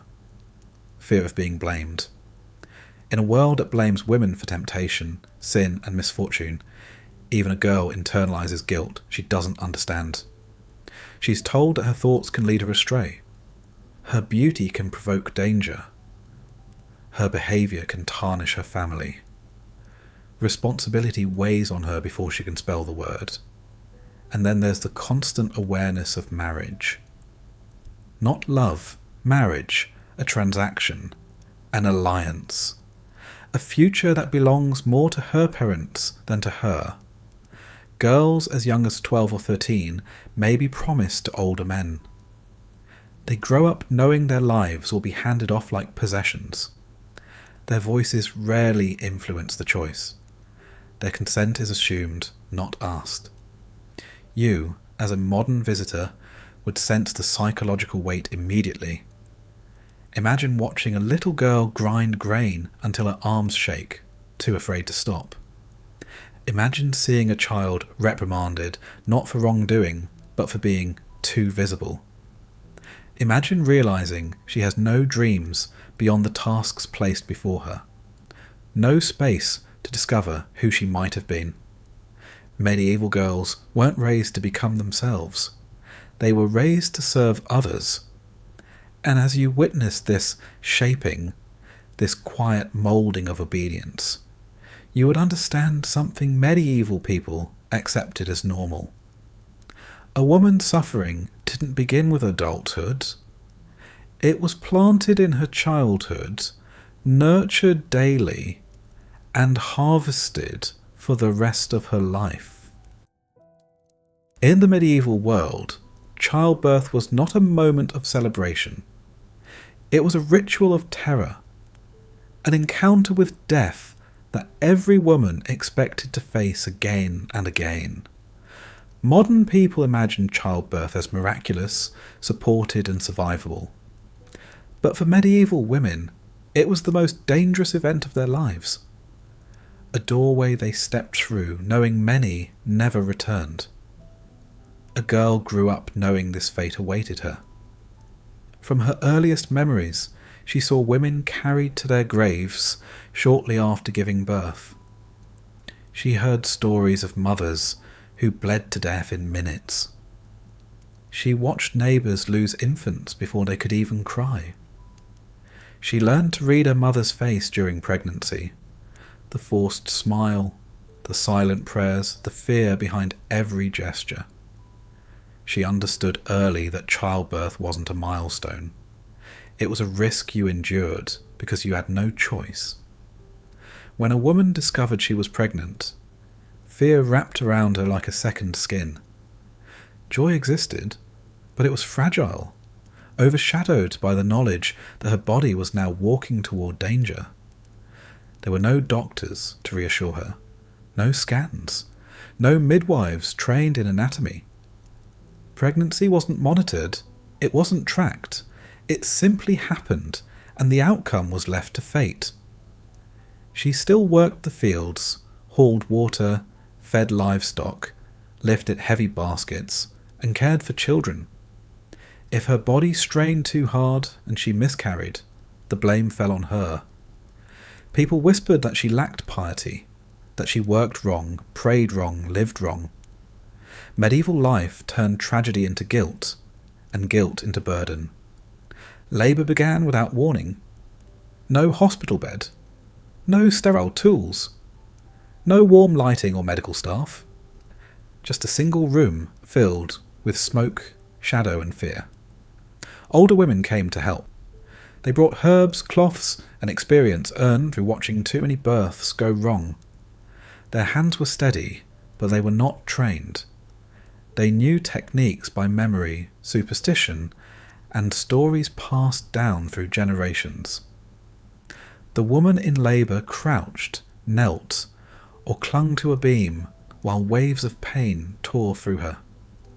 Hours turned into exhaustion. Sweat dripped down her face. Her cries echoed through thin walls. There was no privacy.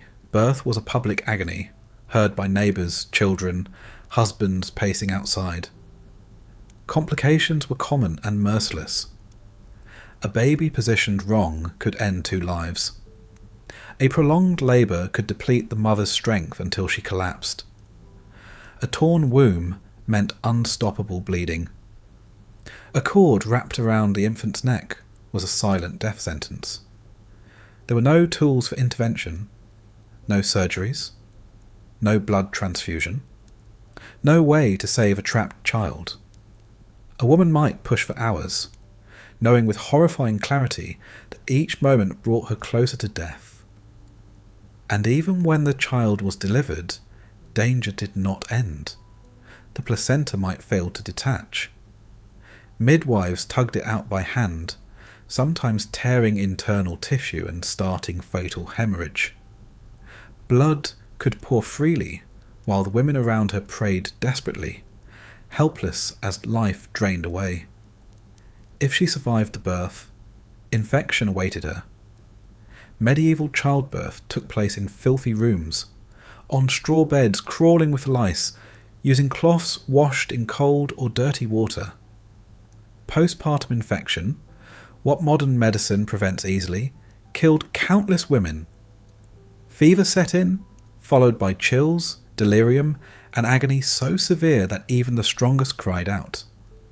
Death might arrive slowly over days, with her husband watching helplessly as she drifted in and out of consciousness. The infant wasn't safe either. Many died within hours or days. Some were born too weak. Others suffocated during labour. Others succumbed to infection from unclean hands or contaminated tools.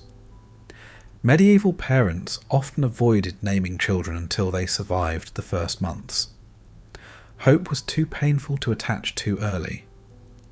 A woman could face this terror 10 or more times in her life.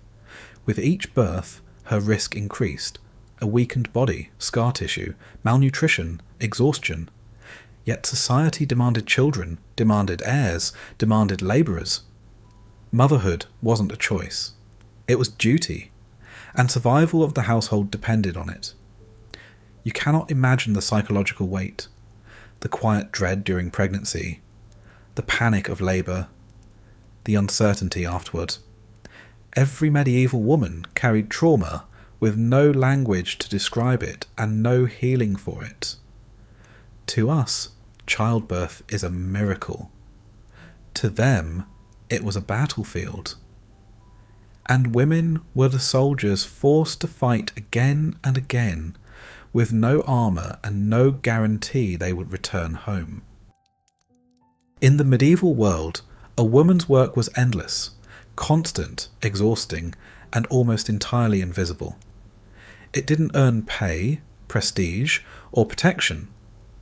It didn't elevate her status or grant her authority. It simply consumed her life from dawn until far past dusk. And the most brutal part?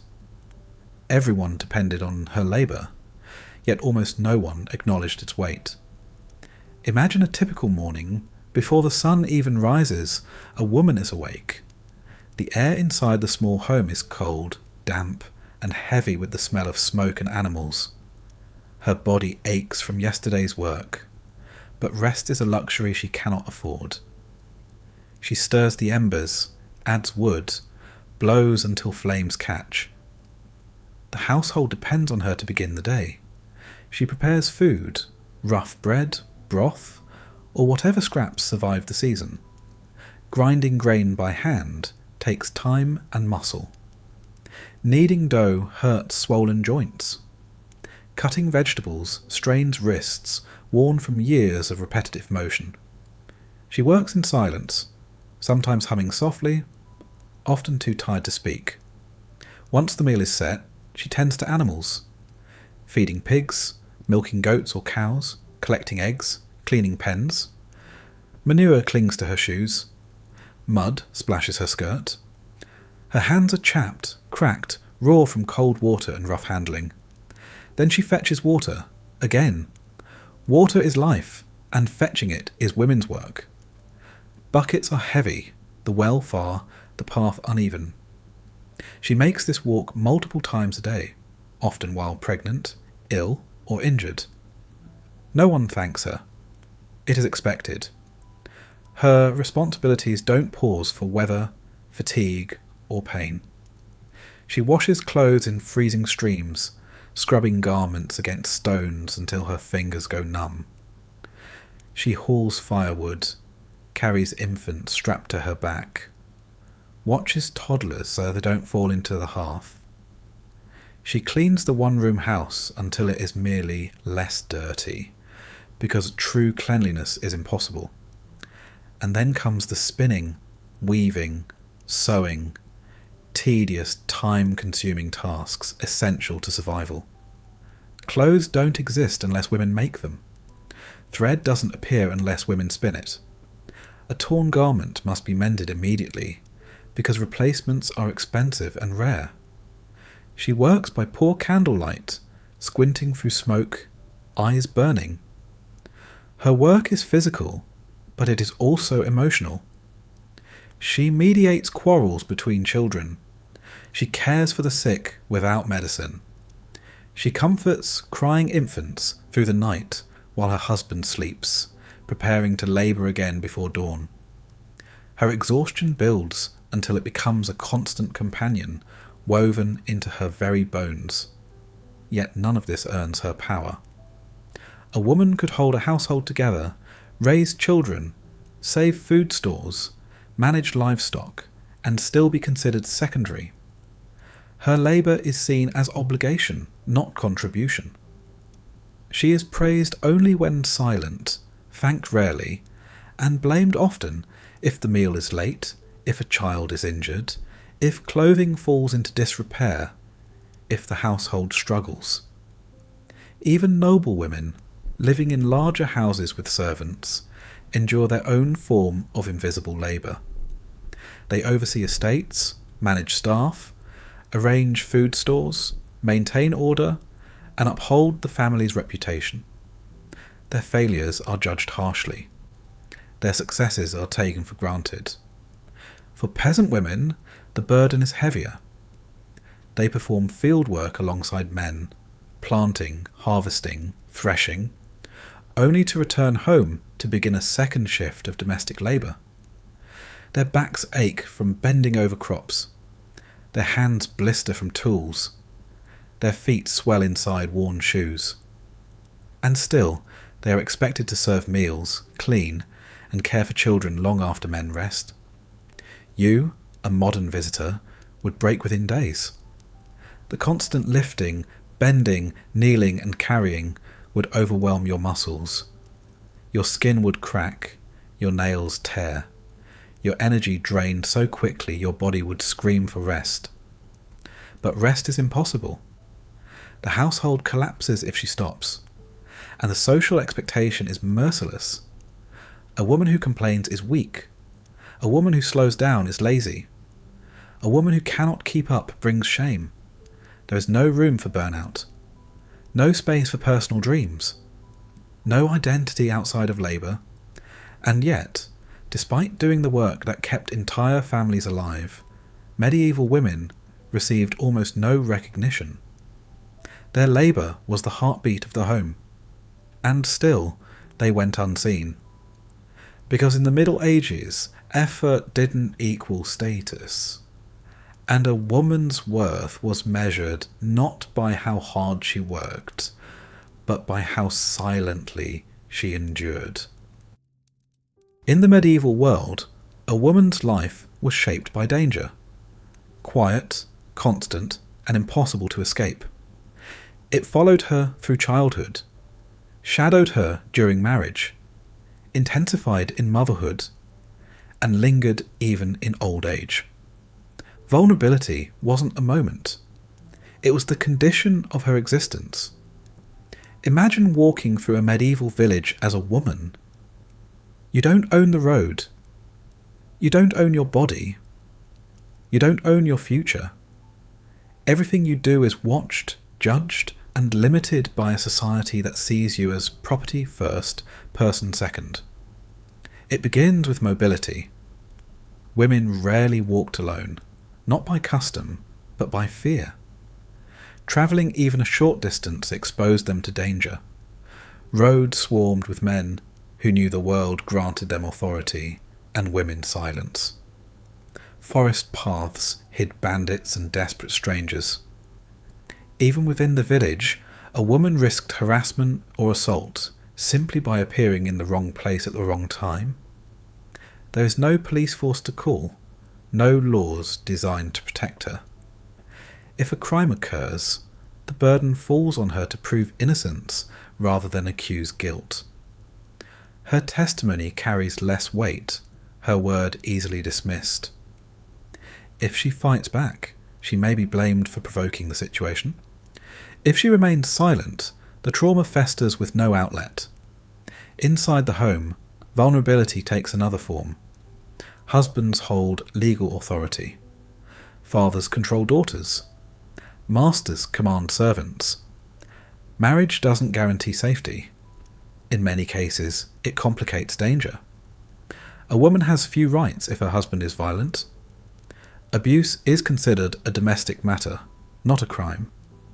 Neighbours might hear screams yet do nothing, believing it is a man's right to discipline his wife. If the husband dies, the situation can worsen. Widows are vulnerable to exploitation, harassment, and pressure to remarry. Some lose their homes, their land, their children, because property flows through male lineage. A widow without male protection becomes exposed to both legal and physical threats.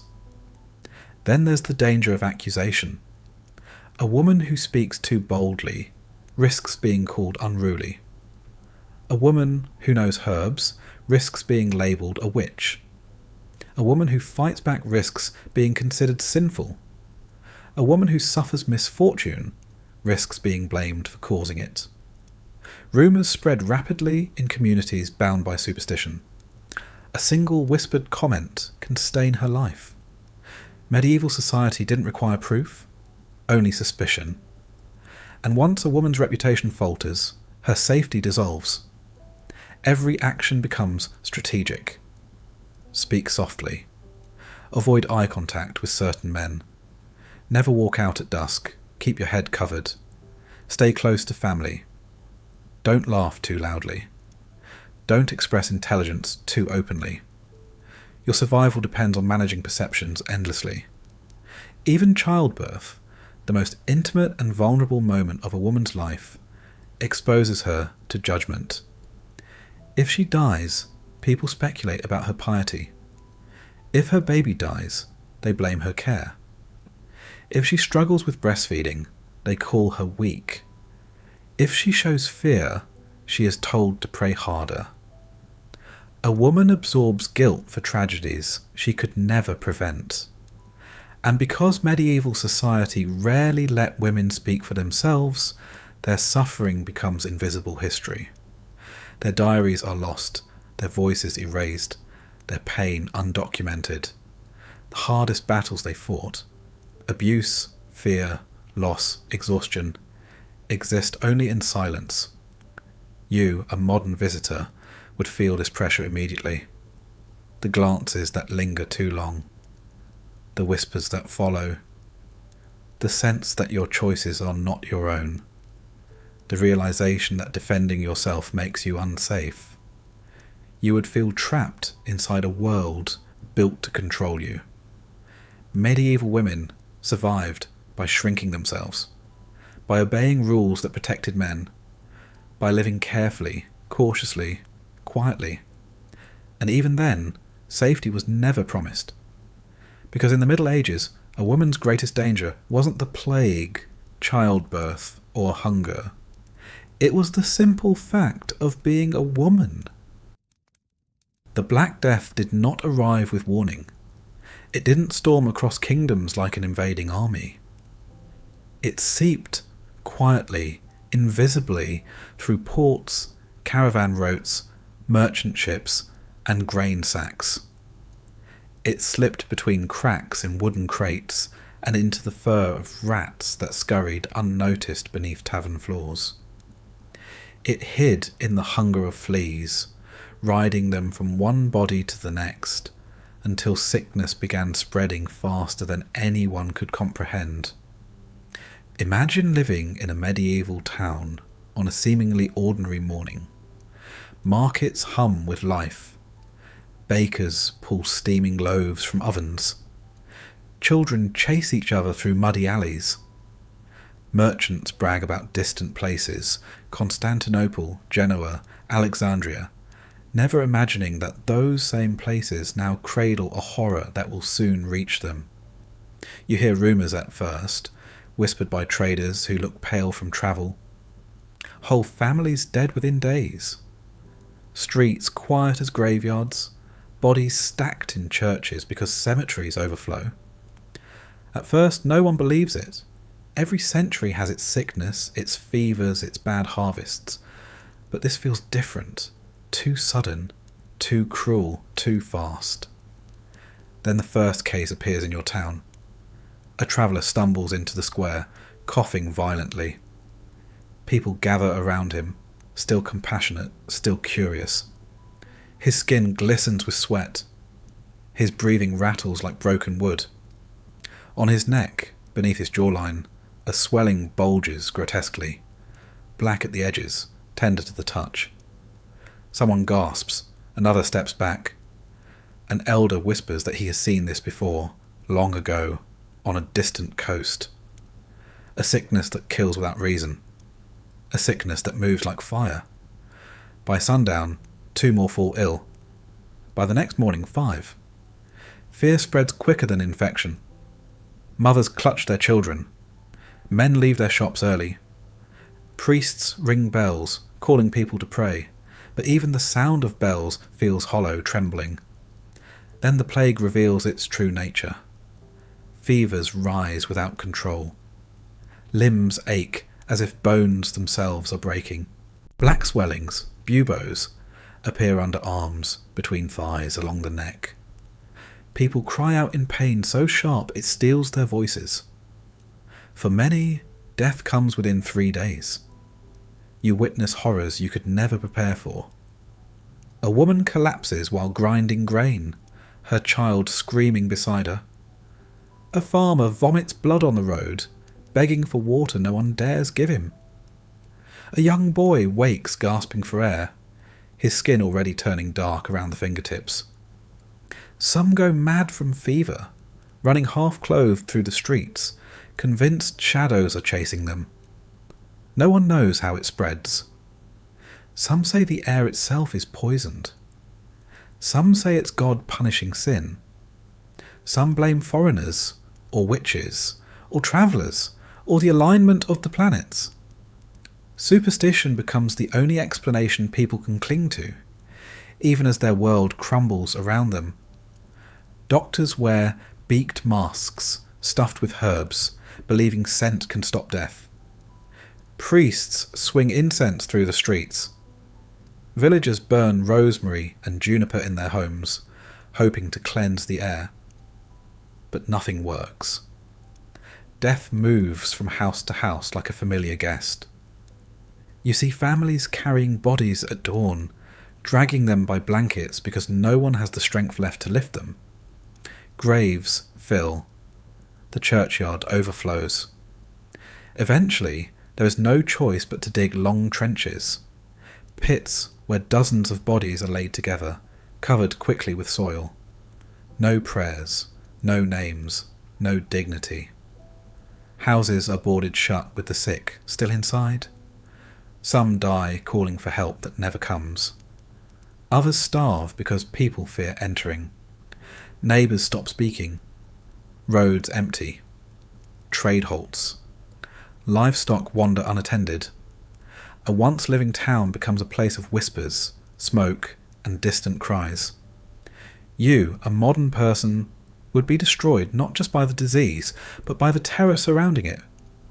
You're used to medicine, to answers, to systems built for protection. Here, no one protects you. Here, illness is a sentence, and fear is the guard that enforces it.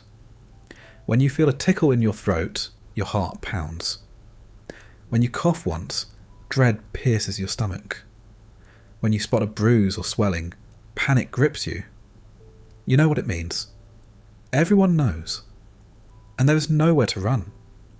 The plague travels faster than your feet, faster than your fear, faster than hope. You would realise too late that in the Middle Ages, the arrival of the Black Death wasn't just a disease. It was the end of the world. And for you, it would be the end within days. The Black Death didn't kill like any illness, you know. It didn't follow a gentle decline or a predictable pattern. It attacked with brutality, tearing through the body in ways so sudden and violent that medieval people believed demons were clawing at the living from inside. Modern medicine makes these symptoms understandable. Bacterial infection, septic shock, respiratory collapse. But in the Middle Ages, each phase felt supernatural, as if the body itself had turned against its owner. The first stage came quietly. A headache, fatigue, a fever so mild you'd think it was nothing. Just another day of weakness in a hard life. But within hours the fever surged. Heat flushed the face. A pounding throbbed behind the eyes. Muscles began trembling. The body felt heavy, as if weighed down by stones. Medieval people called it the heaviness, unaware it was the early storm of infection overwhelming the bloodstream. Then came the real horror. Buboes formed, swollen, dark lumps beneath the arms, between the thighs, along the neck. They throbbed with every heartbeat, filled with pus and blood. Touching them caused agony so sharp that even the strongest men screamed. Some buboes burst on their own, releasing foul-smelling fluids. Others grew larger, hotter, harder, stretching skin until it split. The second stage was worse. Nausea turned into uncontrollable vomiting. Breath grew shallow, fast, desperate. Skin darkened around the fingers, toes and nose. Pain spread through the joints until walking became impossible. Some victims fell into delirium, mumbling, crying out for lost relatives, convinced they were burning even as chills racked their bodies. Others clawed at their skin, trying to tear out the sickness. A few became violent in their confusion, striking loved ones who attempted to help. Then came the blackening, where the plague earned its name. Internal bleeding caused patches of darkened flesh to appear across the body. These marks were considered signs that death was near, often arriving within a day. Medieval mothers, seeing these spots on a child, knew instantly what it meant. Many collapsed in grief before the child even took their final breath. You will face the third stage, the collapse, with terror overwhelming every sense.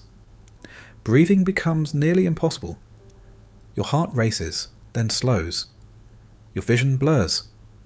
You drift in and out of consciousness, unable to stand or swallow. Some victims died screaming.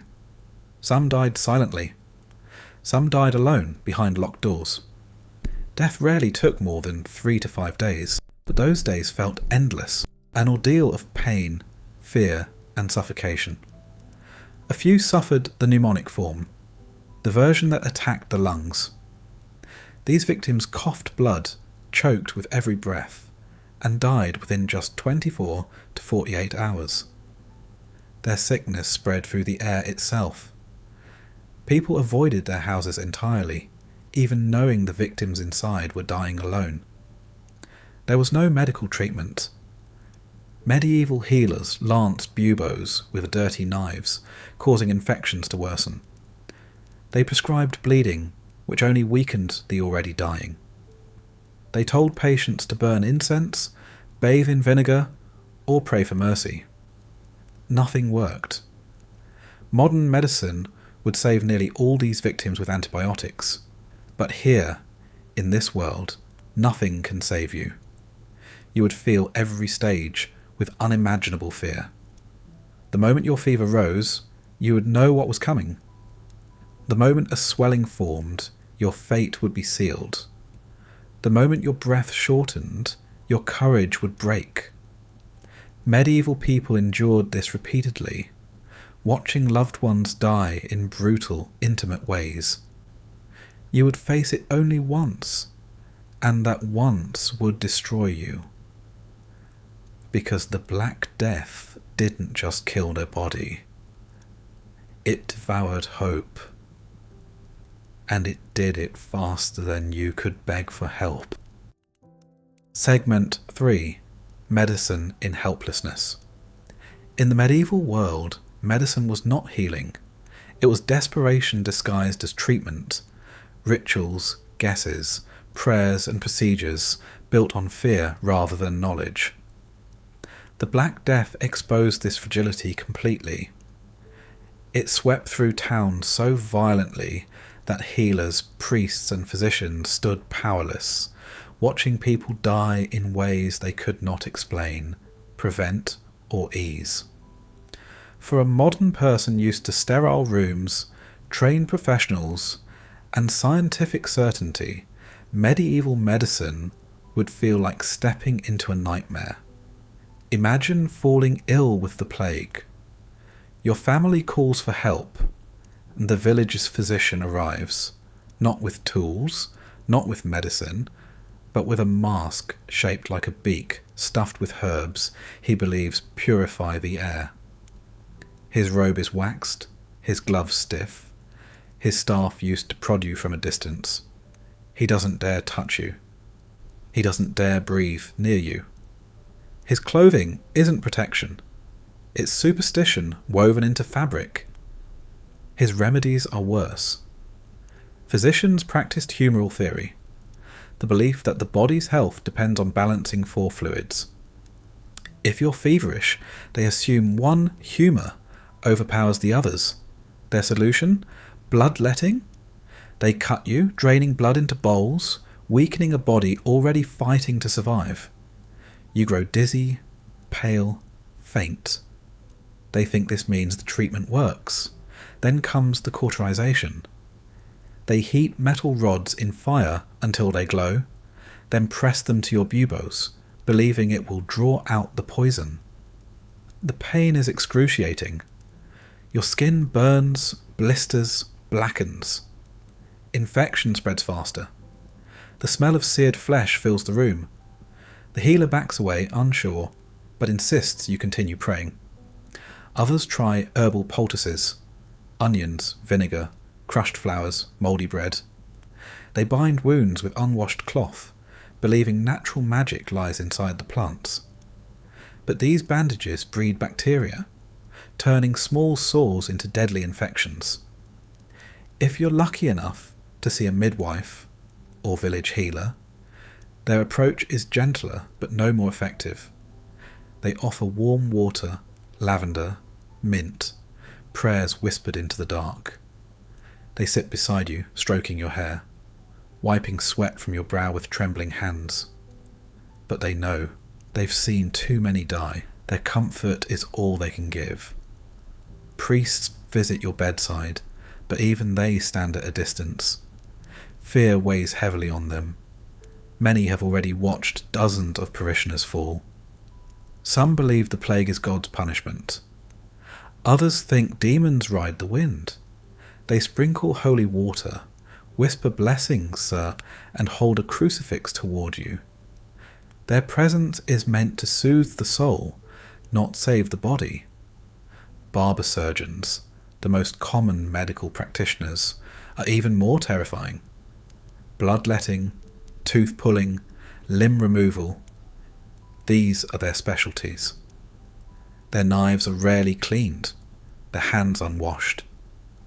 If they decide your buboes need opening, they slice without hesitation or numbing.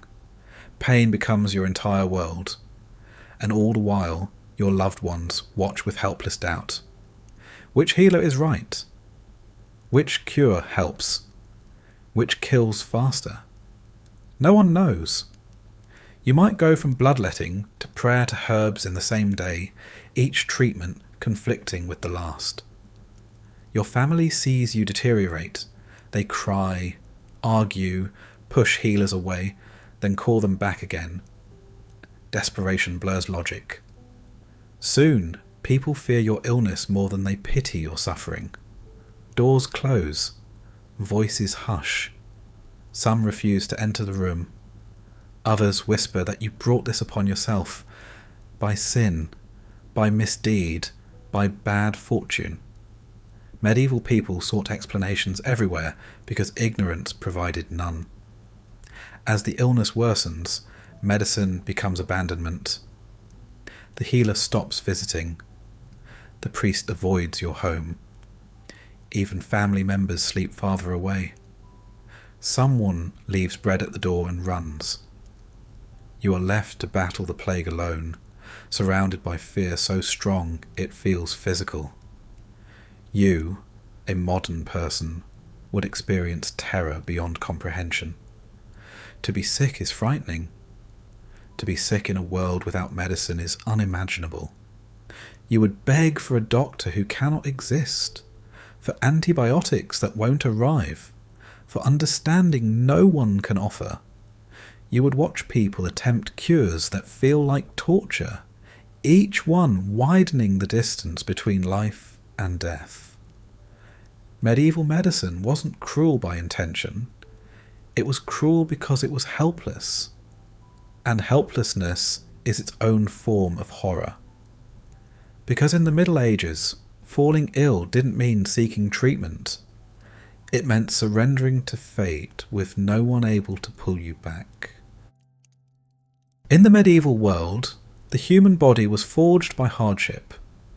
Children played barefoot in mud, thick with animal waste. Families lived in smoke-filled, parasite-ridden homes. Water carried bacteria. Food carried mould. Clothing carried lice. Survival meant constant exposure to pathogens, building immune responses that modern bodies simply do not possess. And when the Black Death arrived, even those hardened immune systems crumbled. You, born into a world of vaccines, antibiotics, sanitation, and filtered air, would not stand a chance. Imagine entering a medieval village long before the plague arrives. Your body would already be under assault from microbes your system has never encountered. Bacteria in the water, viruses in the air, parasites on clothes and bedding. Your immune system would panic, overreacting wildly or collapsing entirely. A simple scratch, infected by dirt, could escalate into fever. A mild stomach bug could turn deadly. Even the common cold circulating in a medieval crowd could devastate you. Now imagine facing the plague itself. Medieval people died in staggering numbers, but many resisted long enough for their bodies to attempt to fight. You would not. Your immune system, accustomed to modern cleanliness, would be overwhelmed instantly. The bacteria responsible for the plague, Yersinia pestis, spreads through blood, lymph nodes, and lungs with terrifying speed. Without generations of exposure to harsh pathogens, your body would fail to recognize the threat in time. Your collapse would be swift. The fever would spike higher and faster. The buboes would swell sooner. The bloodstream infection would spread unchecked. Your organs would begin shutting down within hours. Modern immune systems are strong in their own environment, but fragile in ancient ones. They rely on medical support, sterile wounds, clean water, stable nutrition, antibiotics. Strip those away and the body falters. Place that body into a medieval plague zone and it would crumble. You wouldn't understand the signs. A sore throat becomes a warning. A headache a threat. A bruise a harbinger. A cough a death sentence. Your fear would accelerate your decline. Panic weakens the body, quickens the heart, disrupts sleep. In the medieval world, you would be terrified constantly. Every cough in the street, every whisper, every locked door. Your mind would race, imagining symptoms long before they appeared. And when they do appear, your body responds chaotically. The fever arrives like a blowtorch. Your lymph nodes swell rapidly, faster than medieval victims. You vomit violently as the bacteria overwhelms the digestive system. Breathing becomes painful. Your skin blotches dark long before the final stage. Your collapse would be so sudden that even medieval healers, accustomed to swift death, would be shocked. You'd go from standing to bedridden in a single day, drifting in and out of consciousness. You'd feel chills every few minutes, followed by searing heat that leaves you drenched in sweat. You'd try to call out, but your throat would tighten. Breathing becomes shallow. Vision blurs. The room spins. You feel your body slipping away, almost as if you're watching yourself from a distance. Your final moments would be lonely, not because people don't care, but because people are terrified. They stand at the doorway, clutching cloths over their faces, whispering prayers, knowing they can't get closer without risking their own lives. Some leave food by your bed, but they don't touch you. Others stay outside entirely, murmuring fears that you are cursed or marked. For a modern person, the plague is not just a disease, it is a complete systemic breakdown of immunity, of safety, of psychology, of worldview, and your body, built for a clean age, would fail almost instantly. Medieval survivors lived through a world designed to kill them. You would be thrust into that world with no defences. That's why, in the Middle Ages, the Black Death wouldn't take a week to end you. It would take a day. In the medieval world, privacy did not exist. Not in the home, not in the village, not in the mind. Modern life takes solitude for granted. Closing a door, sitting alone, walking without being watched, thinking without being judged. But the Middle Ages offered none of this. You were seen, heard, surrounded, and monitored every moment of every day. Privacy wasn't just rare, it was impossible. Imagine living in a one-room house with your entire family. Parents, children, grandparents, and sometimes unrelated servants or labourers share the same space. There are no separate bedrooms, no walls to divide sleeping areas. Everyone sleeps shoulder to shoulder on straw mattresses or wooden planks. You hear every breath, every cough, every whisper. Babies cry through the night. Goats bleat beside the hearth. Someone snores inches from your ear, and the rest of the family shifts and murmurs in restless discomfort. You can't step outside for peace. The door creaks, the cold cuts sharply, and anyone awake notices your absence. When you change clothes, people see. When you wash, people see. When you cry, people see. There is no hiding grief, anger, illness, or fear. Even your thoughts aren't yours alone. In small communities, beliefs must align. If your ideas stray too far from the group, someone notices. If you question religious teachings, someone tells the priest. If you speak too boldly, someone whispers about you. Your personality is not private. It is a public object constantly evaluated. Villages function like living organisms. Everything circulates. Rumours, judgments, fears, expectations. A stranger entering the village excites gossip for days. A woman walking alone at dusk draws suspicion. A man sitting silently may be labelled brooding or untrustworthy. No gesture goes unobserved. Outside, the lack of privacy sharpens. Streets are narrow, homes packed close, windows covered with thin cloth that doesn't block sound. Neighbours hear arguments, illness, intimacy, and laughter. Nothing is secret. The walls are too thin, and people listen without guilt. Listening is survival. The world is too dangerous to ignore what happens around you. If you step outside to think alone, someone will ask where you're going. If you leave the village briefly, people will question your motives. If you walk too quickly, you appear suspicious. If you walk too slowly, you seem aimless. Eyes follow constantly because medieval minds fear what they cannot see. Your daily labour offers no escape.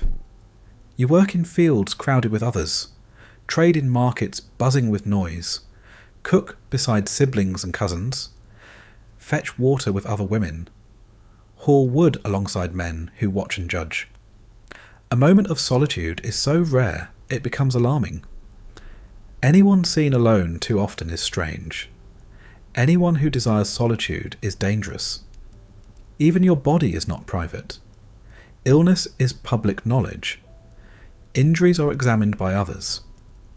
Pregnancy is immediately noticed and discussed. Menstruation, fertility, aging, everything becomes part of community conversation. If something is wrong with your body, people comment openly.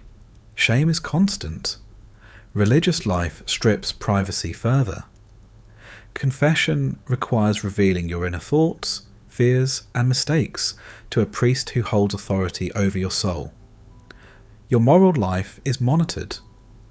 Your behaviour is observed. Your reputation is a fragile thing everyone feels entitled to shape. Punishments happen publicly. Marriages happen publicly. Arguments erupt publicly. Even death is public. Wakes held in open rooms. Bodies displayed before burial. You, accustomed to closed doors, phones, headphones, walks alone, showers, and personal space, would suffocate instantly. Your mind would crave silence that never comes. Your emotions would beg for a corner, a moment, a breath, where no one else exists. But in the medieval world, solitude is suspicious, silence is worrying, and privacy is unnatural. And worst of all, you would never have a moment alone with your thoughts, because someone is always near, always listening, always close enough to shape your life with a single whisper. In the Middle Ages, isolation wasn't freedom. Isolation was accusation. So people lived their entire lives exposed, unshielded, endlessly observed. You would miss freedom. But more than that, you would miss being alone. In the medieval world, movement was not a right. It was a privilege, limited, monitored, and often forbidden. You could not simply walk where you wished, travel when you wanted, or explore without consequence. The land belonged to lords. The roads belonged to danger. The forests belonged to spirits, bandits, or someone else's claim. And you, used to wandering freely, driving at will, boarding planes, taking walks at midnight, would feel trapped almost immediately. Imagine waking one morning and deciding to walk to the next village.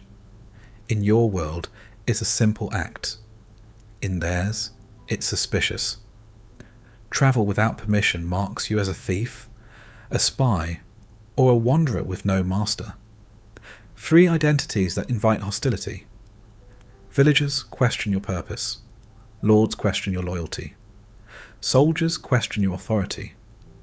Even approaching the village gates draws attention, because strangers mean trouble, disease, theft, or conflict. Most medieval people lived and died within a few miles of where they were born, not out of contentment, but out of necessity and fear. Leaving home meant stepping into lawless roads, forests haunted by bandits, and territories where you had no protection. If you are a peasant, the landowner controls your movement.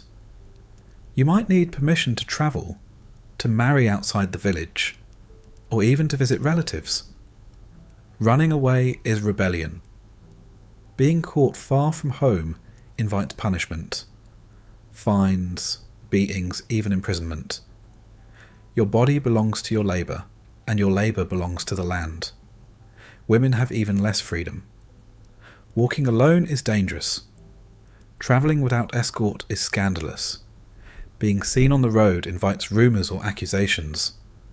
A woman travelling alone at dusk risks violence from strangers and judgment from neighbours. If anything happens to her, the blame falls on her shoulders. Why was she out? What was she seeking? Freedom of movement is a luxury she may never know. And the roads themselves are nightmares. Narrow, muddy, and unguarded, they wind through forests where outlaws wait. A single traveller is easy prey. Robbers beat victims without hesitation, leaving them bleeding or dead in ditches. Wolves roam in winter. Disease follows travellers. Even the weather becomes an enemy, rain turning paths into pits of sinking mud, snow hiding dangers beneath white silence. You, a modern person, would instinctively seek freedom. Step beyond the village, explore the countryside. But every step outside the settlement places you at risk. Medieval people know this. They move in groups, armed when possible, trusting no one they meet. A farmer walking alone may carry a knife close to his belt. A merchant on the road hires guards if he can afford them. A traveller prays constantly, whispering protection charms as shadows shift along the tree line. And movement within the village is restricted in subtler ways. Paths between fields may be privately owned. Entering the wrong meadow is trespassing. Using another family's well is theft. Crossing a noble's land without permission is defiance. These rules are unwritten, but known by all, except you. One wrong turn could cause conflict. One unfamiliar shortcut could spark outrage. And because the hierarchy is rigid, you cannot defend yourself. Your explanation means nothing compared to a landowner's accusation. Even markets and fairs, rare chances to travel, are overwhelming. Crowded, loud, chaotic, dangerous. Pickpockets, con artists, and violent drunks mingle with traders. Diseases spread quickly. Prices shift unpredictably. You cannot blend in. Your speech and behaviour betray you instantly. But the greatest limitation of movement is psychological. The claustrophobia of being trapped in one place. The fear of the world beyond. The knowledge that freedom equals danger. You would feel restless after a single day. By the second, frustrated. By the third, suffocated. Medieval villagers don't wander to clear their heads, don't stroll for entertainment, don't travel to change the scenery. The scenery stays the same until you die. Your entire life unfolds in the same narrow lanes, same dusty fields, same cramped market stalls. And if you long for more, freedom, discovery, distance, you must bury that longing deep, because desire itself becomes a threat. A villager wishing to travel too far appears rebellious. A woman longing for movement seems immoral. Curiosity is dangerous. Ambition is suspicious. Independence is a luxury the medieval world cannot afford. In your world, movement is identity. In theirs, movement is risk. You would feel the walls closing in, not physical walls, but invisible ones. Rules, expectations, fears, dangers, people watching, questioning, assuming. And eventually you'd understand. The greatest prison of the Middle Ages had no bars. It was the world itself. And you would feel locked inside it from the moment you arrived. In the medieval world, you didn't possess rights. You possessed permissions. Fragile, conditional, and easily revoked. A modern person, raised on the idea of personal choice, individual freedom, and legal protection, would crumble instantly under the crushing reality that your voice holds no weight here. The Middle Ages were not designed for fairness. They were designed to preserve order, hierarchy, and power. And in that design, almost everyone was silent.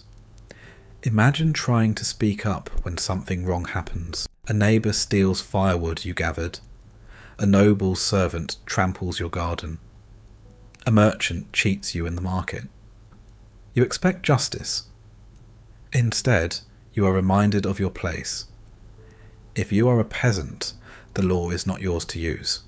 It belongs to the lord who owns the land. You cannot appeal upward unless someone with higher status agrees to speak on your behalf. And they rarely do. Disputes are settled by reputation, not truth. If the other party is wealthier, older, or simply better connected, their word wins automatically. Your voice doesn't matter. Worse still, speaking at the wrong moment isn't just pointless. It's dangerous. If you complain too loudly, you're accused of disrespect.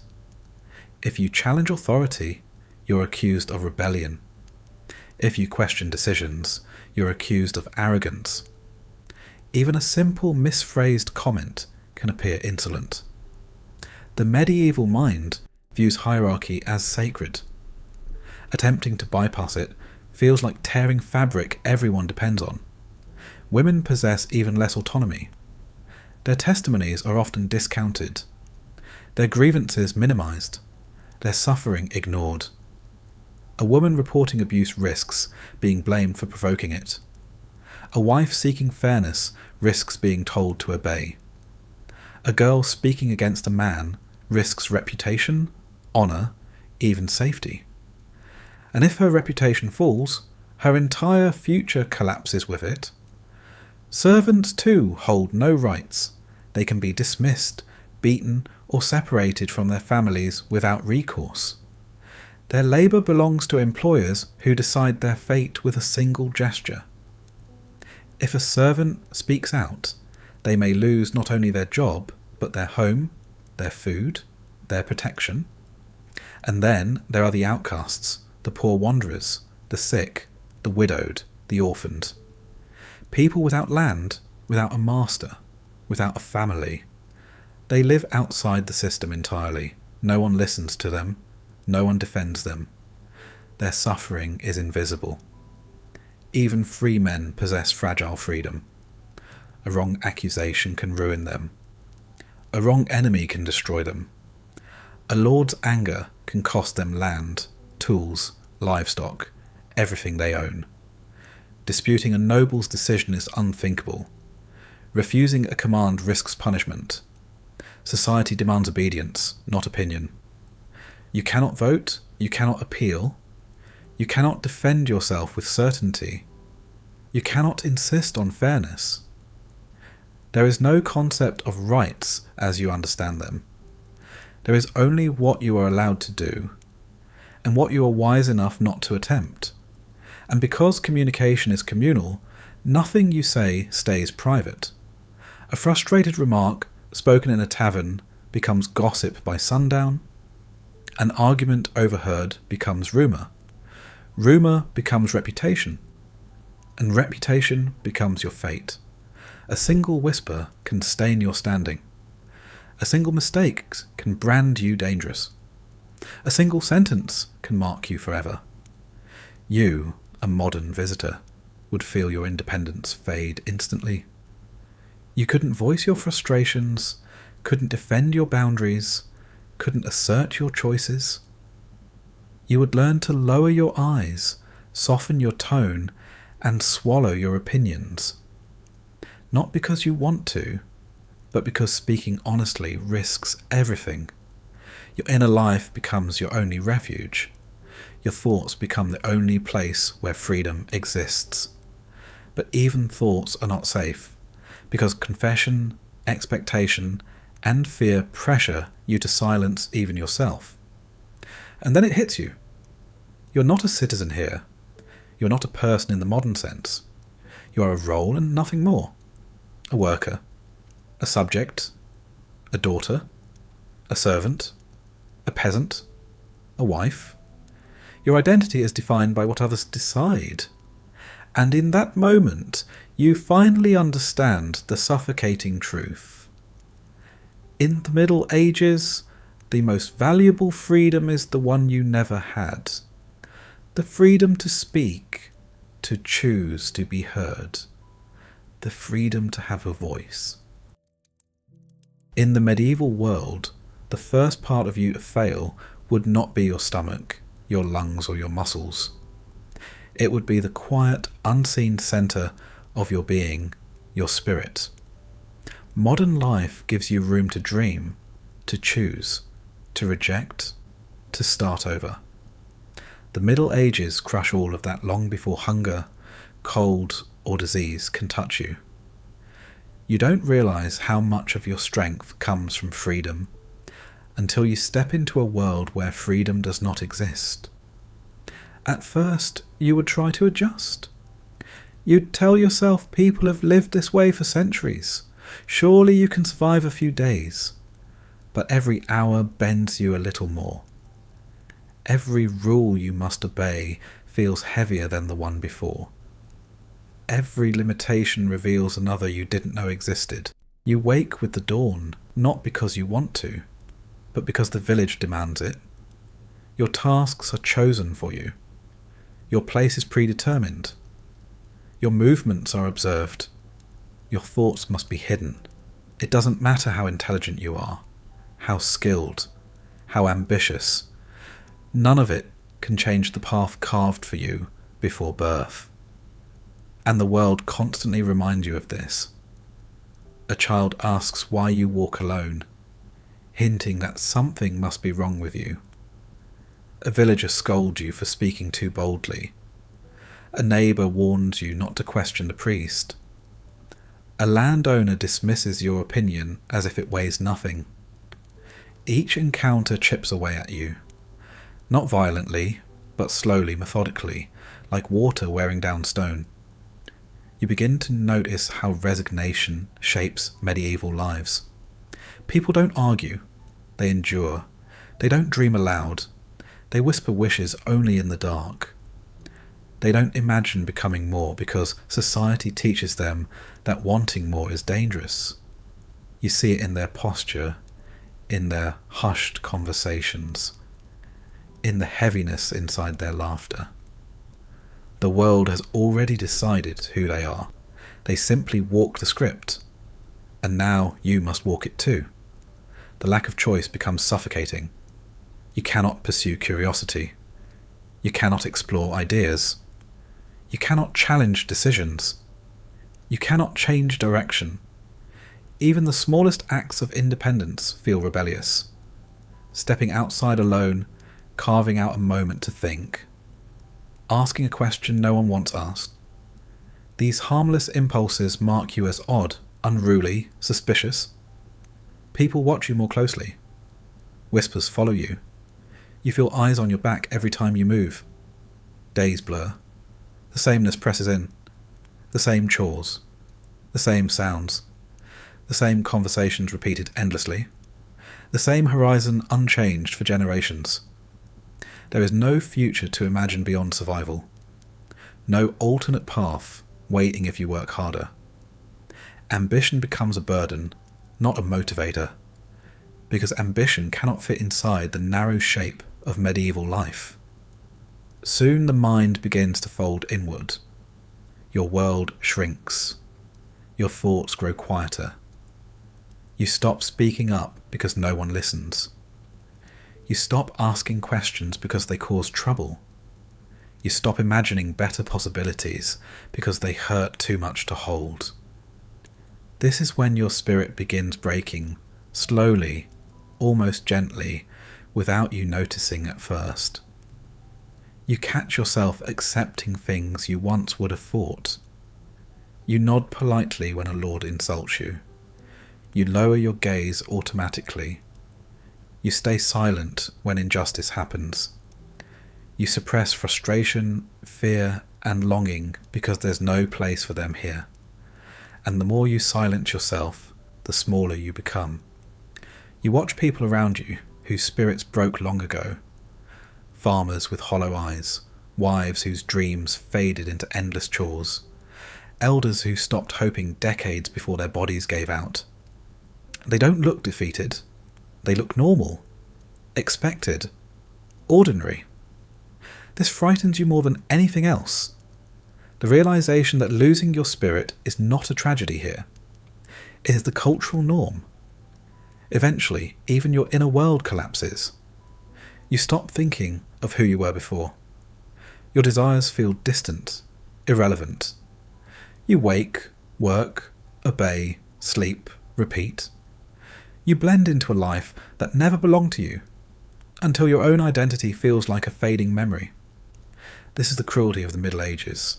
The world breaks you not with violence, but with inevitability. You survive physically, but survival is not freedom. And in time, you understand what medieval people learned early. The hardest death in this world is the death you continue living through.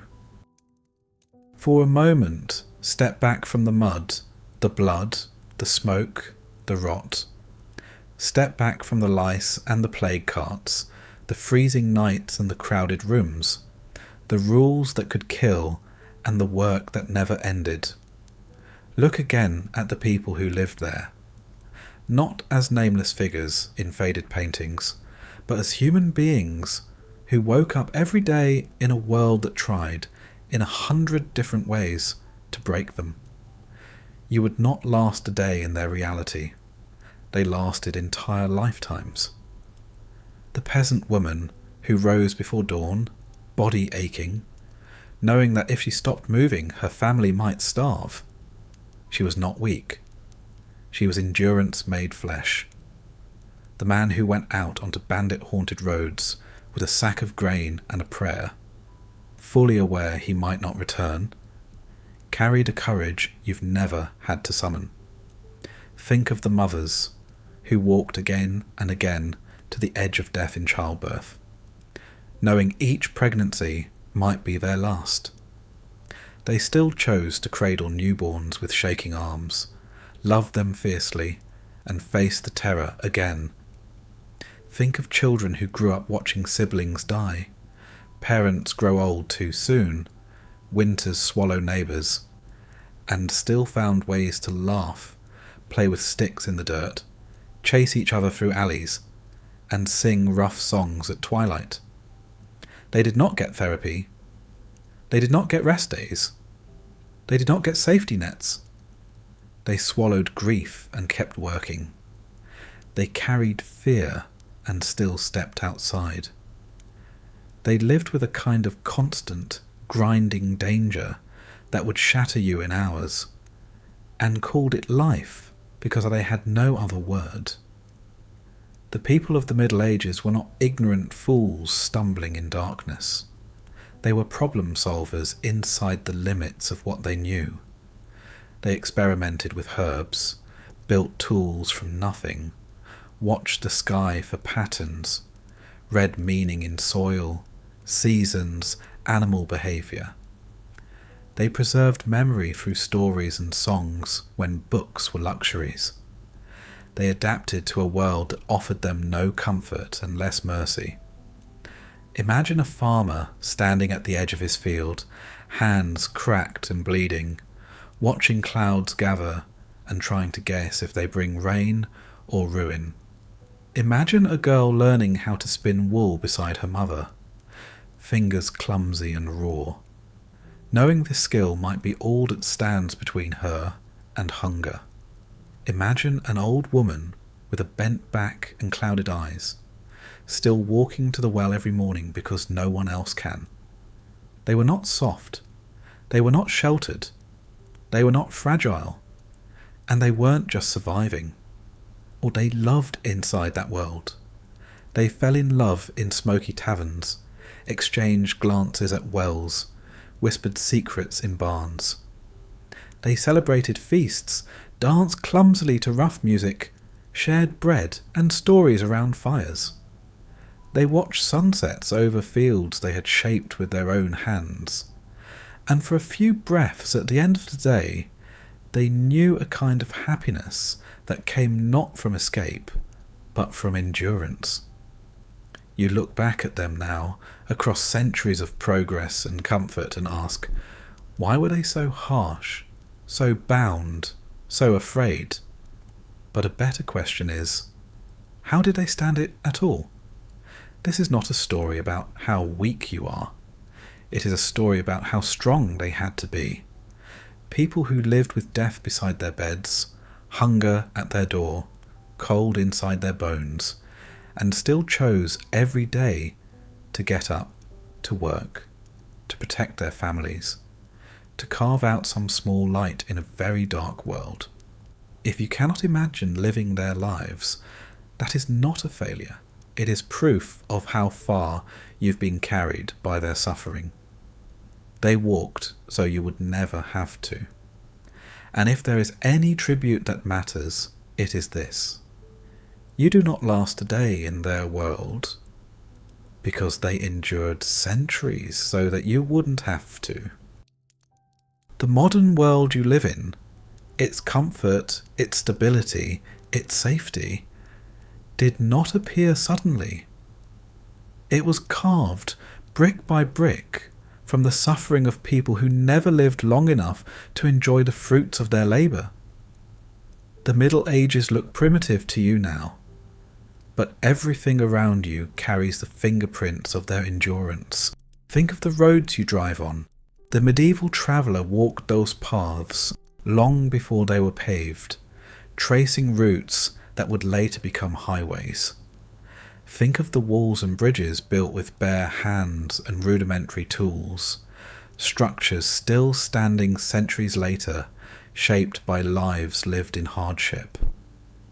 The systems you rely on, laws, medicine, farming, engineering, were born from their failures, their experiments, their tragedies.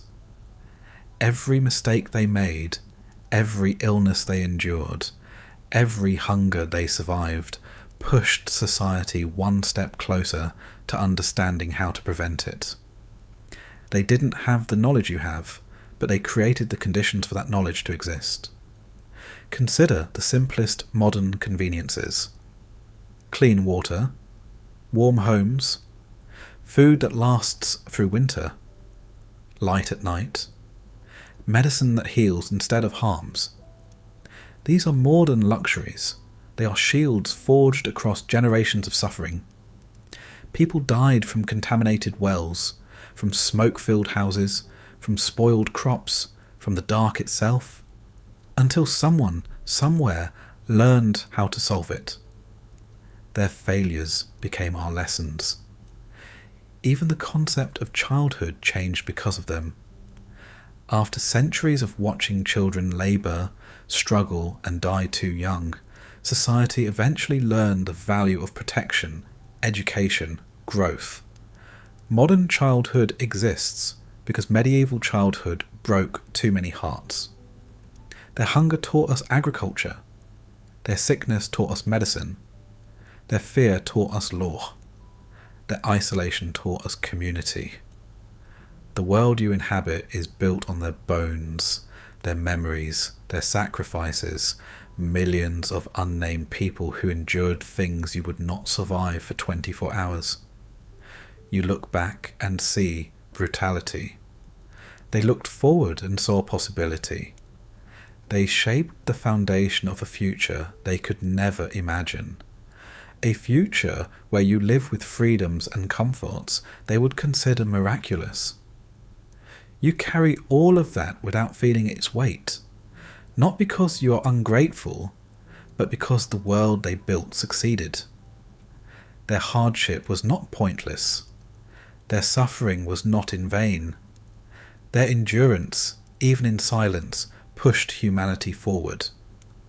And when you walk through your warm, lit home at night, or turn on clean water without fear, or lie down to sleep unafraid of darkness, disease, or hunger, you are living inside the victories they never got to see. They survived so you could thrive. They struggled so you could rest. They endured so you would never have to face the world that shaped them. This is the quiet legacy of the Middle Ages. A world built by people who knew only hardship, so that someday someone else wouldn't. The modern world often mocks comfort, as if ease softens the spirit, as if safety weakens the will, as if the absence of suffering makes people fragile. But when you look back across the gulf of centuries, at the brutality and constant fear of medieval life, you see something different. Comfort is not a symptom of weakness. It is the prize earned by countless generations who endured hardship so their descendants wouldn't have to. People in the Middle Ages didn't admire struggle. They survived it. They didn't romanticize suffering. They endured it because there was no alternative. If you could speak to them, those farmers, mothers, craftsmen, soldiers, they wouldn't tell you that hardship builds character. They'd tell you hardship takes lives. They'd trade anything for a warm room in winter, for food that doesn't run out, for medicine that works, for a world where children don't die from scratches and fevers. Imagine showing a medieval mother a bottle of clean water. She wouldn't think you're spoiled. She'd think you're blessed. Show a labourer a soft bed. He wouldn't mock your comfort. He'd collapse into it with gratitude. Show a plague doctor a modern hospital, and he might fall to his knees in disbelief. These are not luxuries. They are the culmination of centuries of pain, innovation, and perseverance. Your comfort is their victory. Your safety is their dream. Your stability is their legacy. When people say modern life is too easy, they forget the cost of the past. They forget the fear carried in every medieval night, the hunger that shaped every winter, the danger behind every birth, the labour that broke every back. Ease is not moral failure. It is progress made visible. It is the reward for a species that refused to accept despair as destiny. And comfort does not erase your strength. It allows it to flourish. When you're not busy surviving, you can learn, create, build, imagine.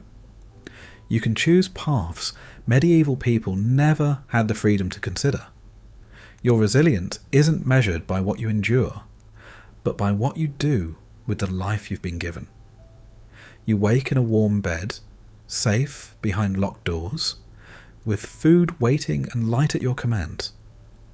That doesn't make you soft. That means humanity finally built a cushion thick enough to protect you. A cushion made from millions of stories of struggle, loss, endurance, and quiet heroism. And if those medieval survivors could see you now, healthy, fed, educated, free, they wouldn't sneer. They would smile. They would say their suffering meant something, that all their work, their fear, their sacrifices carried forward into a world better than the one they knew. Comfort is not weakness. Comfort is the proof that they succeeded. And you, living without the burdens they carried, are the evidence that their strength outlived them. Stand for a moment at the edge of the medieval world you've walked through, its dirt roads, cold nights, smoky rooms, unending labour, and the constant shadow of death. Let your mind step back into your own time. Feel the distance between then and now stretch like a horizon, almost too wide to comprehend. Through that distance, one truth becomes clear. History is not a story of how weak you are. It's a story of how hard they fought. The people of the Middle Ages did not know the world you live in. They didn't know clean water on demand, or lights at night, or medicine that heals rather than harms. They didn't know heaters, supermarkets, secure locks, or the idea that a stranger might help instead of hurt. They lived in a world shaped by fear, ruled by survival, and defined by limits. And still, they moved forward. Every generation pushed the world a little farther from darkness. They built tools from bone and iron. They learned to farm more efficiently. They created systems of law, trade, and knowledge. They preserved stories, crafted songs, wrote chronicles, built cathedrals, planted orchards they would never live to harvest. They carried humanity through centuries of hardship so that you could stand where you stand today. Your world, your comfort, your opportunity, your freedom is made from their footsteps. When you drink clean water, it is because they failed enough times for someone to learn how to purify it. When you sleep safely, it is because they endured centuries where safety was never guaranteed. When you have choices, it is because they lived in ages where choices were stolen by birth, by class, by famine, by plague. And if you feel gratitude rising, that is the correct response. Not pity, not superiority. Gratitude. Because the truth is simple. You would not last a day in their world. And they knew it. because they barely lasted themselves. But they didn't live so you could compare strengths. They lived so humanity could continue. Their suffering carved the path. Your comfort walks it. Their silence built foundations. Your voice stands on them. Their endurance shaped history's spine. Your freedom moves with it. You carry them inside you, whether you realize it or not. Their resilience, their failures, their stubbornness, their survival. The world is gentler now, not because humanity softened, but because humanity refused to stop fighting for a gentler world.